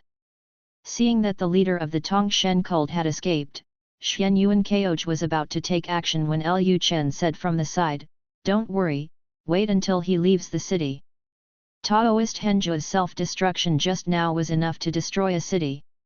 If it weren't for the fact that it was far away from Xingken, Xingken would have been affected. If we attack the leader of the Tongshen cult now, and if he is pushed into a panic, he might just blow himself up in his dungeon like Taoist Henjua did. If he blows himself up inside the city, the people will definitely not be able to survive, so it is best to do it outside the city. Hearing Lu Chen's reminder, Xuan Yuan Koj reacted instantly, and he immediately said, "Old minister, I understand." Xuan Yuan Koj immediately released his spiritual power and sensed the specific location of the Tongshen cult leader, but he did not pursue him directly. After a while, the leader of the Theosophical cult left the old city. With his pseudo-celestial speed, he could run several kilometers in the blink of an eye. After sensing that the Tongshen cult leader was far enough away from the old city, Xuan Yuan Koj spoke to Lu Chen and said, "Your Majesty, the Tongshen cult leader is far away from the old city. Even if he blows up his dungeon, it will not have any impact on the old city." Lu Chen immediately said, "Okay, let's go and take this king with us." "Yes, Your Majesty." After Lu Chen finished speaking, Xuan Yuan Koj put his hand on Lu Chen's shoulder. In just the blink of an eye, Xuan Yuan Koj brought Lu Chen to the front of the Tongshen cult leader. At this time, the leader of Tongshen cult found that no one was chasing him, and he was extremely excited. He thought he had escaped, but he didn't know that Xuan Yuan Koj and Lu Chen were already waiting for him in front. The leader of the Theosophical cult cursed at this time, "What a bullshit heavenly being! It's not like you can't catch up with me. Fortunately, I ran away fast enough, otherwise I might have ended up like that guy Henju. It's all Emperor Xia's fault. All of this must be a trap by Emperor Xia. Emperor Xia just wants to get rid of us with the help of the heavenly beings from the north. When I come back alive, I will definitely lead Sifang Mountain to attack Daxia." Just as the leader of Tongshen cult was talking to himself, a voice came from the distance, "If you want to lead Sifang Mountain to attack Daxia, I'm afraid you no longer have this opportunity." Hearing this voice, the leader of the Tongshen cult was stunned. He stopped instantly. At this time, he suddenly discovered that the young pseudo-celestial being and the celestial being were waiting for him in front. How can it be? He used all his strength to escape as fast as he could, and he didn't even feel that the other party was catching up just now. Why did these two people appear in front of him? The leader of Theosophy immediately clenched the sword in his hand and asked, "Who are you?" Hearing this question, Lu Chen laughed. It seemed that the leader of Tongshen cult, like Taoist Henju, had no idea what he looked like. But this is not surprising, after all, he has been staying in Buwang Mansion and rarely comes out. Lu Chen then said, "Isn't the master of Tongshen coming to kill me? Why don't you even know who I am? You are a bit incompetent as an assassin." Hearing this, the face of the leader of Tongshen cult showed the same expression as Taoist Henjua before. He opened his eyes wide and looked at Lu Chen in disbelief. "Bei, King of the North. Impossible, how could you be King Bei? How old is King Bei this year? How could you become a false heavenly being?" Lu Chen said calmly, "It doesn't matter whether you believe it or not. What matters is whether you want to live or die. The master of Tongshen religion quickly realized that he knew that there was no hope of escaping. If he could escape in front of a heavenly being, Taoist Henjue should also be able to escape just now, and he would not blow up his danshan. As a result, Taoist Henjue's self-explosion of his danshan did not cause much harm to Lu Chen and the old man, which proves that the strength of the heavenly beings far exceeds that of the pseudo-celestial beings. One word difference, but a world of difference. The leader of Theosophy immediately said, "I want to live. I want to live. My lord, I will tell you whatever you want to know, as long as you are willing to let me go." Hearing this, Lu Chen smiled slightly, and then said, "You must have been asked by my father to assassinate me, right?" The leader of Tongshen cult immediately said, "Yes, he said that the condition for him to become a heavenly being is to kill all the vassal kings. We believed it, so I joined forces with Taoist Henjue to assassinate you. I didn't expect that all this was Emperor Xia's conspiracy. He just wanted to get rid of me and Taoist Henjue with the help of Baiguo." Having said this, the leader of Tsongshan gnashed his teeth and wished he could rush back to the capital right now to settle accounts with Emperor Xia. If not for Emperor Xia, how could they have ended up in this situation today? They were already pseudo-celestial beings and were just one step away from becoming heavenly beings. However, they encountered a life and death crisis at this moment. Seeing the distorted expression on the face of the leader of the Tongshen cult, with a look of unwillingness, Lu Chen said with a smile, "You have lived for hundreds of years, and I didn't expect you to be so naive. How can you be so sure of what he said about becoming a god? Is the human condition real? The conditions for becoming a celestial being are very important for pseudo-celestial beings who have entered the Hedao stage. If others know about it, they may be deliberately obstructed by some people with ulterior motives. Generally speaking, it is definitely difficult to become a heavenly being." Zhuge Chongguang initially guessed that the condition for Emperor Xia to become a heavenly being was to unify the entire Xia dynasty. If this condition was met, it would indeed be difficult for Emperor Xia. But if the condition for Emperor Xia to become a heavenly being is to kill all the vassal kings, this condition is relatively easy.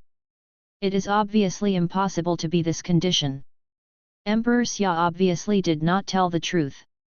Hearing Lu Chen's words, the leader of the Tongshen cult was stunned for a moment.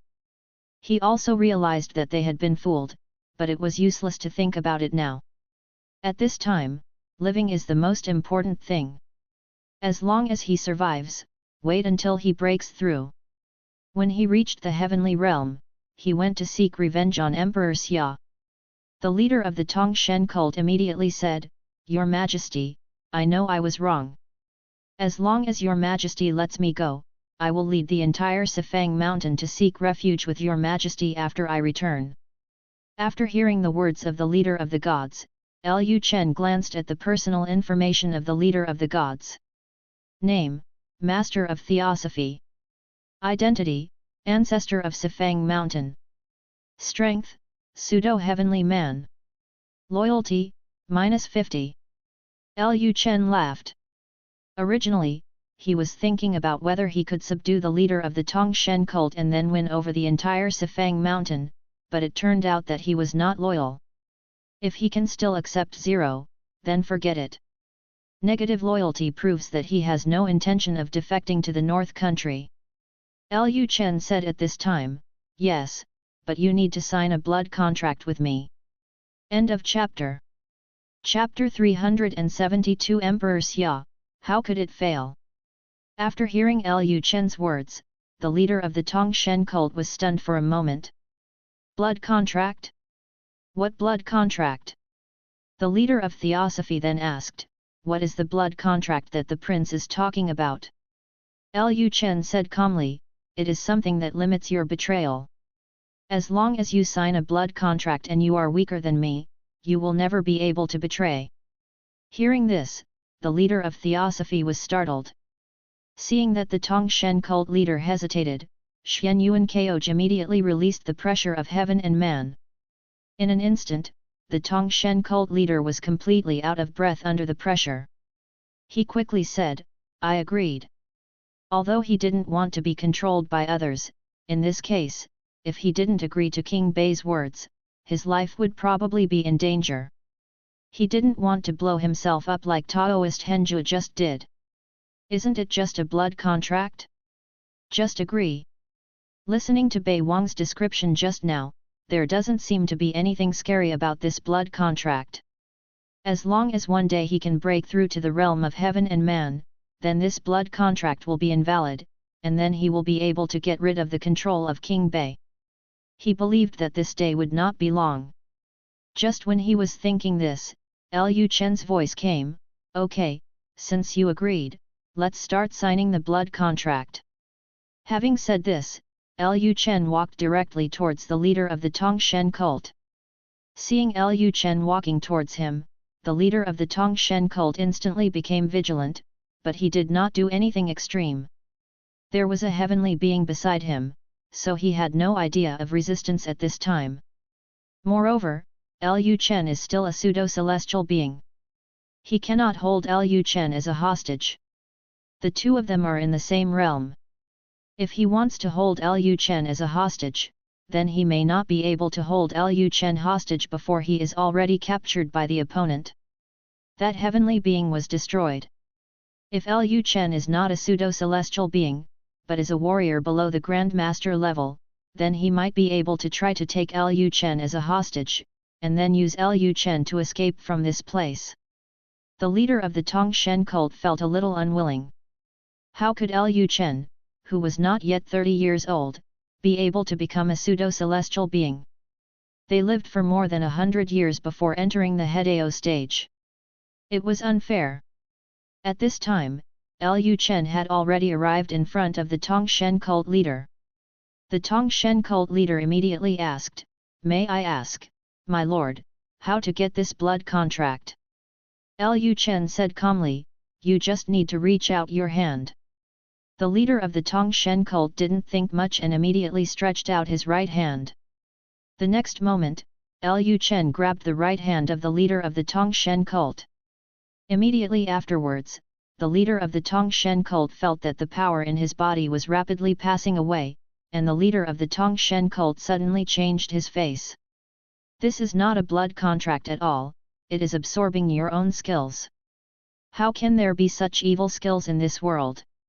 No wonder Bei Wang has already entered the Hedao stage at such a young age. It turns out that he improved by absorbing the skills of others. The leader of the Tongshen cult shouted, "You are lying to me." Lu Chen laughed, said nothing, and continued to use the power-absorbing method to crazily absorb the power from the main body of the Theosophical cult. However, the leader of the Theosophical cult was a pseudo-celestial being, so he still had some ability to resist. At this time, Tongshen cult leader raised his left hand and slapped Lu Chen with a palm, trying to break away from Lu Chen's hand. However, the next moment, Xianyuan Keoj appeared in front of Tongshen cult leader, grabbed Xianyuan Keoj's left hand, and let him unable to move. Feeling that the power in his body was constantly draining, the leader of the Tongshen cult became more and more panicked. He quickly said, "What does the prince mean? I have already agreed to take refuge in the prince. Why does the prince do this to me?" Lu Chen said calmly, "An uncontrolled person, no matter how powerful he is a threat to me.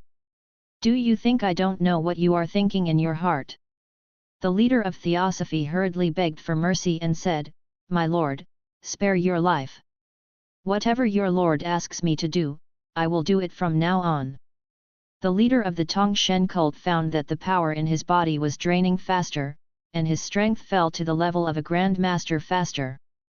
At this speed, I am afraid that he will become such a useless person in a short time. There is no need to say more about what will happen to a useless person. Lu Chen said calmly, "To me, your greatest use is your skills. Since you want to join me, then give me your skills." Upon hearing Lu Chen's words, the leader of the Theshan cult suddenly had countless bloodshot eyes, and his whole eyes turned red, as if his eyeballs were about to explode. The leader of the Theosophical cult said fiercely, "Since you are unwilling to let me go, then you and I will die together." Having said this, the leader of the Tongshen cult immediately tried to gather the power in his body into his dantian, and then blew himself up in his dantian. However, the next moment he discovered that the skills in his body could not be gathered into his dantian at all. Although he could still mobilize the skills in his body, those skills were quickly absorbed by Lu Chen. He wanted to self-destruct his dantian was just wishful thinking. The leader of the Theosophical cult roared, "Damn it! I won't give in." As the leader of Theosophy spoke, his body trembled, as if he had been electrocuted, and then his expression became older and older. People at this age rely on their Kung Fu to maintain their lives. If there is no Kung Fu in the body, people will soon age. This is the case with the leader of the Tsunxian cult.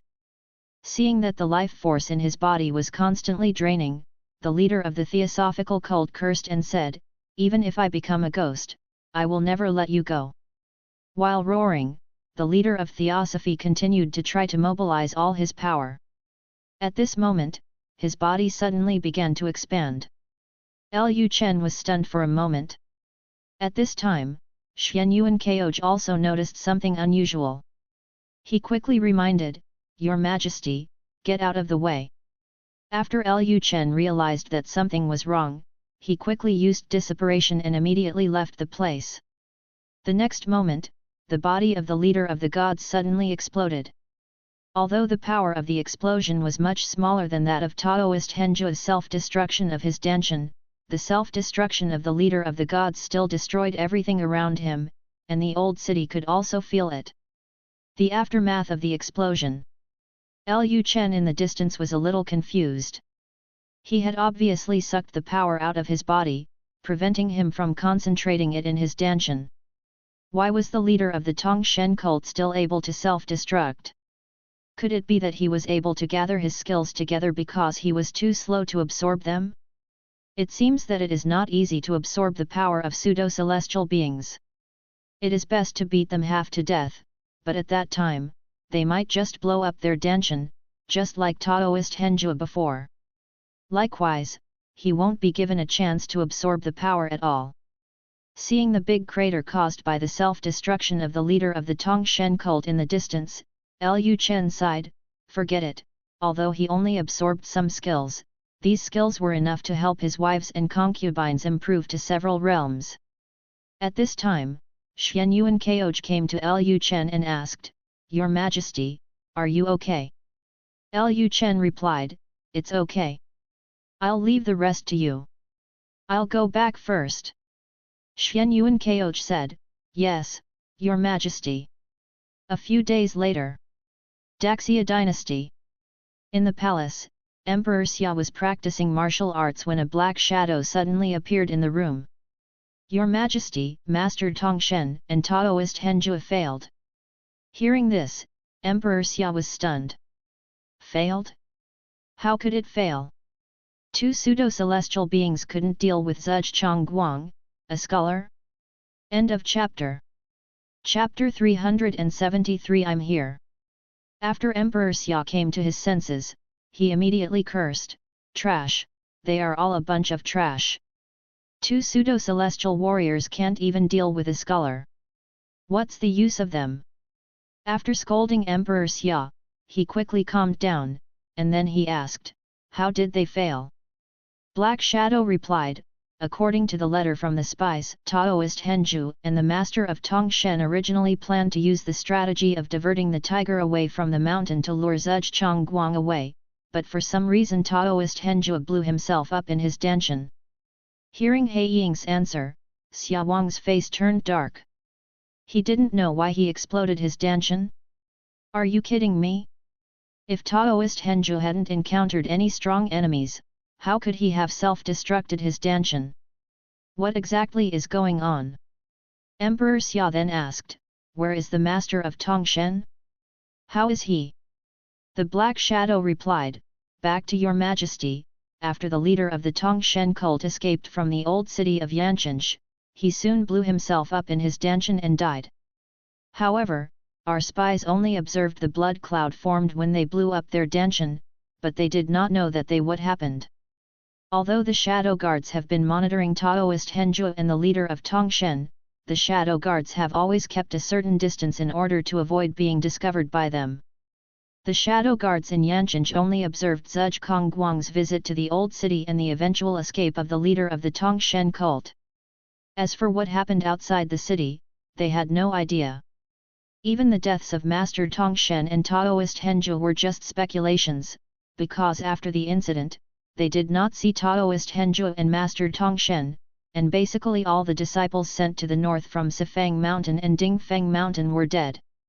So the shadow guard guessed that the two blood clouds were formed when Taoist Henzhou and the leader of Tongshen self-destructed. After hearing the Black Shadow's answer, Emperor Xia cursed again, "They are all a bunch of losers." At this moment, He Ying suddenly thought of something, and then continued, "The spy's letter mentioned that when soldiers from Yancheng besieged the restaurant where Master Tongshen and Taoist Henzhou were, King Bei also appeared in the old city. And after the leader of the Tongshen cult saw King Bei, he immediately fled the old city." Hearing this, Emperor Xia frowned. He sent the two of them to kill Lu Chen. Why, after seeing Lu Chen, the leader of the Tongshen cult didn't think about how to kill Lu Chen and chose to run away instead? What must he have seen? The leader of Theosophy is a pseudo-celestial being, and the only thing that can threaten him is a pseudo-celestial being or existence above the pseudo-celestial beings. Could it be? Emperor Xia was startled, and he thought of a possibility that he least wanted to see. Is it possible that there are heavenly beings in the Northern Kingdom? If there were no heavenly beings in the Northern Kingdom, with the strength of the Tongshen cult master and Taoist Henzhou, how could they escape from the Northern Kingdom? It would be impossible for them to choose to blow up their dantian. Emperor Xia's mind instantly recalled the news that had come from the north some time ago, and he immediately integrated the news into a line. The traitor used the false news that Zhuge Chongguang was a heavenly being to intimidate the Great Xia Dynasty, so that the Great Xia Dynasty did not dare to send troops to the Northern Kingdom, and also made other dynasties fear the Northern Kingdom. Although this false news will soon be exposed, the Northern Kingdom has known it is necessary to take the initiative to clarify that the news that Zhuge Chongguang is a heavenly being is false. The Northern Kingdom could have maintained a sense of mystery and allowed the outside world to speculate whether Zhuge Chongguang had become a heavenly being, but the Northern Kingdom did not do so.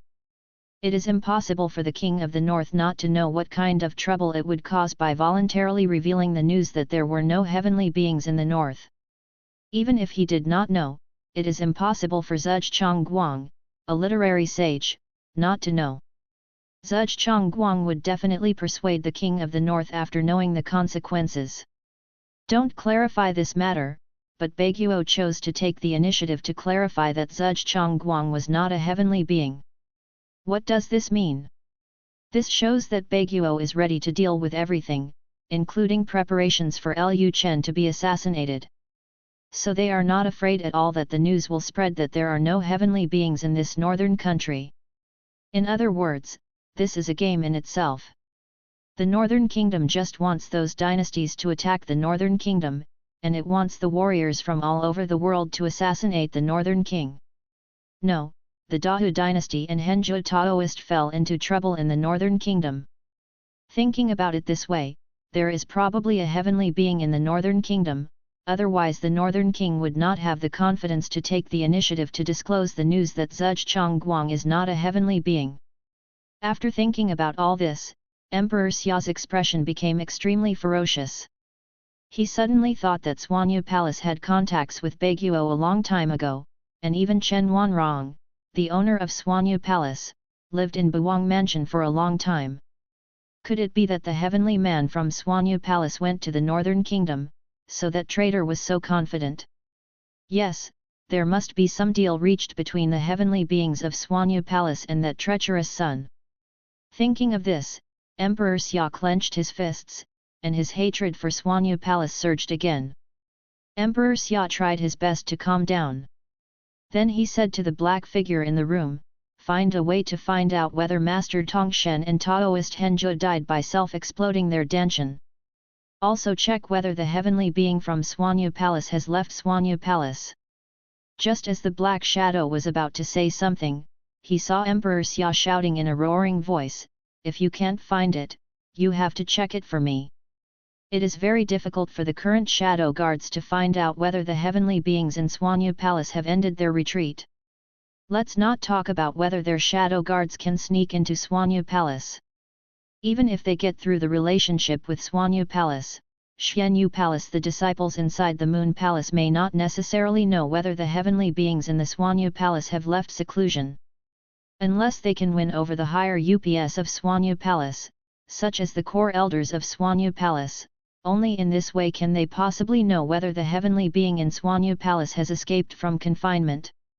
The Black Shadow said at this time, "Yes, Your Majesty, my subordinates will go check it out now." Subordinates resign. As soon as the words fell, the Black Shadow merged into the shadow of the table in the room and disappeared. Emperor Xia said to himself at this time, "No one can stop me. I must become a heavenly being. Even if you die, you will leave a son of evil to fight against me.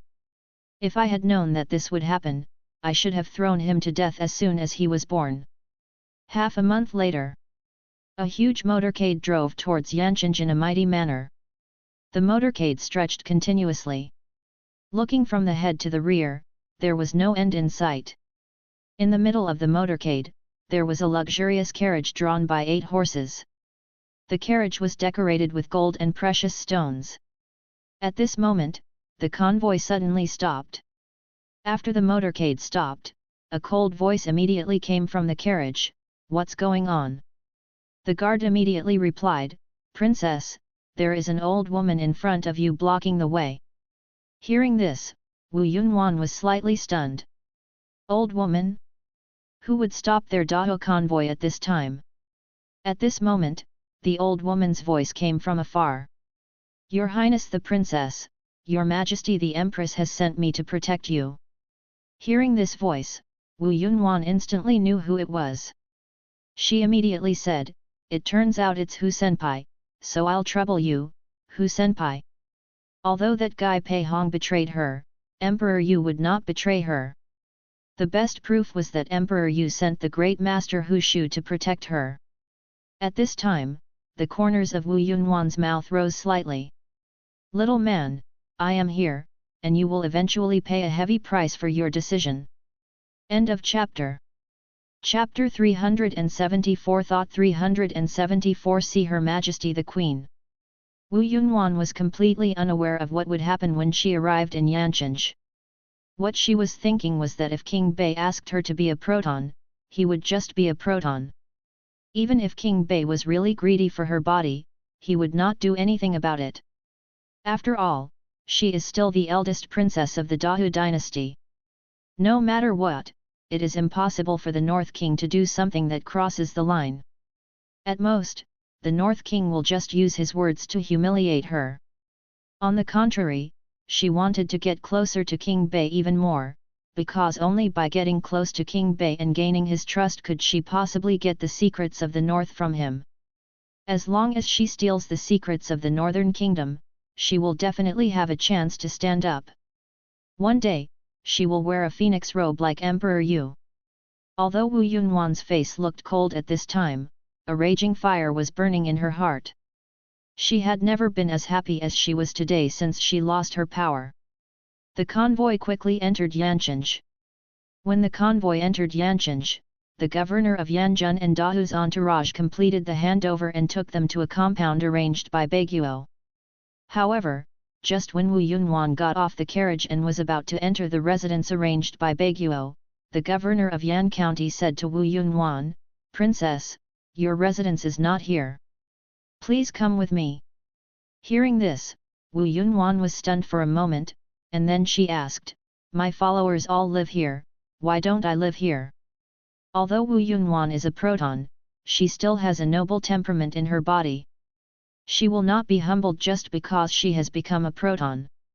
The governor of Yan County smiled and said, "According to the prince's request, the princess will live in the North Prince's mansion. Although this is also your courtyard, you must live in the North Prince's mansion." Hearing these words, Wu Yunwan frowned slightly. Live in Buwang Mansion? Are you kidding? She is not the wife and concubine of Buwang Mansion.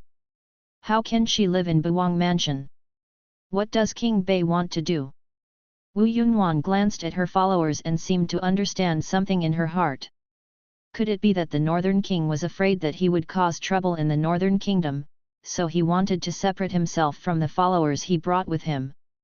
If she lived in Beiwang Mansion, then Beiwang would be able to monitor her all the time. Then her movements would be restricted. In addition, she and her followers were separated. She wanted to order her followers what to do is even more difficult. Thinking of this, Wu Yunwan just laughed in her heart. She didn't expect that King Bei was so afraid of herself. Just when Wu Yunwan was about to say something, Hu Shu said from the side, "Princess, you must not do it.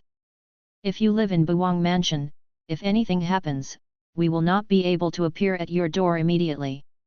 Around Buwang Mansion is the residence of Buwang, and all the wives, concubines, and daughters of Buwang live in Buwang Mansion, so Buwang Mansion will definitely not allow Hushu, the protector, to enter Buwang Mansion.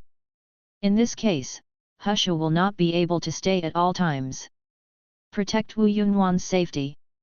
If something happened to Wu Yunwan, it would be difficult for her to go back and report to Emperor Yu. After hearing what Hu Shu said, the governor of Yan County said, "Princess, the treaty signed by Dahu and Baiguo clearly states that after Dahu's proton goes to Baiguo, everything must obey Baiguo's arrangements. Are you planning to violate this treaty?" Wu Yunwan's face became extremely cold. She did still remember the treaty. When she saw the treaty, she felt something was wrong in her heart. Then Wu Yunwan said, "Okay, how about I go to the North Prince's mansion?" Having said this, Wu Yunwan turned to Hu Shu and said, "Senior Hu, please stay here for the time being. If anything happens, I will find someone to notify you." Wu Yunwan had no choice but to keep her head down under the eaves, not to mention that the treaty contained provisions in this regard. If she violated the treaty at will, the Northern Army might have reason to continue moving south. Forget it, isn't he just being monitored by King Bei all the time? Anyway, she also wanted to get close to King Bei. If she could live in Bei King's mansion, this would give her a chance. Although it is difficult to make small moves while living in the Northern Palace, as long as she does not need to send out any information, she can put the information she has learned in her mind first, and then she can put the information into her mind when she has the opportunity to leave the Northern Kingdom in the future. Take out the secrets. Seeing that Wu Yunwan had said this, Hu Shu couldn't say anything more. She was the protector sent by Emperor Yu to Wu Yunwan. When she left Dayu, Emperor Yu told her to let her when I went to the North Country, I had to obey Wu Yunwan's orders. Since Wu Yunwan has decided to do this, he has no choice but to listen to her. Hu Shu then said, "I understand." Immediately, Wu Yunwan got on the carriage and followed the governor to the North Prince's mansion. When Wu Yunwan came to Buwang Mansion, she looked at the plaque on the door and was filled with emotion. When she left Buwang Mansion, she originally thought that she would never come here again in her life. Unexpectedly, it didn't take long. She appeared in this place again. At this time, a group of maids came to Wu Yunwan. They saluted and said, "See Her Majesty the Queen." Hearing this, Wu Yunwan, who was lost in thought, was stunned for a moment. Her Majesty the Queen? What is this nonsense? Was she hallucinating? Why did she hear these maids calling her Her Majesty the Queen? Wu Yunwan couldn't believe her ears, then she looked at the leading maid in front of her and said, "What did you call me just now?" The eldest maid immediately replied, "Your Majesty, I will call you Your Majesty the Queen." Wu Yunwan raised her eyebrows and said in confusion, "I am just a princess, how come I became a queen in your mouth?" Although she does want to be the queen of Dao, she is not yet. She is still far away from that goal. How can anyone call her Her Majesty the Queen at this time? What are these maids in the palace doing? The eldest maid immediately said, "Your Majesty, this is what the prince asked us to call you." This. Wu Yunwan's eyes looked a little confused. What kind of medicine was sold in Bawang Gourd? Wu Yunwan then said, "Why does King Bei let you call me this?" The eldest maid replied, "Your Majesty, I don't know." Wu Yunwan then said, "You should just call me Princess, or Your Highness." The eldest maid quickly said, "Your Majesty, please forgive me. This is what the prince asked us to call you. Without the prince's order, we dare not change the name casually." Hearing this, Wu Yunwan said helplessly, "That's all, it's up to you." At this time, the eldest maid said, "Your Majesty the Queen, please come with us, and we will take you to the courtyard where you live." Then, under the leadership of the maids, Wu Yunwan came to a wide courtyard.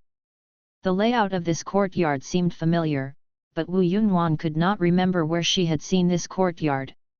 At this time, the maids led Wu Yunwan and continued walking towards the room. Entering the room, a strong sense of déjà vu came again. There were some red curtains in the room, dividing the inner room from the outer room, and there was a special fragrance floating in the room. Wu Yunwan reacted at this time, and she finally understood where she had seen this scene. "Isn't this the palace of Emperor Yu?" The layout of the room is almost exactly the same as that of Emperor Yu's palace. End of chapter. Chapter 375. What does the prince mean? Seeing the layout of the room in front of her, Wu Yunwan was a little confused and didn't know what King Bei was doing. Wu Yunwan then opened the red curtain and stepped into the back room. She found that it was exactly as she thought. Almost all the layouts in this room were based on the layout of Emperor Yu's palace. It could be said that they were exactly the same. Even the quilts and sheets used on the bed have the same pattern. Wu Yunwan looked confused. At this moment, the maid said, "Your Majesty, the hot water is ready. You are tired from the long journey. Why not take a hot bath to relieve your fatigue?" Wu Yunwan came to her senses, and she didn't think much about it. "Okay." Immediately afterwards, Wu Yunwan came to the bathroom. Entering the bathroom, Wu Yunwan suddenly discovered that the layout of this bath was very similar to that of Emperor Yu's. The only difference was that this bathroom was much smaller than that of Emperor Yu. But the layout is almost the same. Under the service of the maids, Wu Yunwan took off her clothes and then slowly stepped into the bath. Inside the bath, the steam was steaming, and it was extremely dreamy. After Wu Yunwan entered the bath, the fatigue of so many days disappeared instantly. In the haziness, she seemed to see the moonlight. I don't know how long it took for Wu Yunwan to wake up. Only then did she realize that she was the only one in the entire bath, and there was no Emperor Yu. She had just hallucinated. The main reason was that this scene was too familiar, and the hot water made people feel sleepy, so she had some hallucinations. After Wu Yunwan woke up, she immediately got up from the bath. At this time, the maids quickly came over with towels to serve Wu Yunwan. Some maids wiped their bodies, and some brought clothes to prepare Wu Yunwan for dressing. When Wu Yunwan saw the clothes the maids were holding, she was stunned again. The clothes the maids were holding were exactly the same as the Empress Phoenix robe worn by Emperor Yu. Although she really wanted to wear the Empress's Phoenix robe, she never thought that she would wear the Empress's Phoenix robe under such circumstances. Just as the maid was about to put the Phoenix robe on her, Wu Yunwan immediately stopped them, and then she asked, "Phoenix robe? Where did this Phoenix robe come from?" The maid who served her in dressing replied, "Your Majesty, this is specially made by the prince." Wu Yunwan was even more puzzled in her heart. What did this northern king mean? He asked the maid to call her Your Majesty the Queen and asked her to wear a phoenix robe. Although she was puzzled, Wu Yunwan finally raised her arms and let the maid put the phoenix robe on her body. For some reason, this phoenix robe seemed to have some evil nature that made her unable to refuse. After putting on the phoenix robe, Wu Yunwan returned to the bedroom. At this time, she came to the dressing table. There is a huge full-length mirror in front of the dressing table, which is different from the layout of the Empress Deking Palace. The mirrors of the North Kingdom are glass mercury mirrors, so they are very clear. Wu Yunwan has actually been exposed to the mirrors of the North Kingdom for a long time. After all, the mirrors of the North Kingdom are very popular in all major dynasties and are very popular among nobles and ladies. But the mirrors Wu Yunwan came into contact with were all small mirrors, and this was the first time she came into contact with this kind of full-length mirror. After Wu Yunwan admired her figure in the phoenix robe in front of the mirror for a while, she came to the dressing table and sat down, and then the maids began to comb her hair. After a while, a maid suddenly brought a phoenix crown and put it on Wu Yunwan. Wu Yunwan raised her eyebrows slightly, but she didn't say anything this time. Anyway, she was already wearing the phoenix robe, so there was nothing wrong with wearing a phoenix crown. Although she didn't know why King Bei did this, she liked this outfit very much. She had wanted to try this outfit for a long time, but she never had the chance. When she was in Dayu, Emperor Yu was the queen, so she couldn't wear this outfit. After returning to Dao, her father was still alive, so it's even more impossible to wear this kind of clothes. She originally thought she was going to put on the phoenix robe when he ascended the throne and proclaimed himself emperor, but she didn't expect that she would put on this outfit so quickly. From then on, until night, Wu Yunwan admired her outfit in front of the mirror. In the evening, the maids prepared a table of delicious food for Wu Yunwan, but Wu Yunwan didn't eat much. She looked at the delicious food on the table, and then asked the maid next to her, "Your prince is not in the palace." Wu Yunwan was a little confused. She had not seen Lu Chen since she entered Yanqing until now. Although she is a proton, it stands to reason that the northern king should come to see her. Didn't Lu Chen say in front of her that the military would send her to the northern kingdom? Now that the people of the Dahu dynasty had really sent her to the north country, why didn't he come and humiliate him at this time? Hearing Wu Yunwan's question, the maid replied, "Your Majesty, the prince is in the palace, but he has been busy with government affairs recently, so he is handling government affairs in the study." Wu Yunwan didn't ask any more questions. She ate something casually and asked the maids to remove all the food from the table. At this time, she came to the full-length mirror again. She looked at herself in the full-length mirror and fell into deep thought. After calming down, she began to figure out Lu Chen's intention in doing all this. She didn't think that Lu Chen just asked her to wear a phoenix robe. That little man must have some purpose. Is it possible? Just when Wu Yunwan suddenly thought of something, the maid's voice suddenly came from the door, "See the prince." Then a familiar voice came into Wu Yunwan's ears, "You all go down." "Yes, Your Majesty." Immediately afterwards, Lu Chen entered Wu Yunwan's bedroom. He directly opened the red curtain and entered the back room. The moment Lu Chen saw Wu Yunwan, he froze on the spot. The phoenix robe clings closely to Wu Yunwan's body, completely highlighting her plump figure, her slender waist, wide hips, flesh where there should be flesh, and thin where there should be. Plus Lu Chen was stunned by Wu Yunwan's dignified and beautiful woman's temperament. Seeing Lu Chen just barging in like this, Wu Yunwan was also stunned for a moment. Although she lived in the North Prince's mansion, she was still Dawu's hostage sent to the North Kingdom. As the king of the North, how could Lu Chen enter her bedroom casually? However, Wu Yunwan did not accuse Lu Chen, but asked directly, "What do you mean, Your Majesty?" Lu Chen came back to his senses at this time, and asked with a smile, "What do you think of the clothes I have prepared for Her Majesty the Queen? Does Your Majesty like it?" Seeing Lu Chen calling her Her Majesty the Queen, Wu Yunwan was startled. She quickly realized what she was doing, and then Wu Yunwan said, "You are planning to make me the Emperor of Dahu, and use this as an excuse to interfere with Dahu's establishment of the Crown Prince. And then take the opportunity to split Dahu.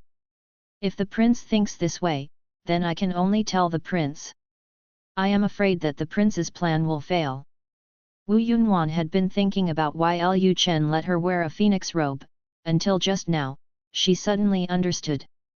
There have been many incidents in history where protons sent by defeated countries to enemy countries were made emperors by the enemy countries. Enemy countries often used this excuse to divide that country, and even blatantly interfered in other countries' internal affairs with the slogan that protons are orthodox. Although most of those hostages were princes, Wu Yunwan had a relatively high status in Dahou, so she could be the heir. Anyway, she was just an excuse for the North to interfere in Dahou's internal affairs.